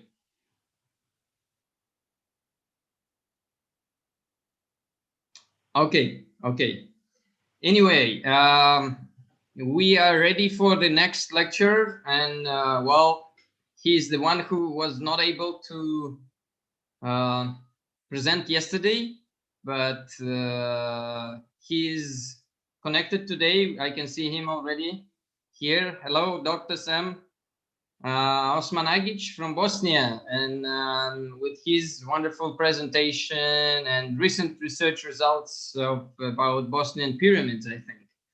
And he will continue our Congress for today, and you have the stage and it's all yours. So please turn on the microphone and everybody's listening to you. Thank you very much, Dmitry. I'm very happy to be back to your Congress. The last time it was 2018 and one or two times before that. I've been having a very beneficial mutual relationship with Professor Konstantin Korotkov, who I consider to be one of the brilliant minds of today. Professor Korotkov has been visiting our site several times, so he's been updated on discoveries that we have in Bosnia. And thanks to him and his BioWell machine, we have been able to prove some of the purposes of the pyramid energy. And that will be the topic of my lecture today. Namely, I have been researching pyramids for the last 4 decades. I have written 18 books on subject, translated into 17 languages. Back in 2005, I discovered the Bosnian pyramid complex. In the heart of Bosnia, near the town of Visoko, I discovered pyramids, which I named the Bosnian Pyramids of the Sun, Moon, Dragon, Earth, and Love. And for Professor Korotkov and those who's been following us, in the meantime, just last year, we discovered one more, the 6th pyramid. Below the Valley of Pyramids, there is a huge network of prehistorical underground tunnels. And they will be a very specific topic of my today's lecture. When Professor Korotkov was here last time, just 3 entrances were discovered. Now we have 6 entrances to prehistorical tunnels with more than 3 kilometers of those tunnels. Intersections, 5 chambers, many passageways, underground lakes, the whole city below the Valley of Pyramids in Bosnia. So far, 2 levels have been discovered. This is the archaeological project like no other. First, it is not the government finance project. No universities, no museums, no Ministry of Cultures, but the non-profit, non-government foundation under the name Archaeological Park Bosnian Pyramid of the Sun Foundation that's been running the project. And I established the foundation back in 2005. We don't have budget, but still, in the last 16 years, it has become the most active archaeological site in the world. Every year, hundreds of volunteers, researchers, and our workers have been working on the site. Unlike all archaeological projects, like pyramids in Egypt, China, Peru, Mexico, and other places, this project is not limited to archaeology and classical sciences, like Egyptology, geology, biology. We've been applying high-tech scientific disciplines, geophysical, geothermal, satellite, georadar, and so on. More than 28 radiocarbon dating and uranium-thorium analysis. Experts in energy fields, the physicists, electrical engineers, sound engineers, telecommunication engineers, with the scientific equipment measuring, the medical doctors doing the medical studies. So now you realize that we have interdisciplinary scientific project. So archaeology, science, energy aspect, spiritual aspect, and healing aspect. We are the first one in the world to prove that pyramid complexes were not built to host one dead body, that one of the king or pharaoh, but they were built for the living communities to last thousands of years. On the top of the Bosnian Pyramid of the Sun, we have scanned an energy beam, which is 28 kilohertz frequency, electrical in nature, focused and continuous during all 4 seasons. These are in science known as the Tesla's scalar waves, subtle form of energies, soft energies, ideal for the communication purposes. And that's most probably the first purpose of pyramid energy.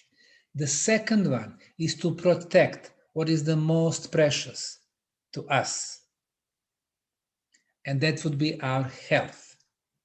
We have noticed when people visit our tunnels, they breathe better and better as they go deeper. Not very logical, but nothing in Bosnia is logical. People with the respiratory problems, for example, asthma, once they visit our tunnels, when they go out, they don't need inhalators, air pumps for weeks. People with the high sugar in the blood, high glucose in the blood, after one visit, they probably dropped 5 or 6 points. People with all kinds of pains, in most cases, pains are gone. People with even serious diseases, tumors, cancers, and so on, we could notice spectacular health recoveries. So what we do, we always look for the scientific explanations. So we have been measuring, concluding that what we have under the ground is the safest place on the planet. It is a technological device from the ancient times. This is what we measure. First 5 are the energy properties, the absence of bad radiations. Number 1, we have cosmic radiations. Some of them are harmful to our body. In the tunnels, 40 meters below the ground, no harmful cosmic radiations. Number 2 is underground natural radioactivity. Sometimes when we walk the streets, we are not even aware that the radioactivity is coming from the underground, hitting our body. So now our body cells have to fight those enemies coming from above, coming from below. Applying a Geiger-Miller counter, we've been measuring radioactivity, and the values are always 3 to 5 times below the minimum allowed. So no radioactivity. Geopathogenic radiations. Number 4, cell phone or mobile phone signal. No signal. Number 5, internet or Wi-Fi signal. No signal. So nothing out of 5 bad radiations that you are exposed to on daily basis is recorded in the Bosnian pyramid tunnels. And what we do measure is the best frequency of the electromagnetic field, 28 kilohertz, that's our natural planetary frequency. The best frequency of the ultrasound. Ultrasound we cannot hear, but we can measure it. 28 kilohertz frequency. In science, it is known as the levitation frequency. People feel light when visited our tunnels. Number 8, very low frequency. It's called ELF, extremely low frequency of 7.83 hertz. In science, it is known as the original Schumann resonance. 123 years ago, brilliant mind from these areas, Nikola Tesla, said that our planet resonates at about 8 hertz. Austrian von Schumann, 50 years ago, measured precisely 7.83 hertz. Our brain's activities are at 7.83 hertz. So as long as our planetary resonance and our brain resonance are at the same level, the same frequency, we are in balance.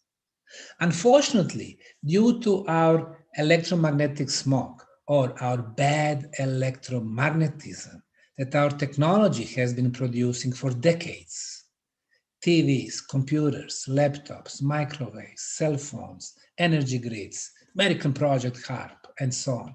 What we have, a lot of bad electromagnetic fields in the ionosphere, putting a pressure on our mother planet, and she started resonating higher, 10, 12, 15, 18 hertz. Sarajevo, 12 hertz. Munich, 15 to 18 hertz. And even though we don't see a difference on the physical level, our body cells do recognize the difference. Our brain cells recognize the difference because now we have disbalance, and what happens, we have stress generating to our body and brain. In the Bosnian pyramid tunnels, we measure 7.83 Hertz. It's original planetary frequency. And element number 9, very important, the negative ions. The negative ions are some extra electrons in atoms or molecules. And they are very beneficial because negative ions in the air connects to the dust. They become heavy, they go down to the floor. So they clear the atmosphere from dust, from smoke, from pollen. They raise the level of oxygen in our body, so we are more productive. And they kill all the microbes, viruses, bacteria, fungi. It's logical to conclude more negative ions, better for us. In our homes and offices, very low concentration of negative ions, 20 to 50 per cubic centimeter.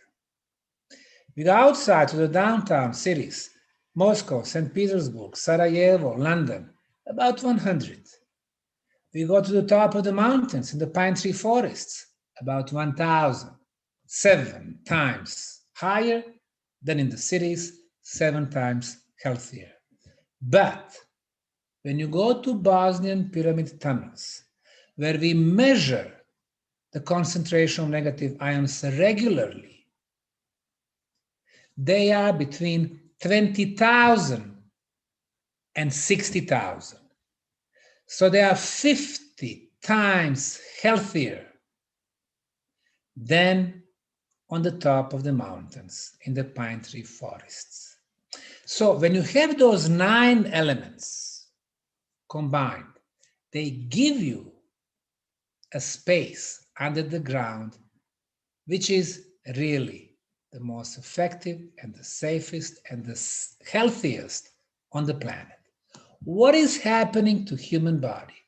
This is where Professor Korotkov's equipment comes to play. 5 years ago, when we got his machine, we started measuring people before and after coming back from the tunnels. Of course, showing the regular parameters, and you are all aware of those parameters. The first one, let's call it bioenergy field. The second one, chakras, and how balanced and how open they are. The third one, the stress level. The fourth one, the energy in the cells.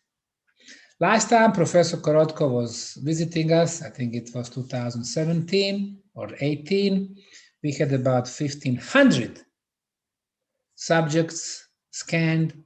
Now, in July of 2021, we had 4,300 people scanned before entering the tunnels and then coming back after 1 hour.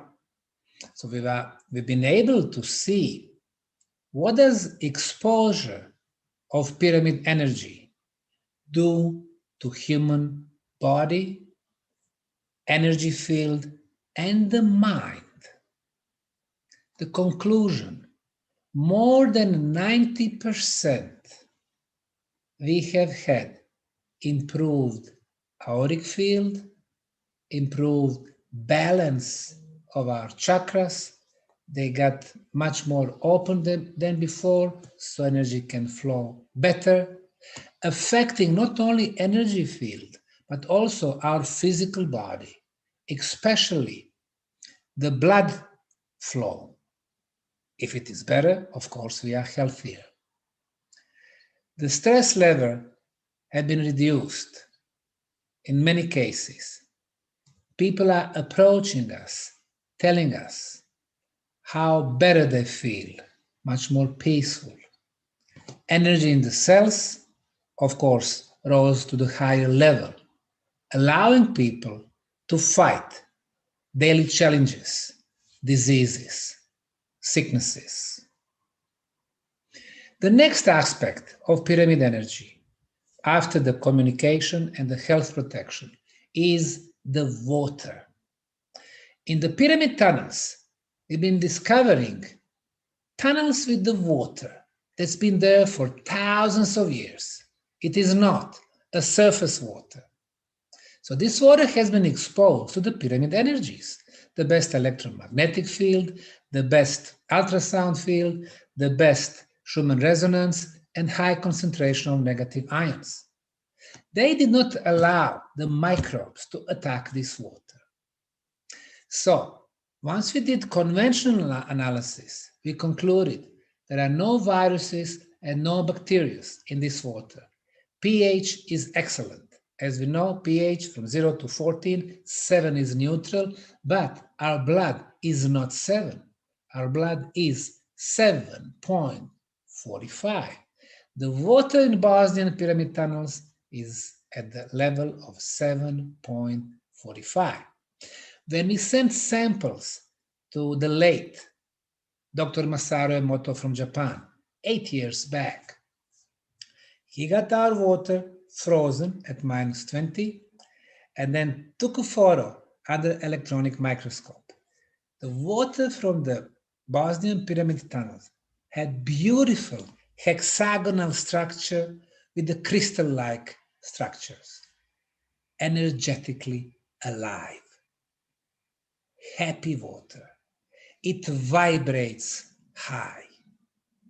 We've been doing scanning of the people before drinking the pyramid water and after.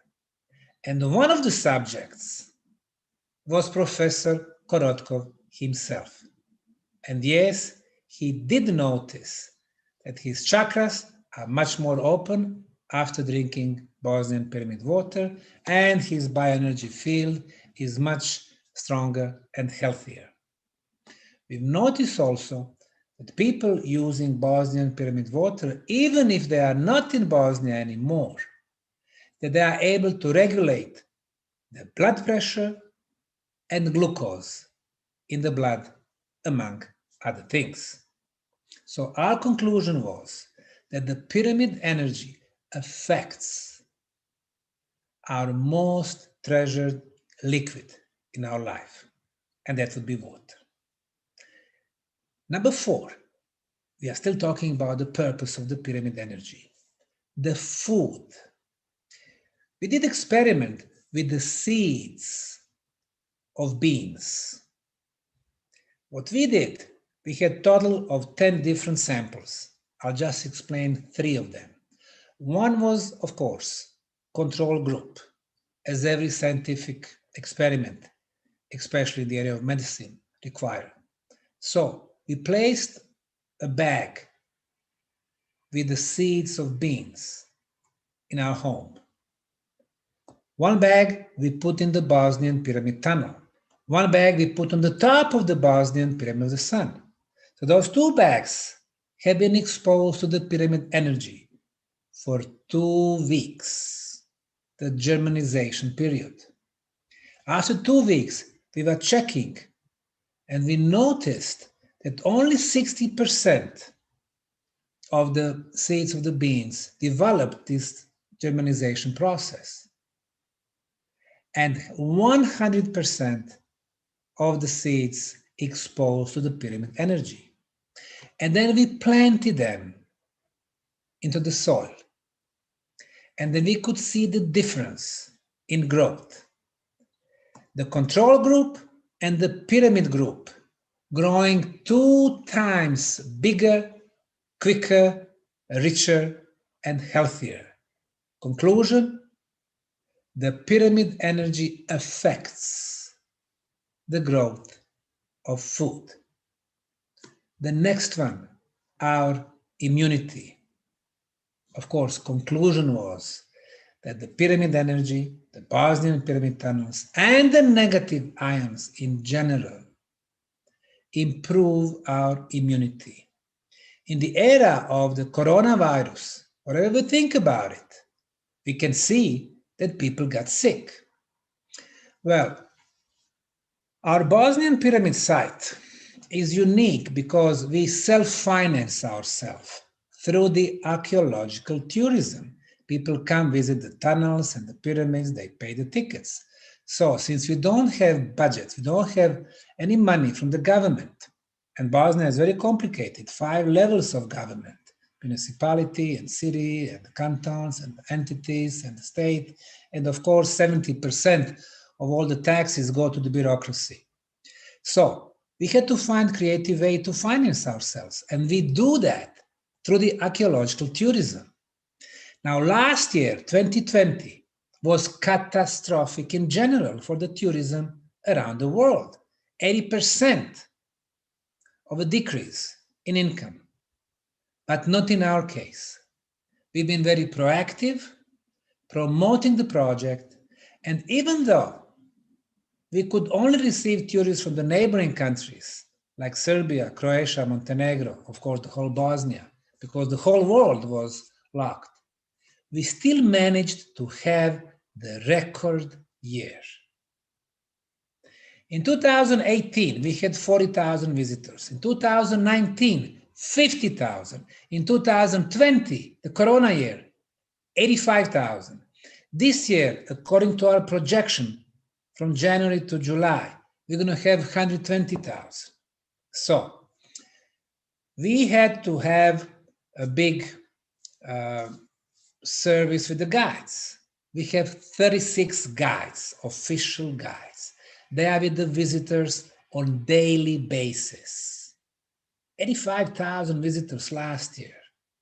Now, we can probably guess that at least 5% of visitors had coronavirus. This is thousands of people. And of course, first one who should get corona would be our official guides. And then after the work, they sit together, 4, 5, 6 of them. Then it should spread to everybody else. What happened in the real life? Not a single guide from the Bosnian Pyramid Organization had coronavirus. Not a single one, including myself. Or, let's say this, most probably the virus was spreading, but in our cases, it was asymptomatic. Why? Because of our immunity. Why? Because on a daily basis, we've been going to the tunnels with the highest concentration of negative ions worldwide. How do I know that? Because I measure. I took my instruments to South Africa, Swaziland, Zimbabwe, Egypt, Jordan, America, Germany, Slovenia, all other countries. The second largest concentration of negative ions was on Cerkniško Lake in Slovenia, 5,000. The third one in Vietnam, in the jungle there, 2,800. But in our case, are tens of thousands. So now we can imagine how the ancients were smart, how they knew how to build this underground place where they had a lot of quartz crystal, very high level of humidity, 84%, producing negative ions day after day. When we measure concentration in the morning, they are the highest. As the tourists go through the tunnels, it drops a little. In the evenings, it is the lowest. Next morning we come, it is back to the original level. So the tunnels self-regenerate. So it's amazing ancient machine that we have here. And again, thanks to Professor Korotkov, we've been able to put more light on these aspects that Western medicine cannot explain. Talking about the purposes of the pyramid energy, besides communication and health and the water and the food and auric field and chakras and the stress level and immunity, we could see that it also affects our spiritual abilities. Of course, we do have our 5 physical senses that enable us to understand the physical, the material world that we live in. But there is so much more to it. we have also about 30 spiritual senses, which we don't advance because we don't have teacher to teach us how to develop those senses. We have noticed when you visited the Bosnian pyramid tunnels that you can feel in your hands the energy of the blocks there. And feeling the energy is the first spiritual sense. Seeing the energy is next one. Seeing the colors in energy fields, auric fields, is the next one. Seeing the chakras is the next one. Seeing the color and how open the chakras are, the next one. Telepathy, the next one. Telekinesis, the next one. Teleportation. These are all spiritual senses.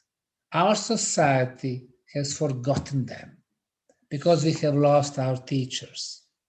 And it seems that through the instruments like Biowell, we become aware again that there is another vast world beyond the physical that we can see through our limited physical senses.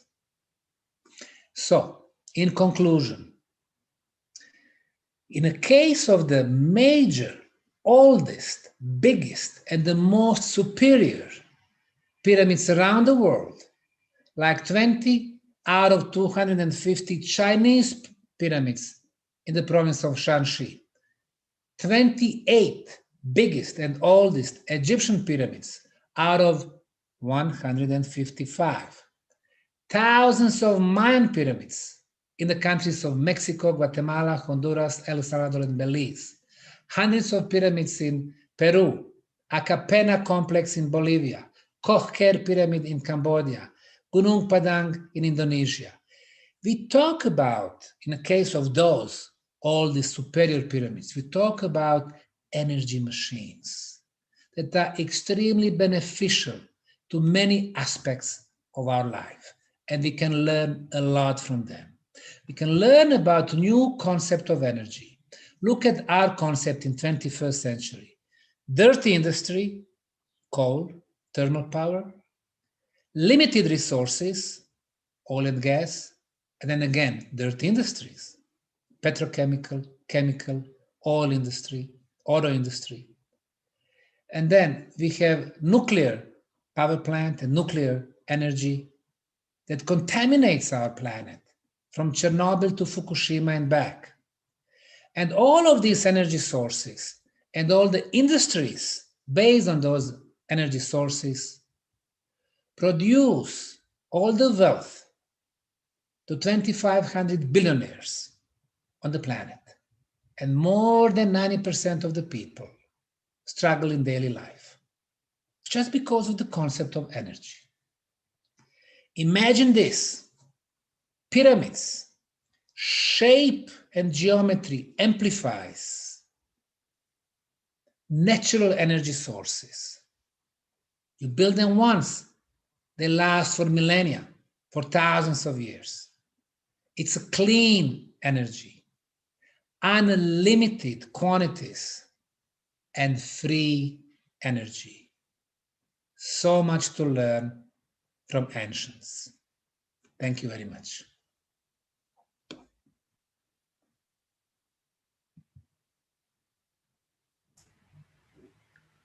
Thank you very much, Dr. Asmagic, and we're waiting for Dr. Korkov to get connected. Yes, absolutely. I'm here. So, okay, so it was so glad to see you, Sam. Let me see you, Konstantin. Where is your picture? And I'm really excited to know about your new discoveries, new pyramids and new tunnels. So now it is more than 3,000 meters of tunnels. Yes, that's great. And of course, you was absolutely right when you told that pyramids, there are thousands, tens of thousands of pyramids worldwide. And they were built not just at tombs, because to make tombs, you just need a slab and that's it. Or you need some building like we did in European civilization. No, it was special design It was special constructions to influence environment. And that's very important. So I see this as a huge project for all of us, not just for one laboratory, not just for several people, but for all of us. Look around. Now, just now, we have more than 100 people who was with our at our Congress. Later on, we put this on YouTube. It will be thousands of people, more than 1,000. It will be 7,000 of people. Then, of course, it will be increasing. So now I want to propose a new project. Let me show you, share my screen. Okay, here it is. Okay.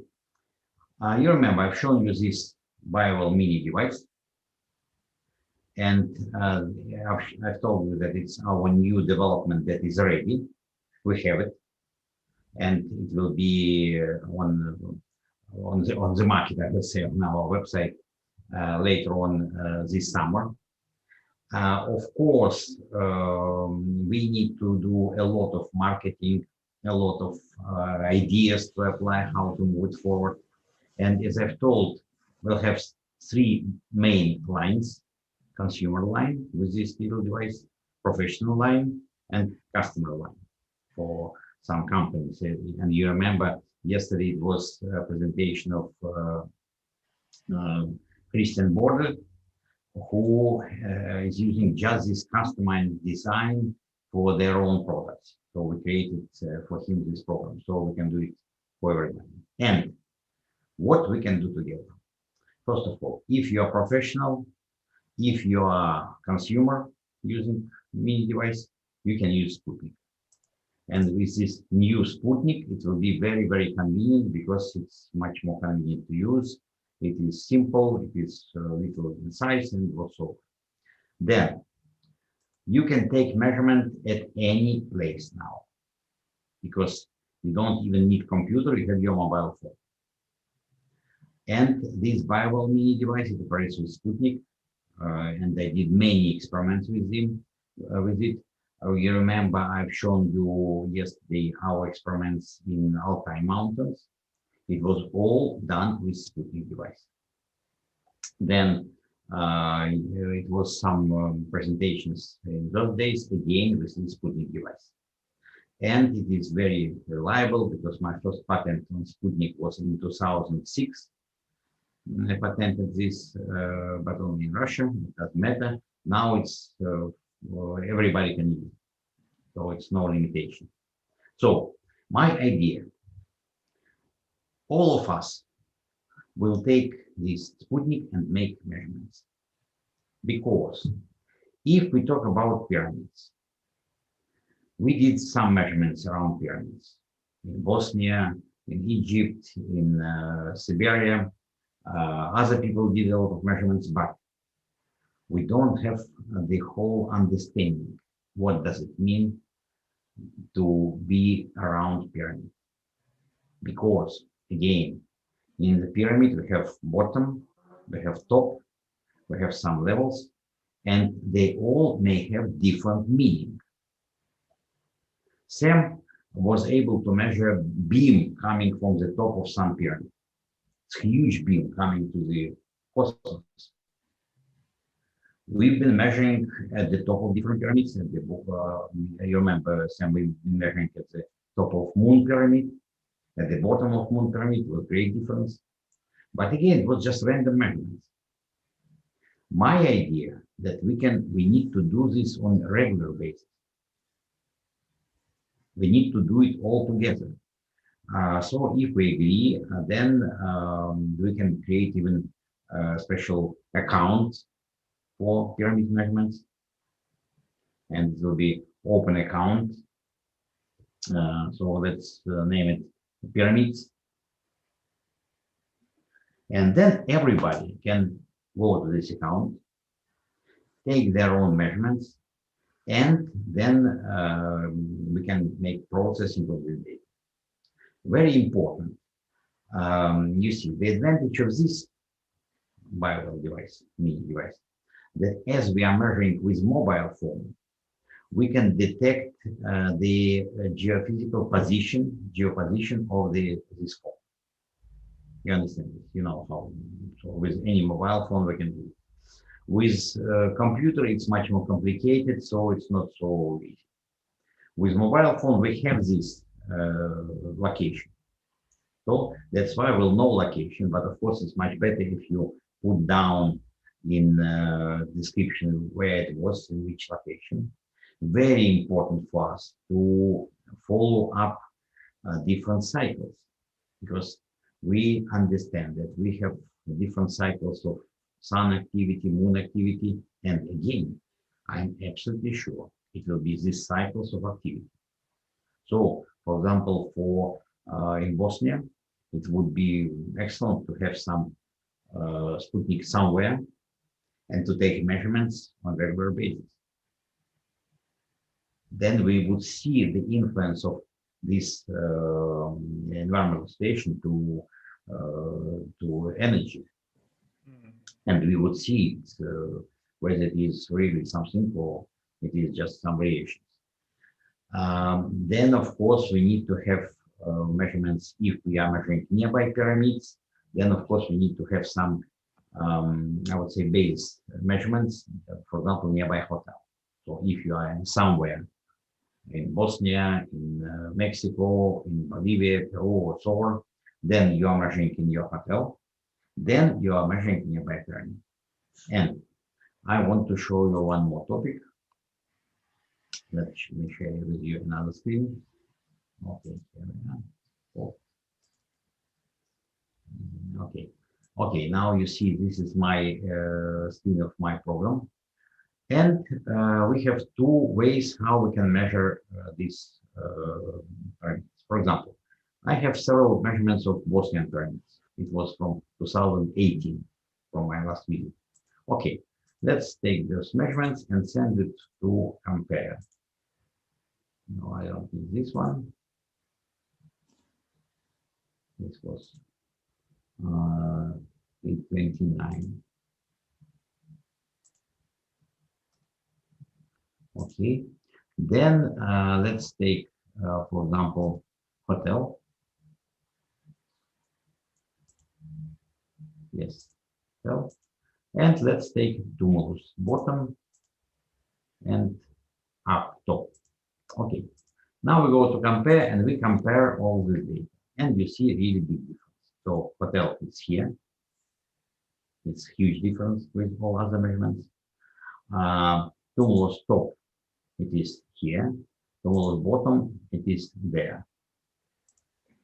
And in the beginning, I was surprised why we have difference. Why at the top we have lower energy than at the bottom. Now, to me, it's not so surprising because, again, we don't understand the principle of pyramid operation. The main idea, okay, it should be top, it should be crystal, it should be some emanation, but we have a very good idea that pyramids had influence around, that they were designed to change environmental state around us.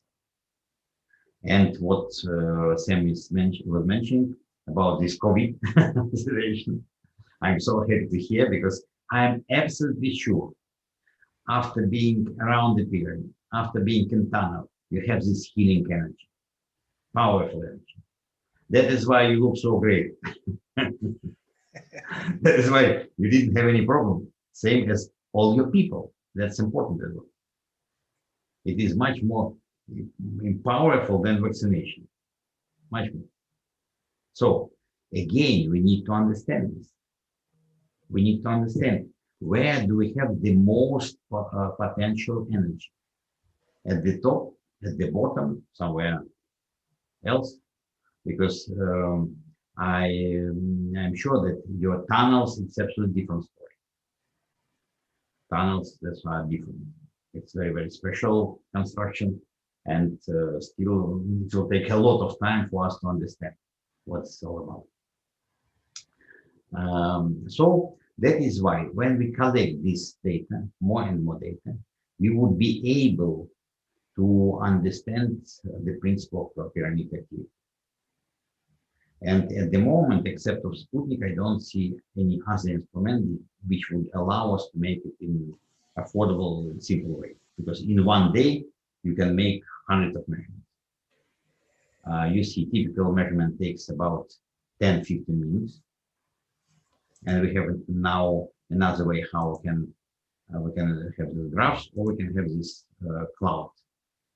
So this is it shows us standard variation of the signal as well. And you see, it means how stable the signal. And on the pyramid level, it's practically the same, but at the hotel it was much more variable. And we know the more stable the signal of Sputnik measurement, the more it is beneficial for health. So again, it is one more information. At the same time, we can have another way of measuring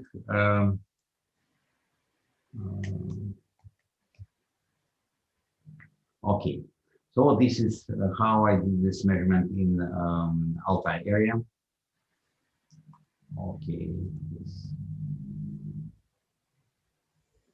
Okay, so let's, you see, it was with one finger mode only. With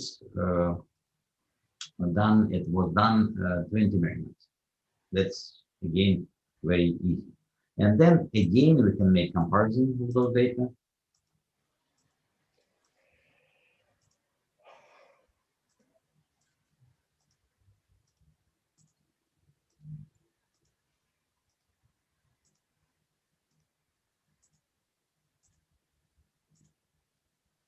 And you see it this way.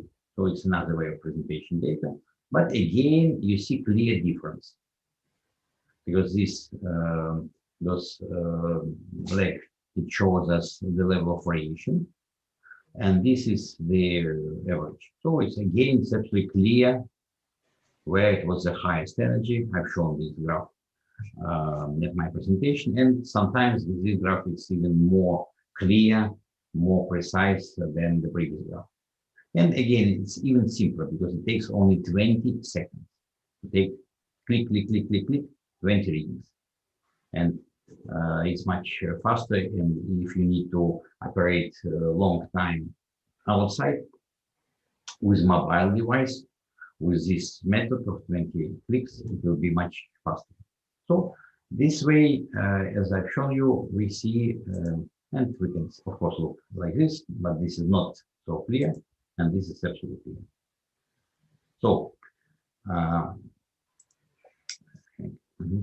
okay, so you see, so we have technology, we have instruments, we have new instrument, mobile device now, which gives us new options for this type of research, this type of study. And I suggest all of us to join in this activity. So again, we create this open account pyramid, and everybody who would have this Sputnik device with viral, mobile, or professional would be able to join us in this activity. And then after maybe 1, 2, 3 years, we would create really great, fantastic database. We would be able to make analysis, statistical analysis based on the artificial intelligence. And then, of course, we can publish it, we can make even a book, yes, because Sam, he has many, many books, maybe 20 or even more, yes. So that's why it's not, it's quite possible. And one more topic, of course, I'm excited about your idea with different tunnels, really excited, that's great. In tunnels, we can make measurements with offline, because again, we don't need connection to take measurements and then to make analysis, and to take measurements in different parts of the tunnel, because we did several, but it was quite a few. But if we do it on a regular basis, we can create energy map of your tunnel system. Wonderful. Wonderful idea. So this would be really very interesting, and then you would understand to which, and you would be able to compare with the effect on people. So people would come to different parts of the tunnel, and you will know which energy they have, which level of negative ions they have. And then, of course, you would be able to more precisely administer people to different positions of the tunnel. Seems to me that's very interesting idea. And then you can give people just leaflet with this map of a tunnel, map of pyramids, with just indication of different energy and different effects of this energy. And as Sam, he's a great scientist, and he's able to, you are able to combine many people around yourself, attract people to yourself, then I'm sure with your energy it will be a very interesting project. We will do it, and I will have two of you, you and Dmitry, in Bosnia this season or the latest next season. I like the idea to check, different energy points to make the energy map, because we can see in some parts of the tunnels is less negative ions, in some more. Different electromagnetic fields. Why is that? How different frequencies and different fields and different strengths affect human health? Does it mean that being in this part of the tunnel is good for certain, diseases or sicknesses and things of that nature? And then maybe check other places, like you said, tumulus, moon pyramid, sun, other pyramids, the city, so we can show the difference. Yes, like absolutely. that. So in principle, you can offer people who come to your place to get by a mini device, to rent it or to buy it from you, and then to go and join this type of measurements. Well, I'll probably hire the physicist or someone who understands the topic, and then we'll do that. And then, Konstantin, once we cover the Bosnian pyramid complex completely, then with the better understanding, we can do the same thing for the Giza pyramids and their underground tunnels, for the Teotihuacan and their underground tunnels, for Palenque, the same thing. And of course, some places it's restricted, especially Chinese pyramids, but I think that with certain, letters and permissions, we could get it. So we can compare different places. If we get the same results, it will tell us a lot about the knowledge of the builders, if they were connected, if they have the same concept or not. So it opens up the completely new field, the pioneering work. As you know, Egyptologists, archaeologists, they look for pieces of ceramics, primitive tools, but the pyramids are much more than that. Yes, absolutely. So we understand that to get some ideas about prehistoric civilizations that we have no doubts they did exist, maybe 40,000 years ago, maybe more. We need to get into their mindset, because there are no, I would say, material topics that we can find. In your tunnels, it was practically no material topics, just some pieces. And pieces came from the latest civilization that closed the tunnels. Yes. Same was, I've been in the tunnels under Teotihuacan pyramids. You've been there, yes? Yes. And you remember that, again, there are thousands of subjects, but they all belong to the latest civilization. They closed those tunnels, but not the original civilization who was built. Correct. That's correct. And even some sculptures that was found there, we can't define their age because this was a stone. So, but again, my idea that if we combine not only scientists, not only our own efforts, I would be happy to come to you again. It's a great pleasure, always a fantastic experience. But to attract many people who have no scientific background, but we can teach them how to press button, and send data to our joint account. And then we as scientists, we can make analysis, meta-analysis. And if we have not 10, not 20, not 100, but thousands of measurements, then it will be really powerful data. Then we come to next level of understanding. What does it mean pyramids? What does it mean their influence? Whether it is at the base, whether it is at the bottom, or what. So I think with our team, we will prepare this and offer to everybody, to all our teams and to everybody around. Now we have new options, and now we can really move forward on bigger scale. And then, of course, I'm sure that it will be possible. Plus, one more topic, maybe the last but not maybe the least. This mobile device would be, of course, much cheaper than professional device. We plan to have it the price of this of $499 US. So it will be available to everybody. It's same price as mobile phone, or even cheaper. And it would allow people to follow up their condition day by day. Let me show you one more topic.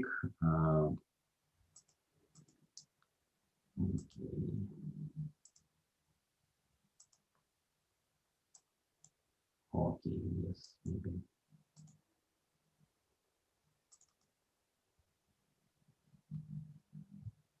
Okay, let me share my screen.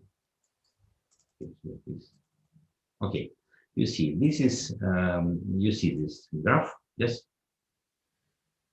This is graph done by one of our colleagues who did her measurements with this mobile device during the day.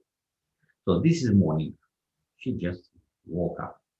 Then after Reiki session, you see stress level drop down.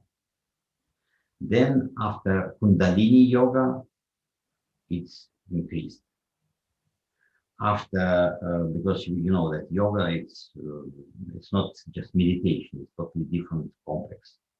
Then she was running 5 kilometers. And again, she had practically the same level of stress. Then she, after this, it was 11. She had some activity. Then she came to spa. And you see, after spa, it dropped down. And it came practically to the same level as after 8. Then after, in 1 more hour, after dinner and 15 minutes rest, it even dropped down even more, you see. And then you see it was at night. She was participating in some session, meditation session, and then it came lower and lower. So you see, it's during the day, and then people understand what's going on with them, what's going on at every moment of their day, and what's beneficial. And it shows us, for example, this showed me tremendous power of our nap after lunch. I like it. And I always tell people that lunch is not just in a hurry. It's not on drive-through. It's very, very important moment for you. So again, so this is the way how people can use it without deep understanding what's all about, what's physics. Of course, if they are interested, they can move forward on this scale.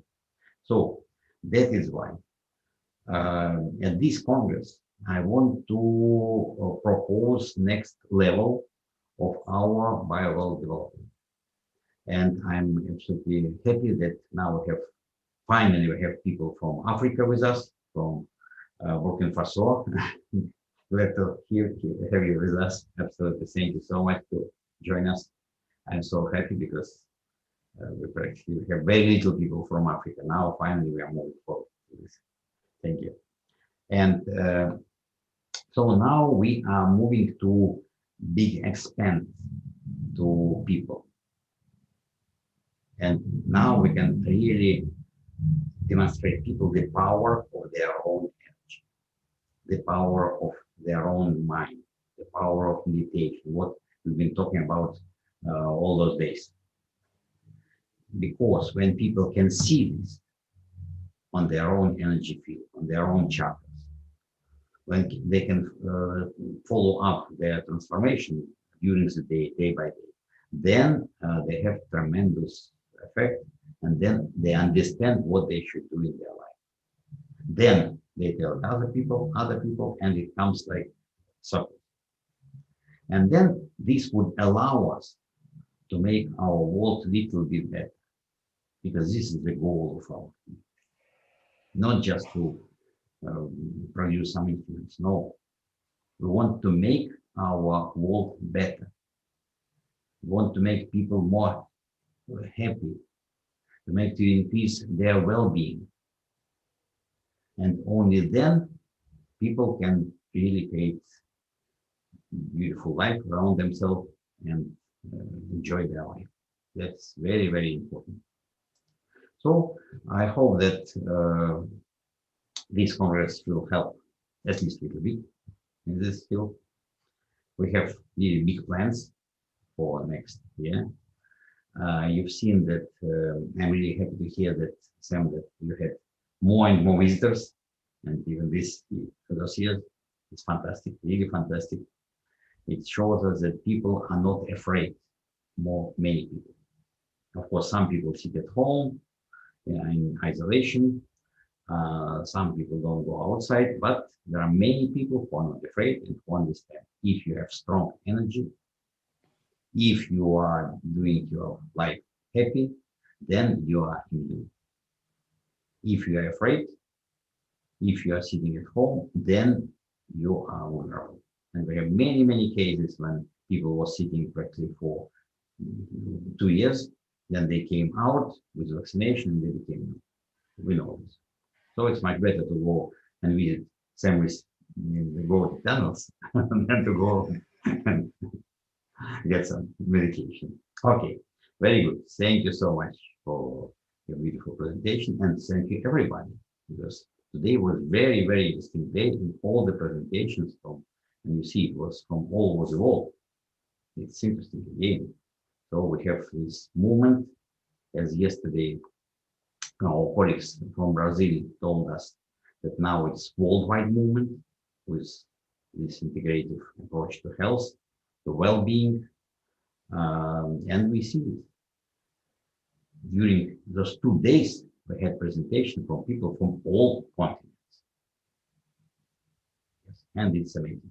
That is really amazing. Okay, so now, do we have maybe questions? Dmitry, do we have some questions to answer, or maybe someone wants to ask questions? Because it was supposed to be question and answers. So if we have some.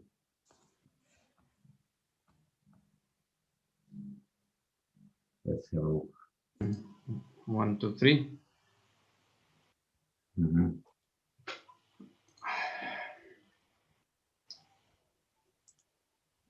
Rajan wanted to ask a question, and if he is online, he can ask it now. Okay, great. Rajan, you had some proposal. Let me check where you are. Rajan.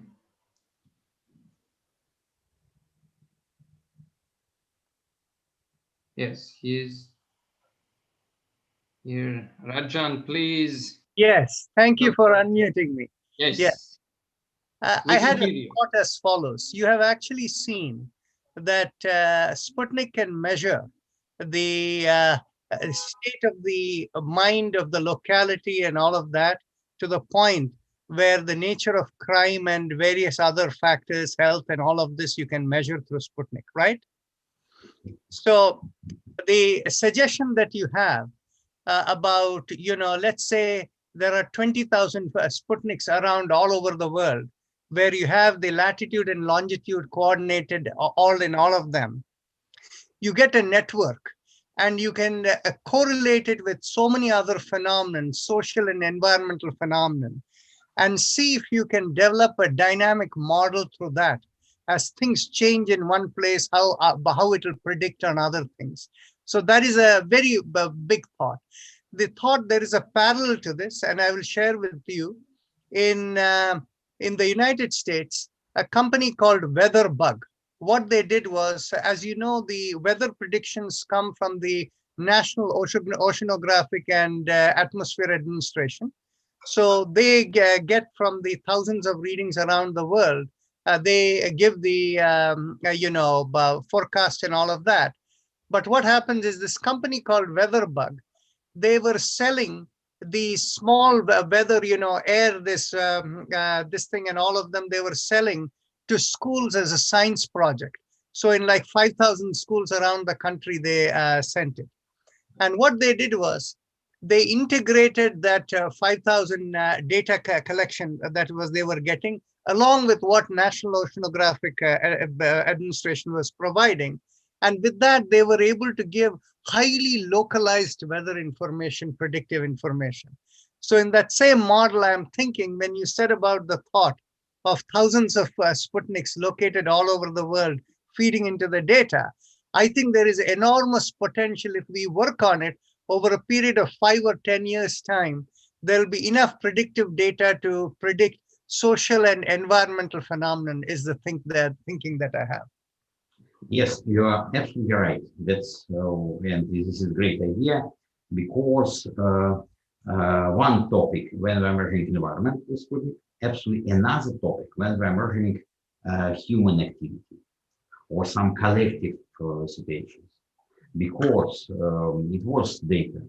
It was done by Dean Radin, it was done by Lynn McTaggart to follow up some big events, like some elections or some human rights or some revolutions even. And then, of course, we can do it with Sputnik as well. Absolutely. Which means we will have the Sputnik active 24 hours a day in a given location. And we can have it like, in like 5,000, 20,000 places around the world. Absolutely, absolutely. Because in principle, with this new mobile system, we can have simple phone, which costs maybe $50 or even less, $20, because we don't need a powerful phone. And then you can measure during the day or several days. You remember, maybe I've shown in the last Congress last year data from our colleagues who've done measurements nearby energy devices for many days on a regular basis, and they found a repeatable pattern of an energy after some time. So that is really very interesting, and of course it may be done only if we take measurements for long time. For example, in pyramids in the SEM system, to put this type of Sputnik inside the tunnel for 24-hour activity, it would be maybe very interesting, because I'm sure we can find different type of activity during the day and night. We have this in many measurements. So it's a lot of idea that can come to mind, and I agree to take measurements of meditation, of some energy practices. So we did it just last week with one of our groups of young people. We are doing this practically every week. So they come together for 3 hours of training meditation, and we always have Sputnik staying in the corner. I have several colleagues who keep Sputnik in their meeting room, in their office, and they put Sputnik at the ceiling, and they present big screen on the shelf. So only boss can see this screen. And then he can follow up. Okay, team is now in very calm situation, or team is excited, because it's all reflected on Sputnik. And then he can direct this meeting, business meetings, in accordance with what he can see on the data. So that's really many interesting applications. And please, of course, now we try to make this data more understandable for people. That's very important. So I'm thinking about this all the time. And this in my latest book, which I mentioned, this calls the tips of your fingers. I present some data on this, some ideas. But of course, we need to think how to make it more presentable to people, more easy. And this new type of processing with cloud processing, it gives some new ideas. So that's where we're going step by step. But I'm sure that with many thousand people worldwide doing this type of measurement, we would be able to create huge database. And then we apply this artificial intelligence with big number of data. So it's new mathematics now we have to process it. It will be very, very interesting. We have a next person who wants to speak. It's one of the oldest friends of the GDV technology. And where you are? Here you are. My dear friend, yes. So glad to see you. Yes.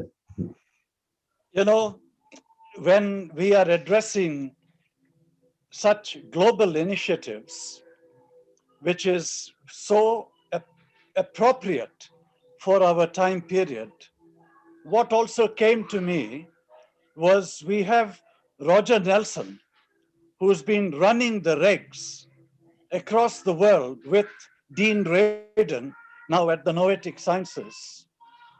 So if we were to partner collectively, like we also did with the one field, we would really add to rich data coming together.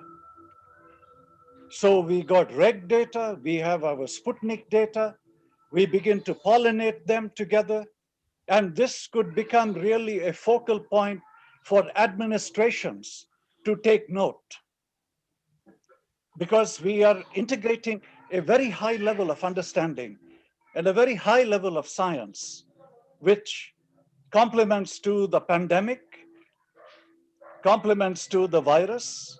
It has really brought forth a deeper propensity of human to assess and evaluate, what am I doing in this planet? What is my contribution to the planet? What can I induct and infuse that could contribute to the revival of life?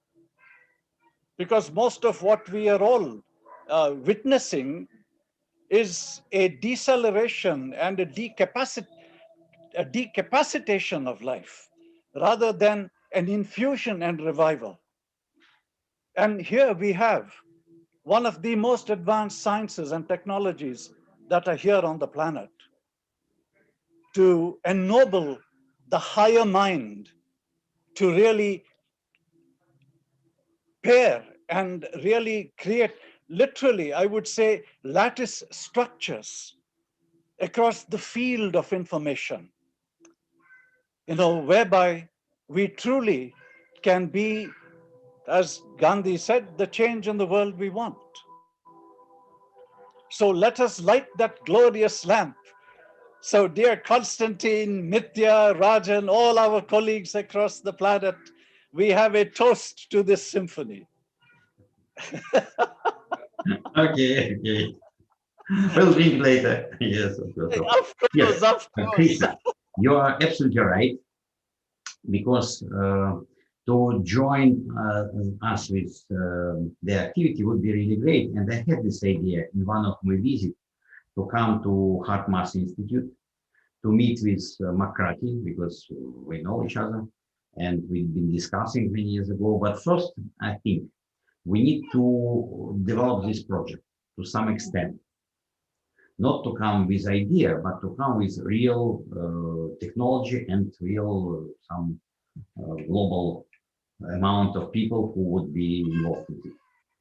So I hope that if we are moving forward, and I hope so, on the scale that we are now, then maybe next year we would be able and be ready with at least a couple of thousands of people joining us with this type of measurements to come and offer them participation and join our efforts. And this would be really great initiative. I agree with you, 100%. Aye. We second that, and I think to seed these initiatives, Rajan, you've got your hands full. And of course, Rajan. We all do, actually. and I think these are really celebratory moments, because science devoid of humanity only brings flat plains. And here we have a science that is bathed in humanity to its entirety. I mean, there is the breadth and capacity for expansion has no dimension that can limit it at all. Hari Om. Okay. Okay. We have another question from Dr. Evgeny Semenikhin. So. Добрый вечер, Константин Юрьевич. Большое спасибо, во-первых, что вы все-таки нас собрали, несмотря на то, что установили границы. Я хотел бы поблагодарить и спросить, какие дальнейшие планы, чтобы мы почаще встречались, чтобы мы преодолели эти границы. Okay, so the question from Dr. Semenikhin was that now we have some boundaries that doesn't allow us to meet together, and what our plans to overcome those boundaries, just to meet.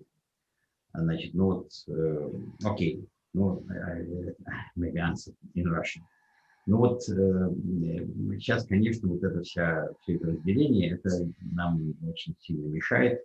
Но, знаете, я надеюсь, во-первых, коронавирус, вся это сумасшествие с ним заканчивается. Потому что сейчас они добьются того, что будет вакцинировано 80% населения.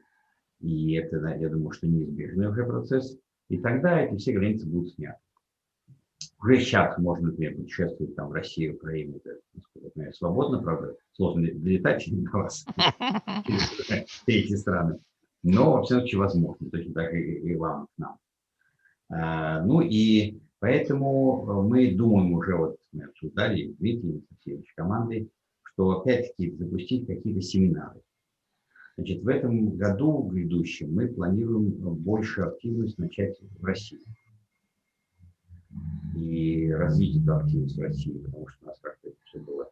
Значит, сейчас к нам присоединяется Лена Яновская в этом плане. Она планирует, значит, двигаться уже достаточно широко, понимаете. С ее энергией мы можем все это делать лучше. И, наверное, мы сделаем тогда просто отдельный, отдельное мероприятие на русском языке. Посмотрим, как мы успеем, там, может быть, осенью, может быть, в начале следующего года. Ну и вот будем повторять такие уже международные семинары. То есть, ну, если все будет нормально, на будущий год будем делать уже вживую, как мы это делали. Потому что Zoom это все хорошо, но когда можно собраться и пообщаться, это, конечно, говорят, колоссальный импульс. Окей, теперь English. Okay, so I thought that for these practically 2 years, we are living in the situation of total limitation, total boundaries between countries, and it's impossible to travel practically, only to some limited places. But now, I'm sure after some time, when most of people will be vaccinated, they will stop this and it will be possible to travel again. You know that Britain announced that they close this mask regime shortly.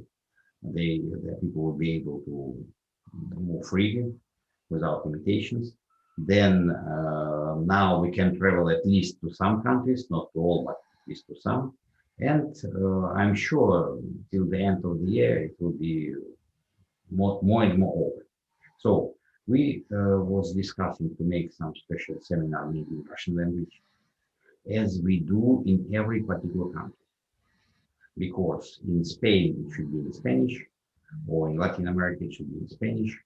In France, it should be in France. In Brazil, it should be in Brazilian. So it's clear, understandable. Then for people to be much easier to access, to understand. I need to stress that we place all the materials of this Congress on YouTube, on our YouTube channel. And then it's very easy to click one button and you have subtitles on any language. So that's what people should do. In parallel, Dmitry and Neto made a big experiment with simultaneous translation of our Congress in Brazilian to Brazilian language. Let's see the response of people. Let's see how it comes, and then maybe it will be possible to make for other countries as well. NATO has decided to translate the subtitles afterwards too. Yes, absolutely. So it makes sense because people will look later on. They can, because I'm planning to look at several presentations again, because there are so rich data that of course we need to study. And then, of course, it will allow people to study this. Значит, ну, опять по-русски. Ну и вот еще один момент, что мы, естественно, все наши презентации поставим на YouTube, на наш канал. И на YouTube очень легко щелкнуть кнопочкой внизу, и будут субтитры на русском языке. И тогда... Константин Георгиевич, а можно будет разместить и наши работы на вашем канале? Конечно, конечно, обязательно. Присылайте их нам с удовольствием, просто с удовольствием, потому что мне очень жалко, что мы как-то потеряли связи какие-то за последние годы. Это было очень жалко. У нас были такие замечательные встречи, презентации на наших конгрессах всегда, и вот как-то это все потерялось немножко. Ну, со многими потеряли связь, и надо сейчас все восстанавливать. Так что мы с удовольствием будем все это поддерживать. Вы знаете, что мы двигаем не только BioWell прибор, мы двигаем вообще все направление биоэнергетики. Большое спасибо вам, большое спасибо Дмитрию, что он очень эмоционально перевел мой доклад. Он прочувствовал, что за этим докладом лежит очень хорошее направление. Мы его продолжим. Обязательно, обязательно продолжайте. Это очень важный, очень интересный вопрос. И он потом... непосредственно связан с тем, что мы говорили с Сэмом Смолагичем по пирамиде. О пирамидах у нас есть очень хорошие разработки. У нас была пирамида. Мы работали с ней, исследовали. Но потом нашли другую закономерность и разрушили. Теперь будем строить новую. Отлично, замечательно. Так что давайте присылайте нам все результаты этих исследований. Конечно, обязательно. Будем поддерживать с вами связь. Большое спасибо. Рад. Просто изнутри очень рад всех вас увидеть. И привет огромный всем вашим, потому что мы... Они все смотрели. Тяжело, конечно, было там. Но мы ждем, что будет и с субтитрами перевод. Да, все это будет. Все это будет в ближайшее время. Спасибо. Будет постепенно сделаем. Все сделаем. Ну, надо отдохнуть пару дней, я вижу по вам. А потом, да, спасибо большое. И глубокая благодарность. Okay. So, anyone else wants to speak, to ask any questions from those who are online now? You have the opportunity to unmute yourself and ask the questions. Guru Raj, are you online now or you have disconnected? I'm here. Guru Raj, there was a question to you yesterday. So the question was about the actual from Mohan Kumar. So what's the difference between nadi pulse and the heart rate? Are they the same or these are different things? Heart rate is a part of nadi pulse. Heart rate is just the measure of the heartbeat. Say, for example, we say 72 beats per minute or 80 beats per minute. So this is the heart rate, what we talk. Whereas nadi pulse, it is not just the heart rate what we calculate. We calculate the regular and irregular pattern of the beat. We calculate the pressure in which the blood is flowing in the arteries. And that's been given under different segments in Nadi Pariksha. So usually, whenever we talk about the Nadi Pariksha, we are talking about the Bala, we talk about the Sthula condition, we talk about the toxins, which are present, and because of which there is a particular pattern and flow of blood in the artery. So that's why we call it as gati. Can I ask a clarification question? So Yeah. you are saying that the heart rate, well, the heartbeat is just the number of beats, okay, but the heart rate variability is actually calculating lots of parameters. So it's not only the number of beats, but also the amplitude of those small and big and smaller beats. And then it's also the distance between them. So there are many, many factors contained there. So maybe nadi is what you're saying, the power of the flow. It's more about the amplitude of these waves that are the beating. Yeah, the amplitude, what you call, is called as the bala in nadi pariksha. So that's the pressure which the blood applies on the arteries. So that's what we measure when we take the nadi pariksha. That's one of the pattern again. But at the same time, there are multiple patterns which are multiple informations which are taken from the nadi pariksha. It could be, as I told you, the gati. Gati means the flow, the speed at which the blood is flowing inside the artery, whether it is very fast, very slow, etc. It all determines depending upon the toxins present. But the heart rate, when we talk about the heart rate variability, then we get the amplitudes and we get the differences between whether it is regular or irregular, etc.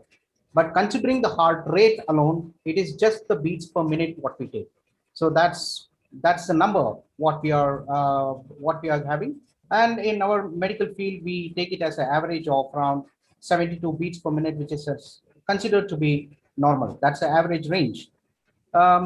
Whereas in biowell, when we are calculating, actually, when we talk about the vata, pitta, and kapha, we are actually talking about the vikruti.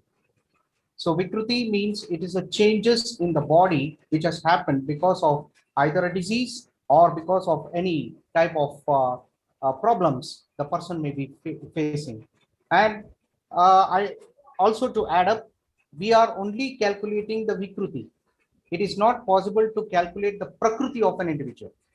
See, prakriti is something which is there. For example, my body prakriti is pitta kapha. So I have pitta and kapha, both. That is my prakriti. But any deviation from this is what is the vikruti, what we are going to have. And in biowell, we calculate that. So it's more information what we are getting rather than the only the heart rate part of it. Okay. Okay. Thank you. Thank you very much, Guru Raj. Who else? Can I? Yes. Thank you so much. I'm Idris from Burkina Faso. We are just a new student under the guidance of Dr. Rajan for mastering the biowell. But I must say that really we are so impressed and excited, and a great honor to really see Dr. Koratko, who was quoted many times by Dr. Rajan during our training sessions. And in West Africa here, we are really excited with this approach, because we have one critical disease, you know, who is a sickle cell disease, is very popular disease. And to treat this disease for a poor level people is really very costly. So when we come to discover the biowell, the first thing who came to our mind is why not to explore how, you know, the biowell and the breathing techniques through yoga can help to improve this disease, which is very popular. And mentally, it is a poor family who are really affected. So this is in our mind. Maybe we will share the thought with Dr. Rajan and to see how we can develop this approach and come back to you. And I really want to thank you for this great opportunity. Thank you. And thank you for joining us. That's really okay, thank you. Thank you very much, Idris. Thank you. Thank you for joining, and I hope you will enjoy working with biowell and find lots of applications in your area, because it can be actually applied in very big amount of fields in our lives. Sure. Yeah. Okay. Okay, so any other questions? Because we have some of the presenters here. So Vasily Kiselov here, Vladimir Vaekov here, Dr. Contreras is here, Nima is online. So Hisham and Sami is online. So if you have questions to them, so you are welcome to speak. If not, then we will hand over the word to Dr. Korotkov to close the party. Okay. So I think to me it was really interesting days, and I hope we all enjoyed it. Krishna is having this his pendulum as usual, but we don't hear it. But doesn't matter. And first of all, I want to thank all our team who've been preparing this. And first of all, Dmitry, you are the great one, because not only just doing this by our activity, but as I told yesterday, he spent several hours by night when everybody else came to sleep, just preparing our website. Yes, and it was big attack. We live in dangerous times, and we have dangers from everywhere. And we have people who want to stop the development. It's absolutely sure. So I want to suggest you all, don't be afraid. Don't be afraid of coronavirus. Don't be afraid of global warming. Don't be afraid of electricity, of mobile phones. Just be active, energetic. Increase your immunity, increase your energy field, and then you will be totally protected. And I hope that all of us will work together all the time. Please send us all your impressions, information, ideas. We would answer any questions to me, to Dmitry, to our team, to our marketing team. And then I'm sure that we will be able to move forward. As you've seen, we have progress, quite big progress this year. During this year, instead of even all the problems that we had and we do have. But we are moving forward. And I'm sure that when we meet again after 1 year, maybe we meet in person, I hope so, then we would be happy to exchange new ideas and new data. And still, we are ready to come to any country. We are ready to come, to present, to help you. So we are very simple travel, even Dmitry having all his children. Still he can travel. All my children are grown up, so for me it's much easier. So you're very welcome, and you can send us ideas of what you want to do, and then we can discuss it together and then think how it should be done. Okay, so thank you very much, everybody. Thank you, everybody who is watching us, who was watching us, and I send my great greetings to everybody who will be watching us on YouTube. Okay, and then now for this, I want to close our conference this year, and then let's meet together in our next meetings. Okay, bye-bye. Thank you very much.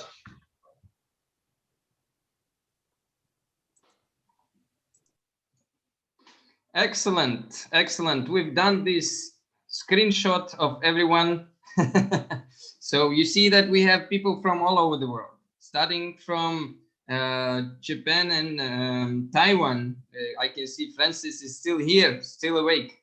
So then we have people from China, from India, from Sri Lanka.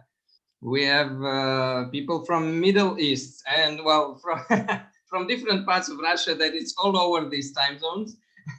So from Ukraine, from Netherlands, from UK, I can see people from Israel, then Switzerland, Austria, and Germany.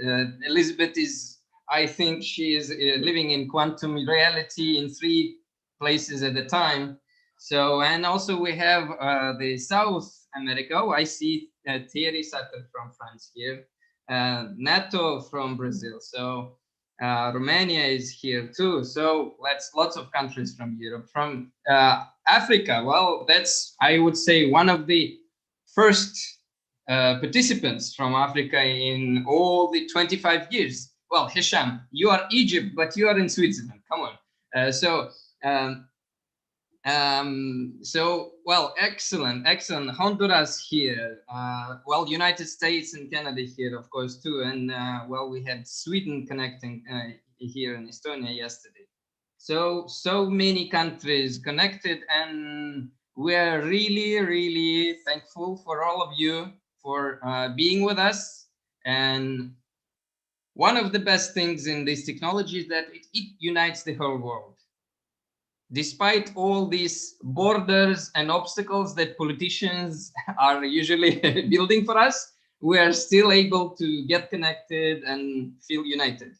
So thanks once again, and see you online, or if God will allow, and politicians too, in real life. Bye-bye. До свидания, ciao, ciao, arrivederci, auf Wiedersehen, whatever other languages are here. Hasta So, luego. Nitya, shall we have a cosmic Om? Resonates. Okay, the last note, the vibrations. Come on. Last note, very good, Krishna. Let's do it. Come along.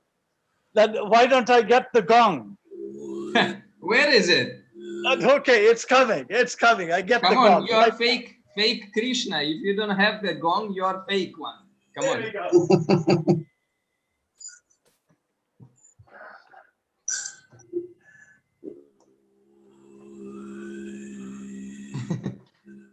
Come on. Konstantin, that's the intro. That's how it sounds in the universe. It's not human.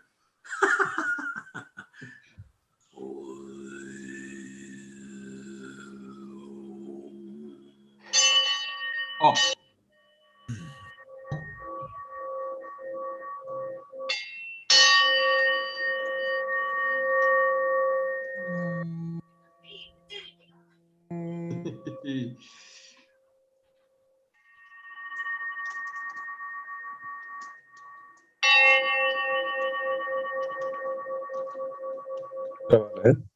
أوريك أحكي لك كاميرا أوريك.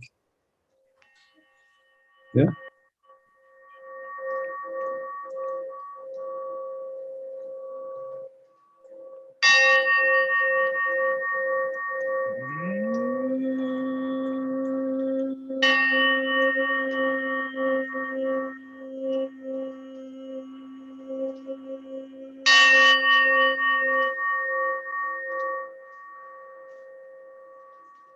Well, it's good to have traditions.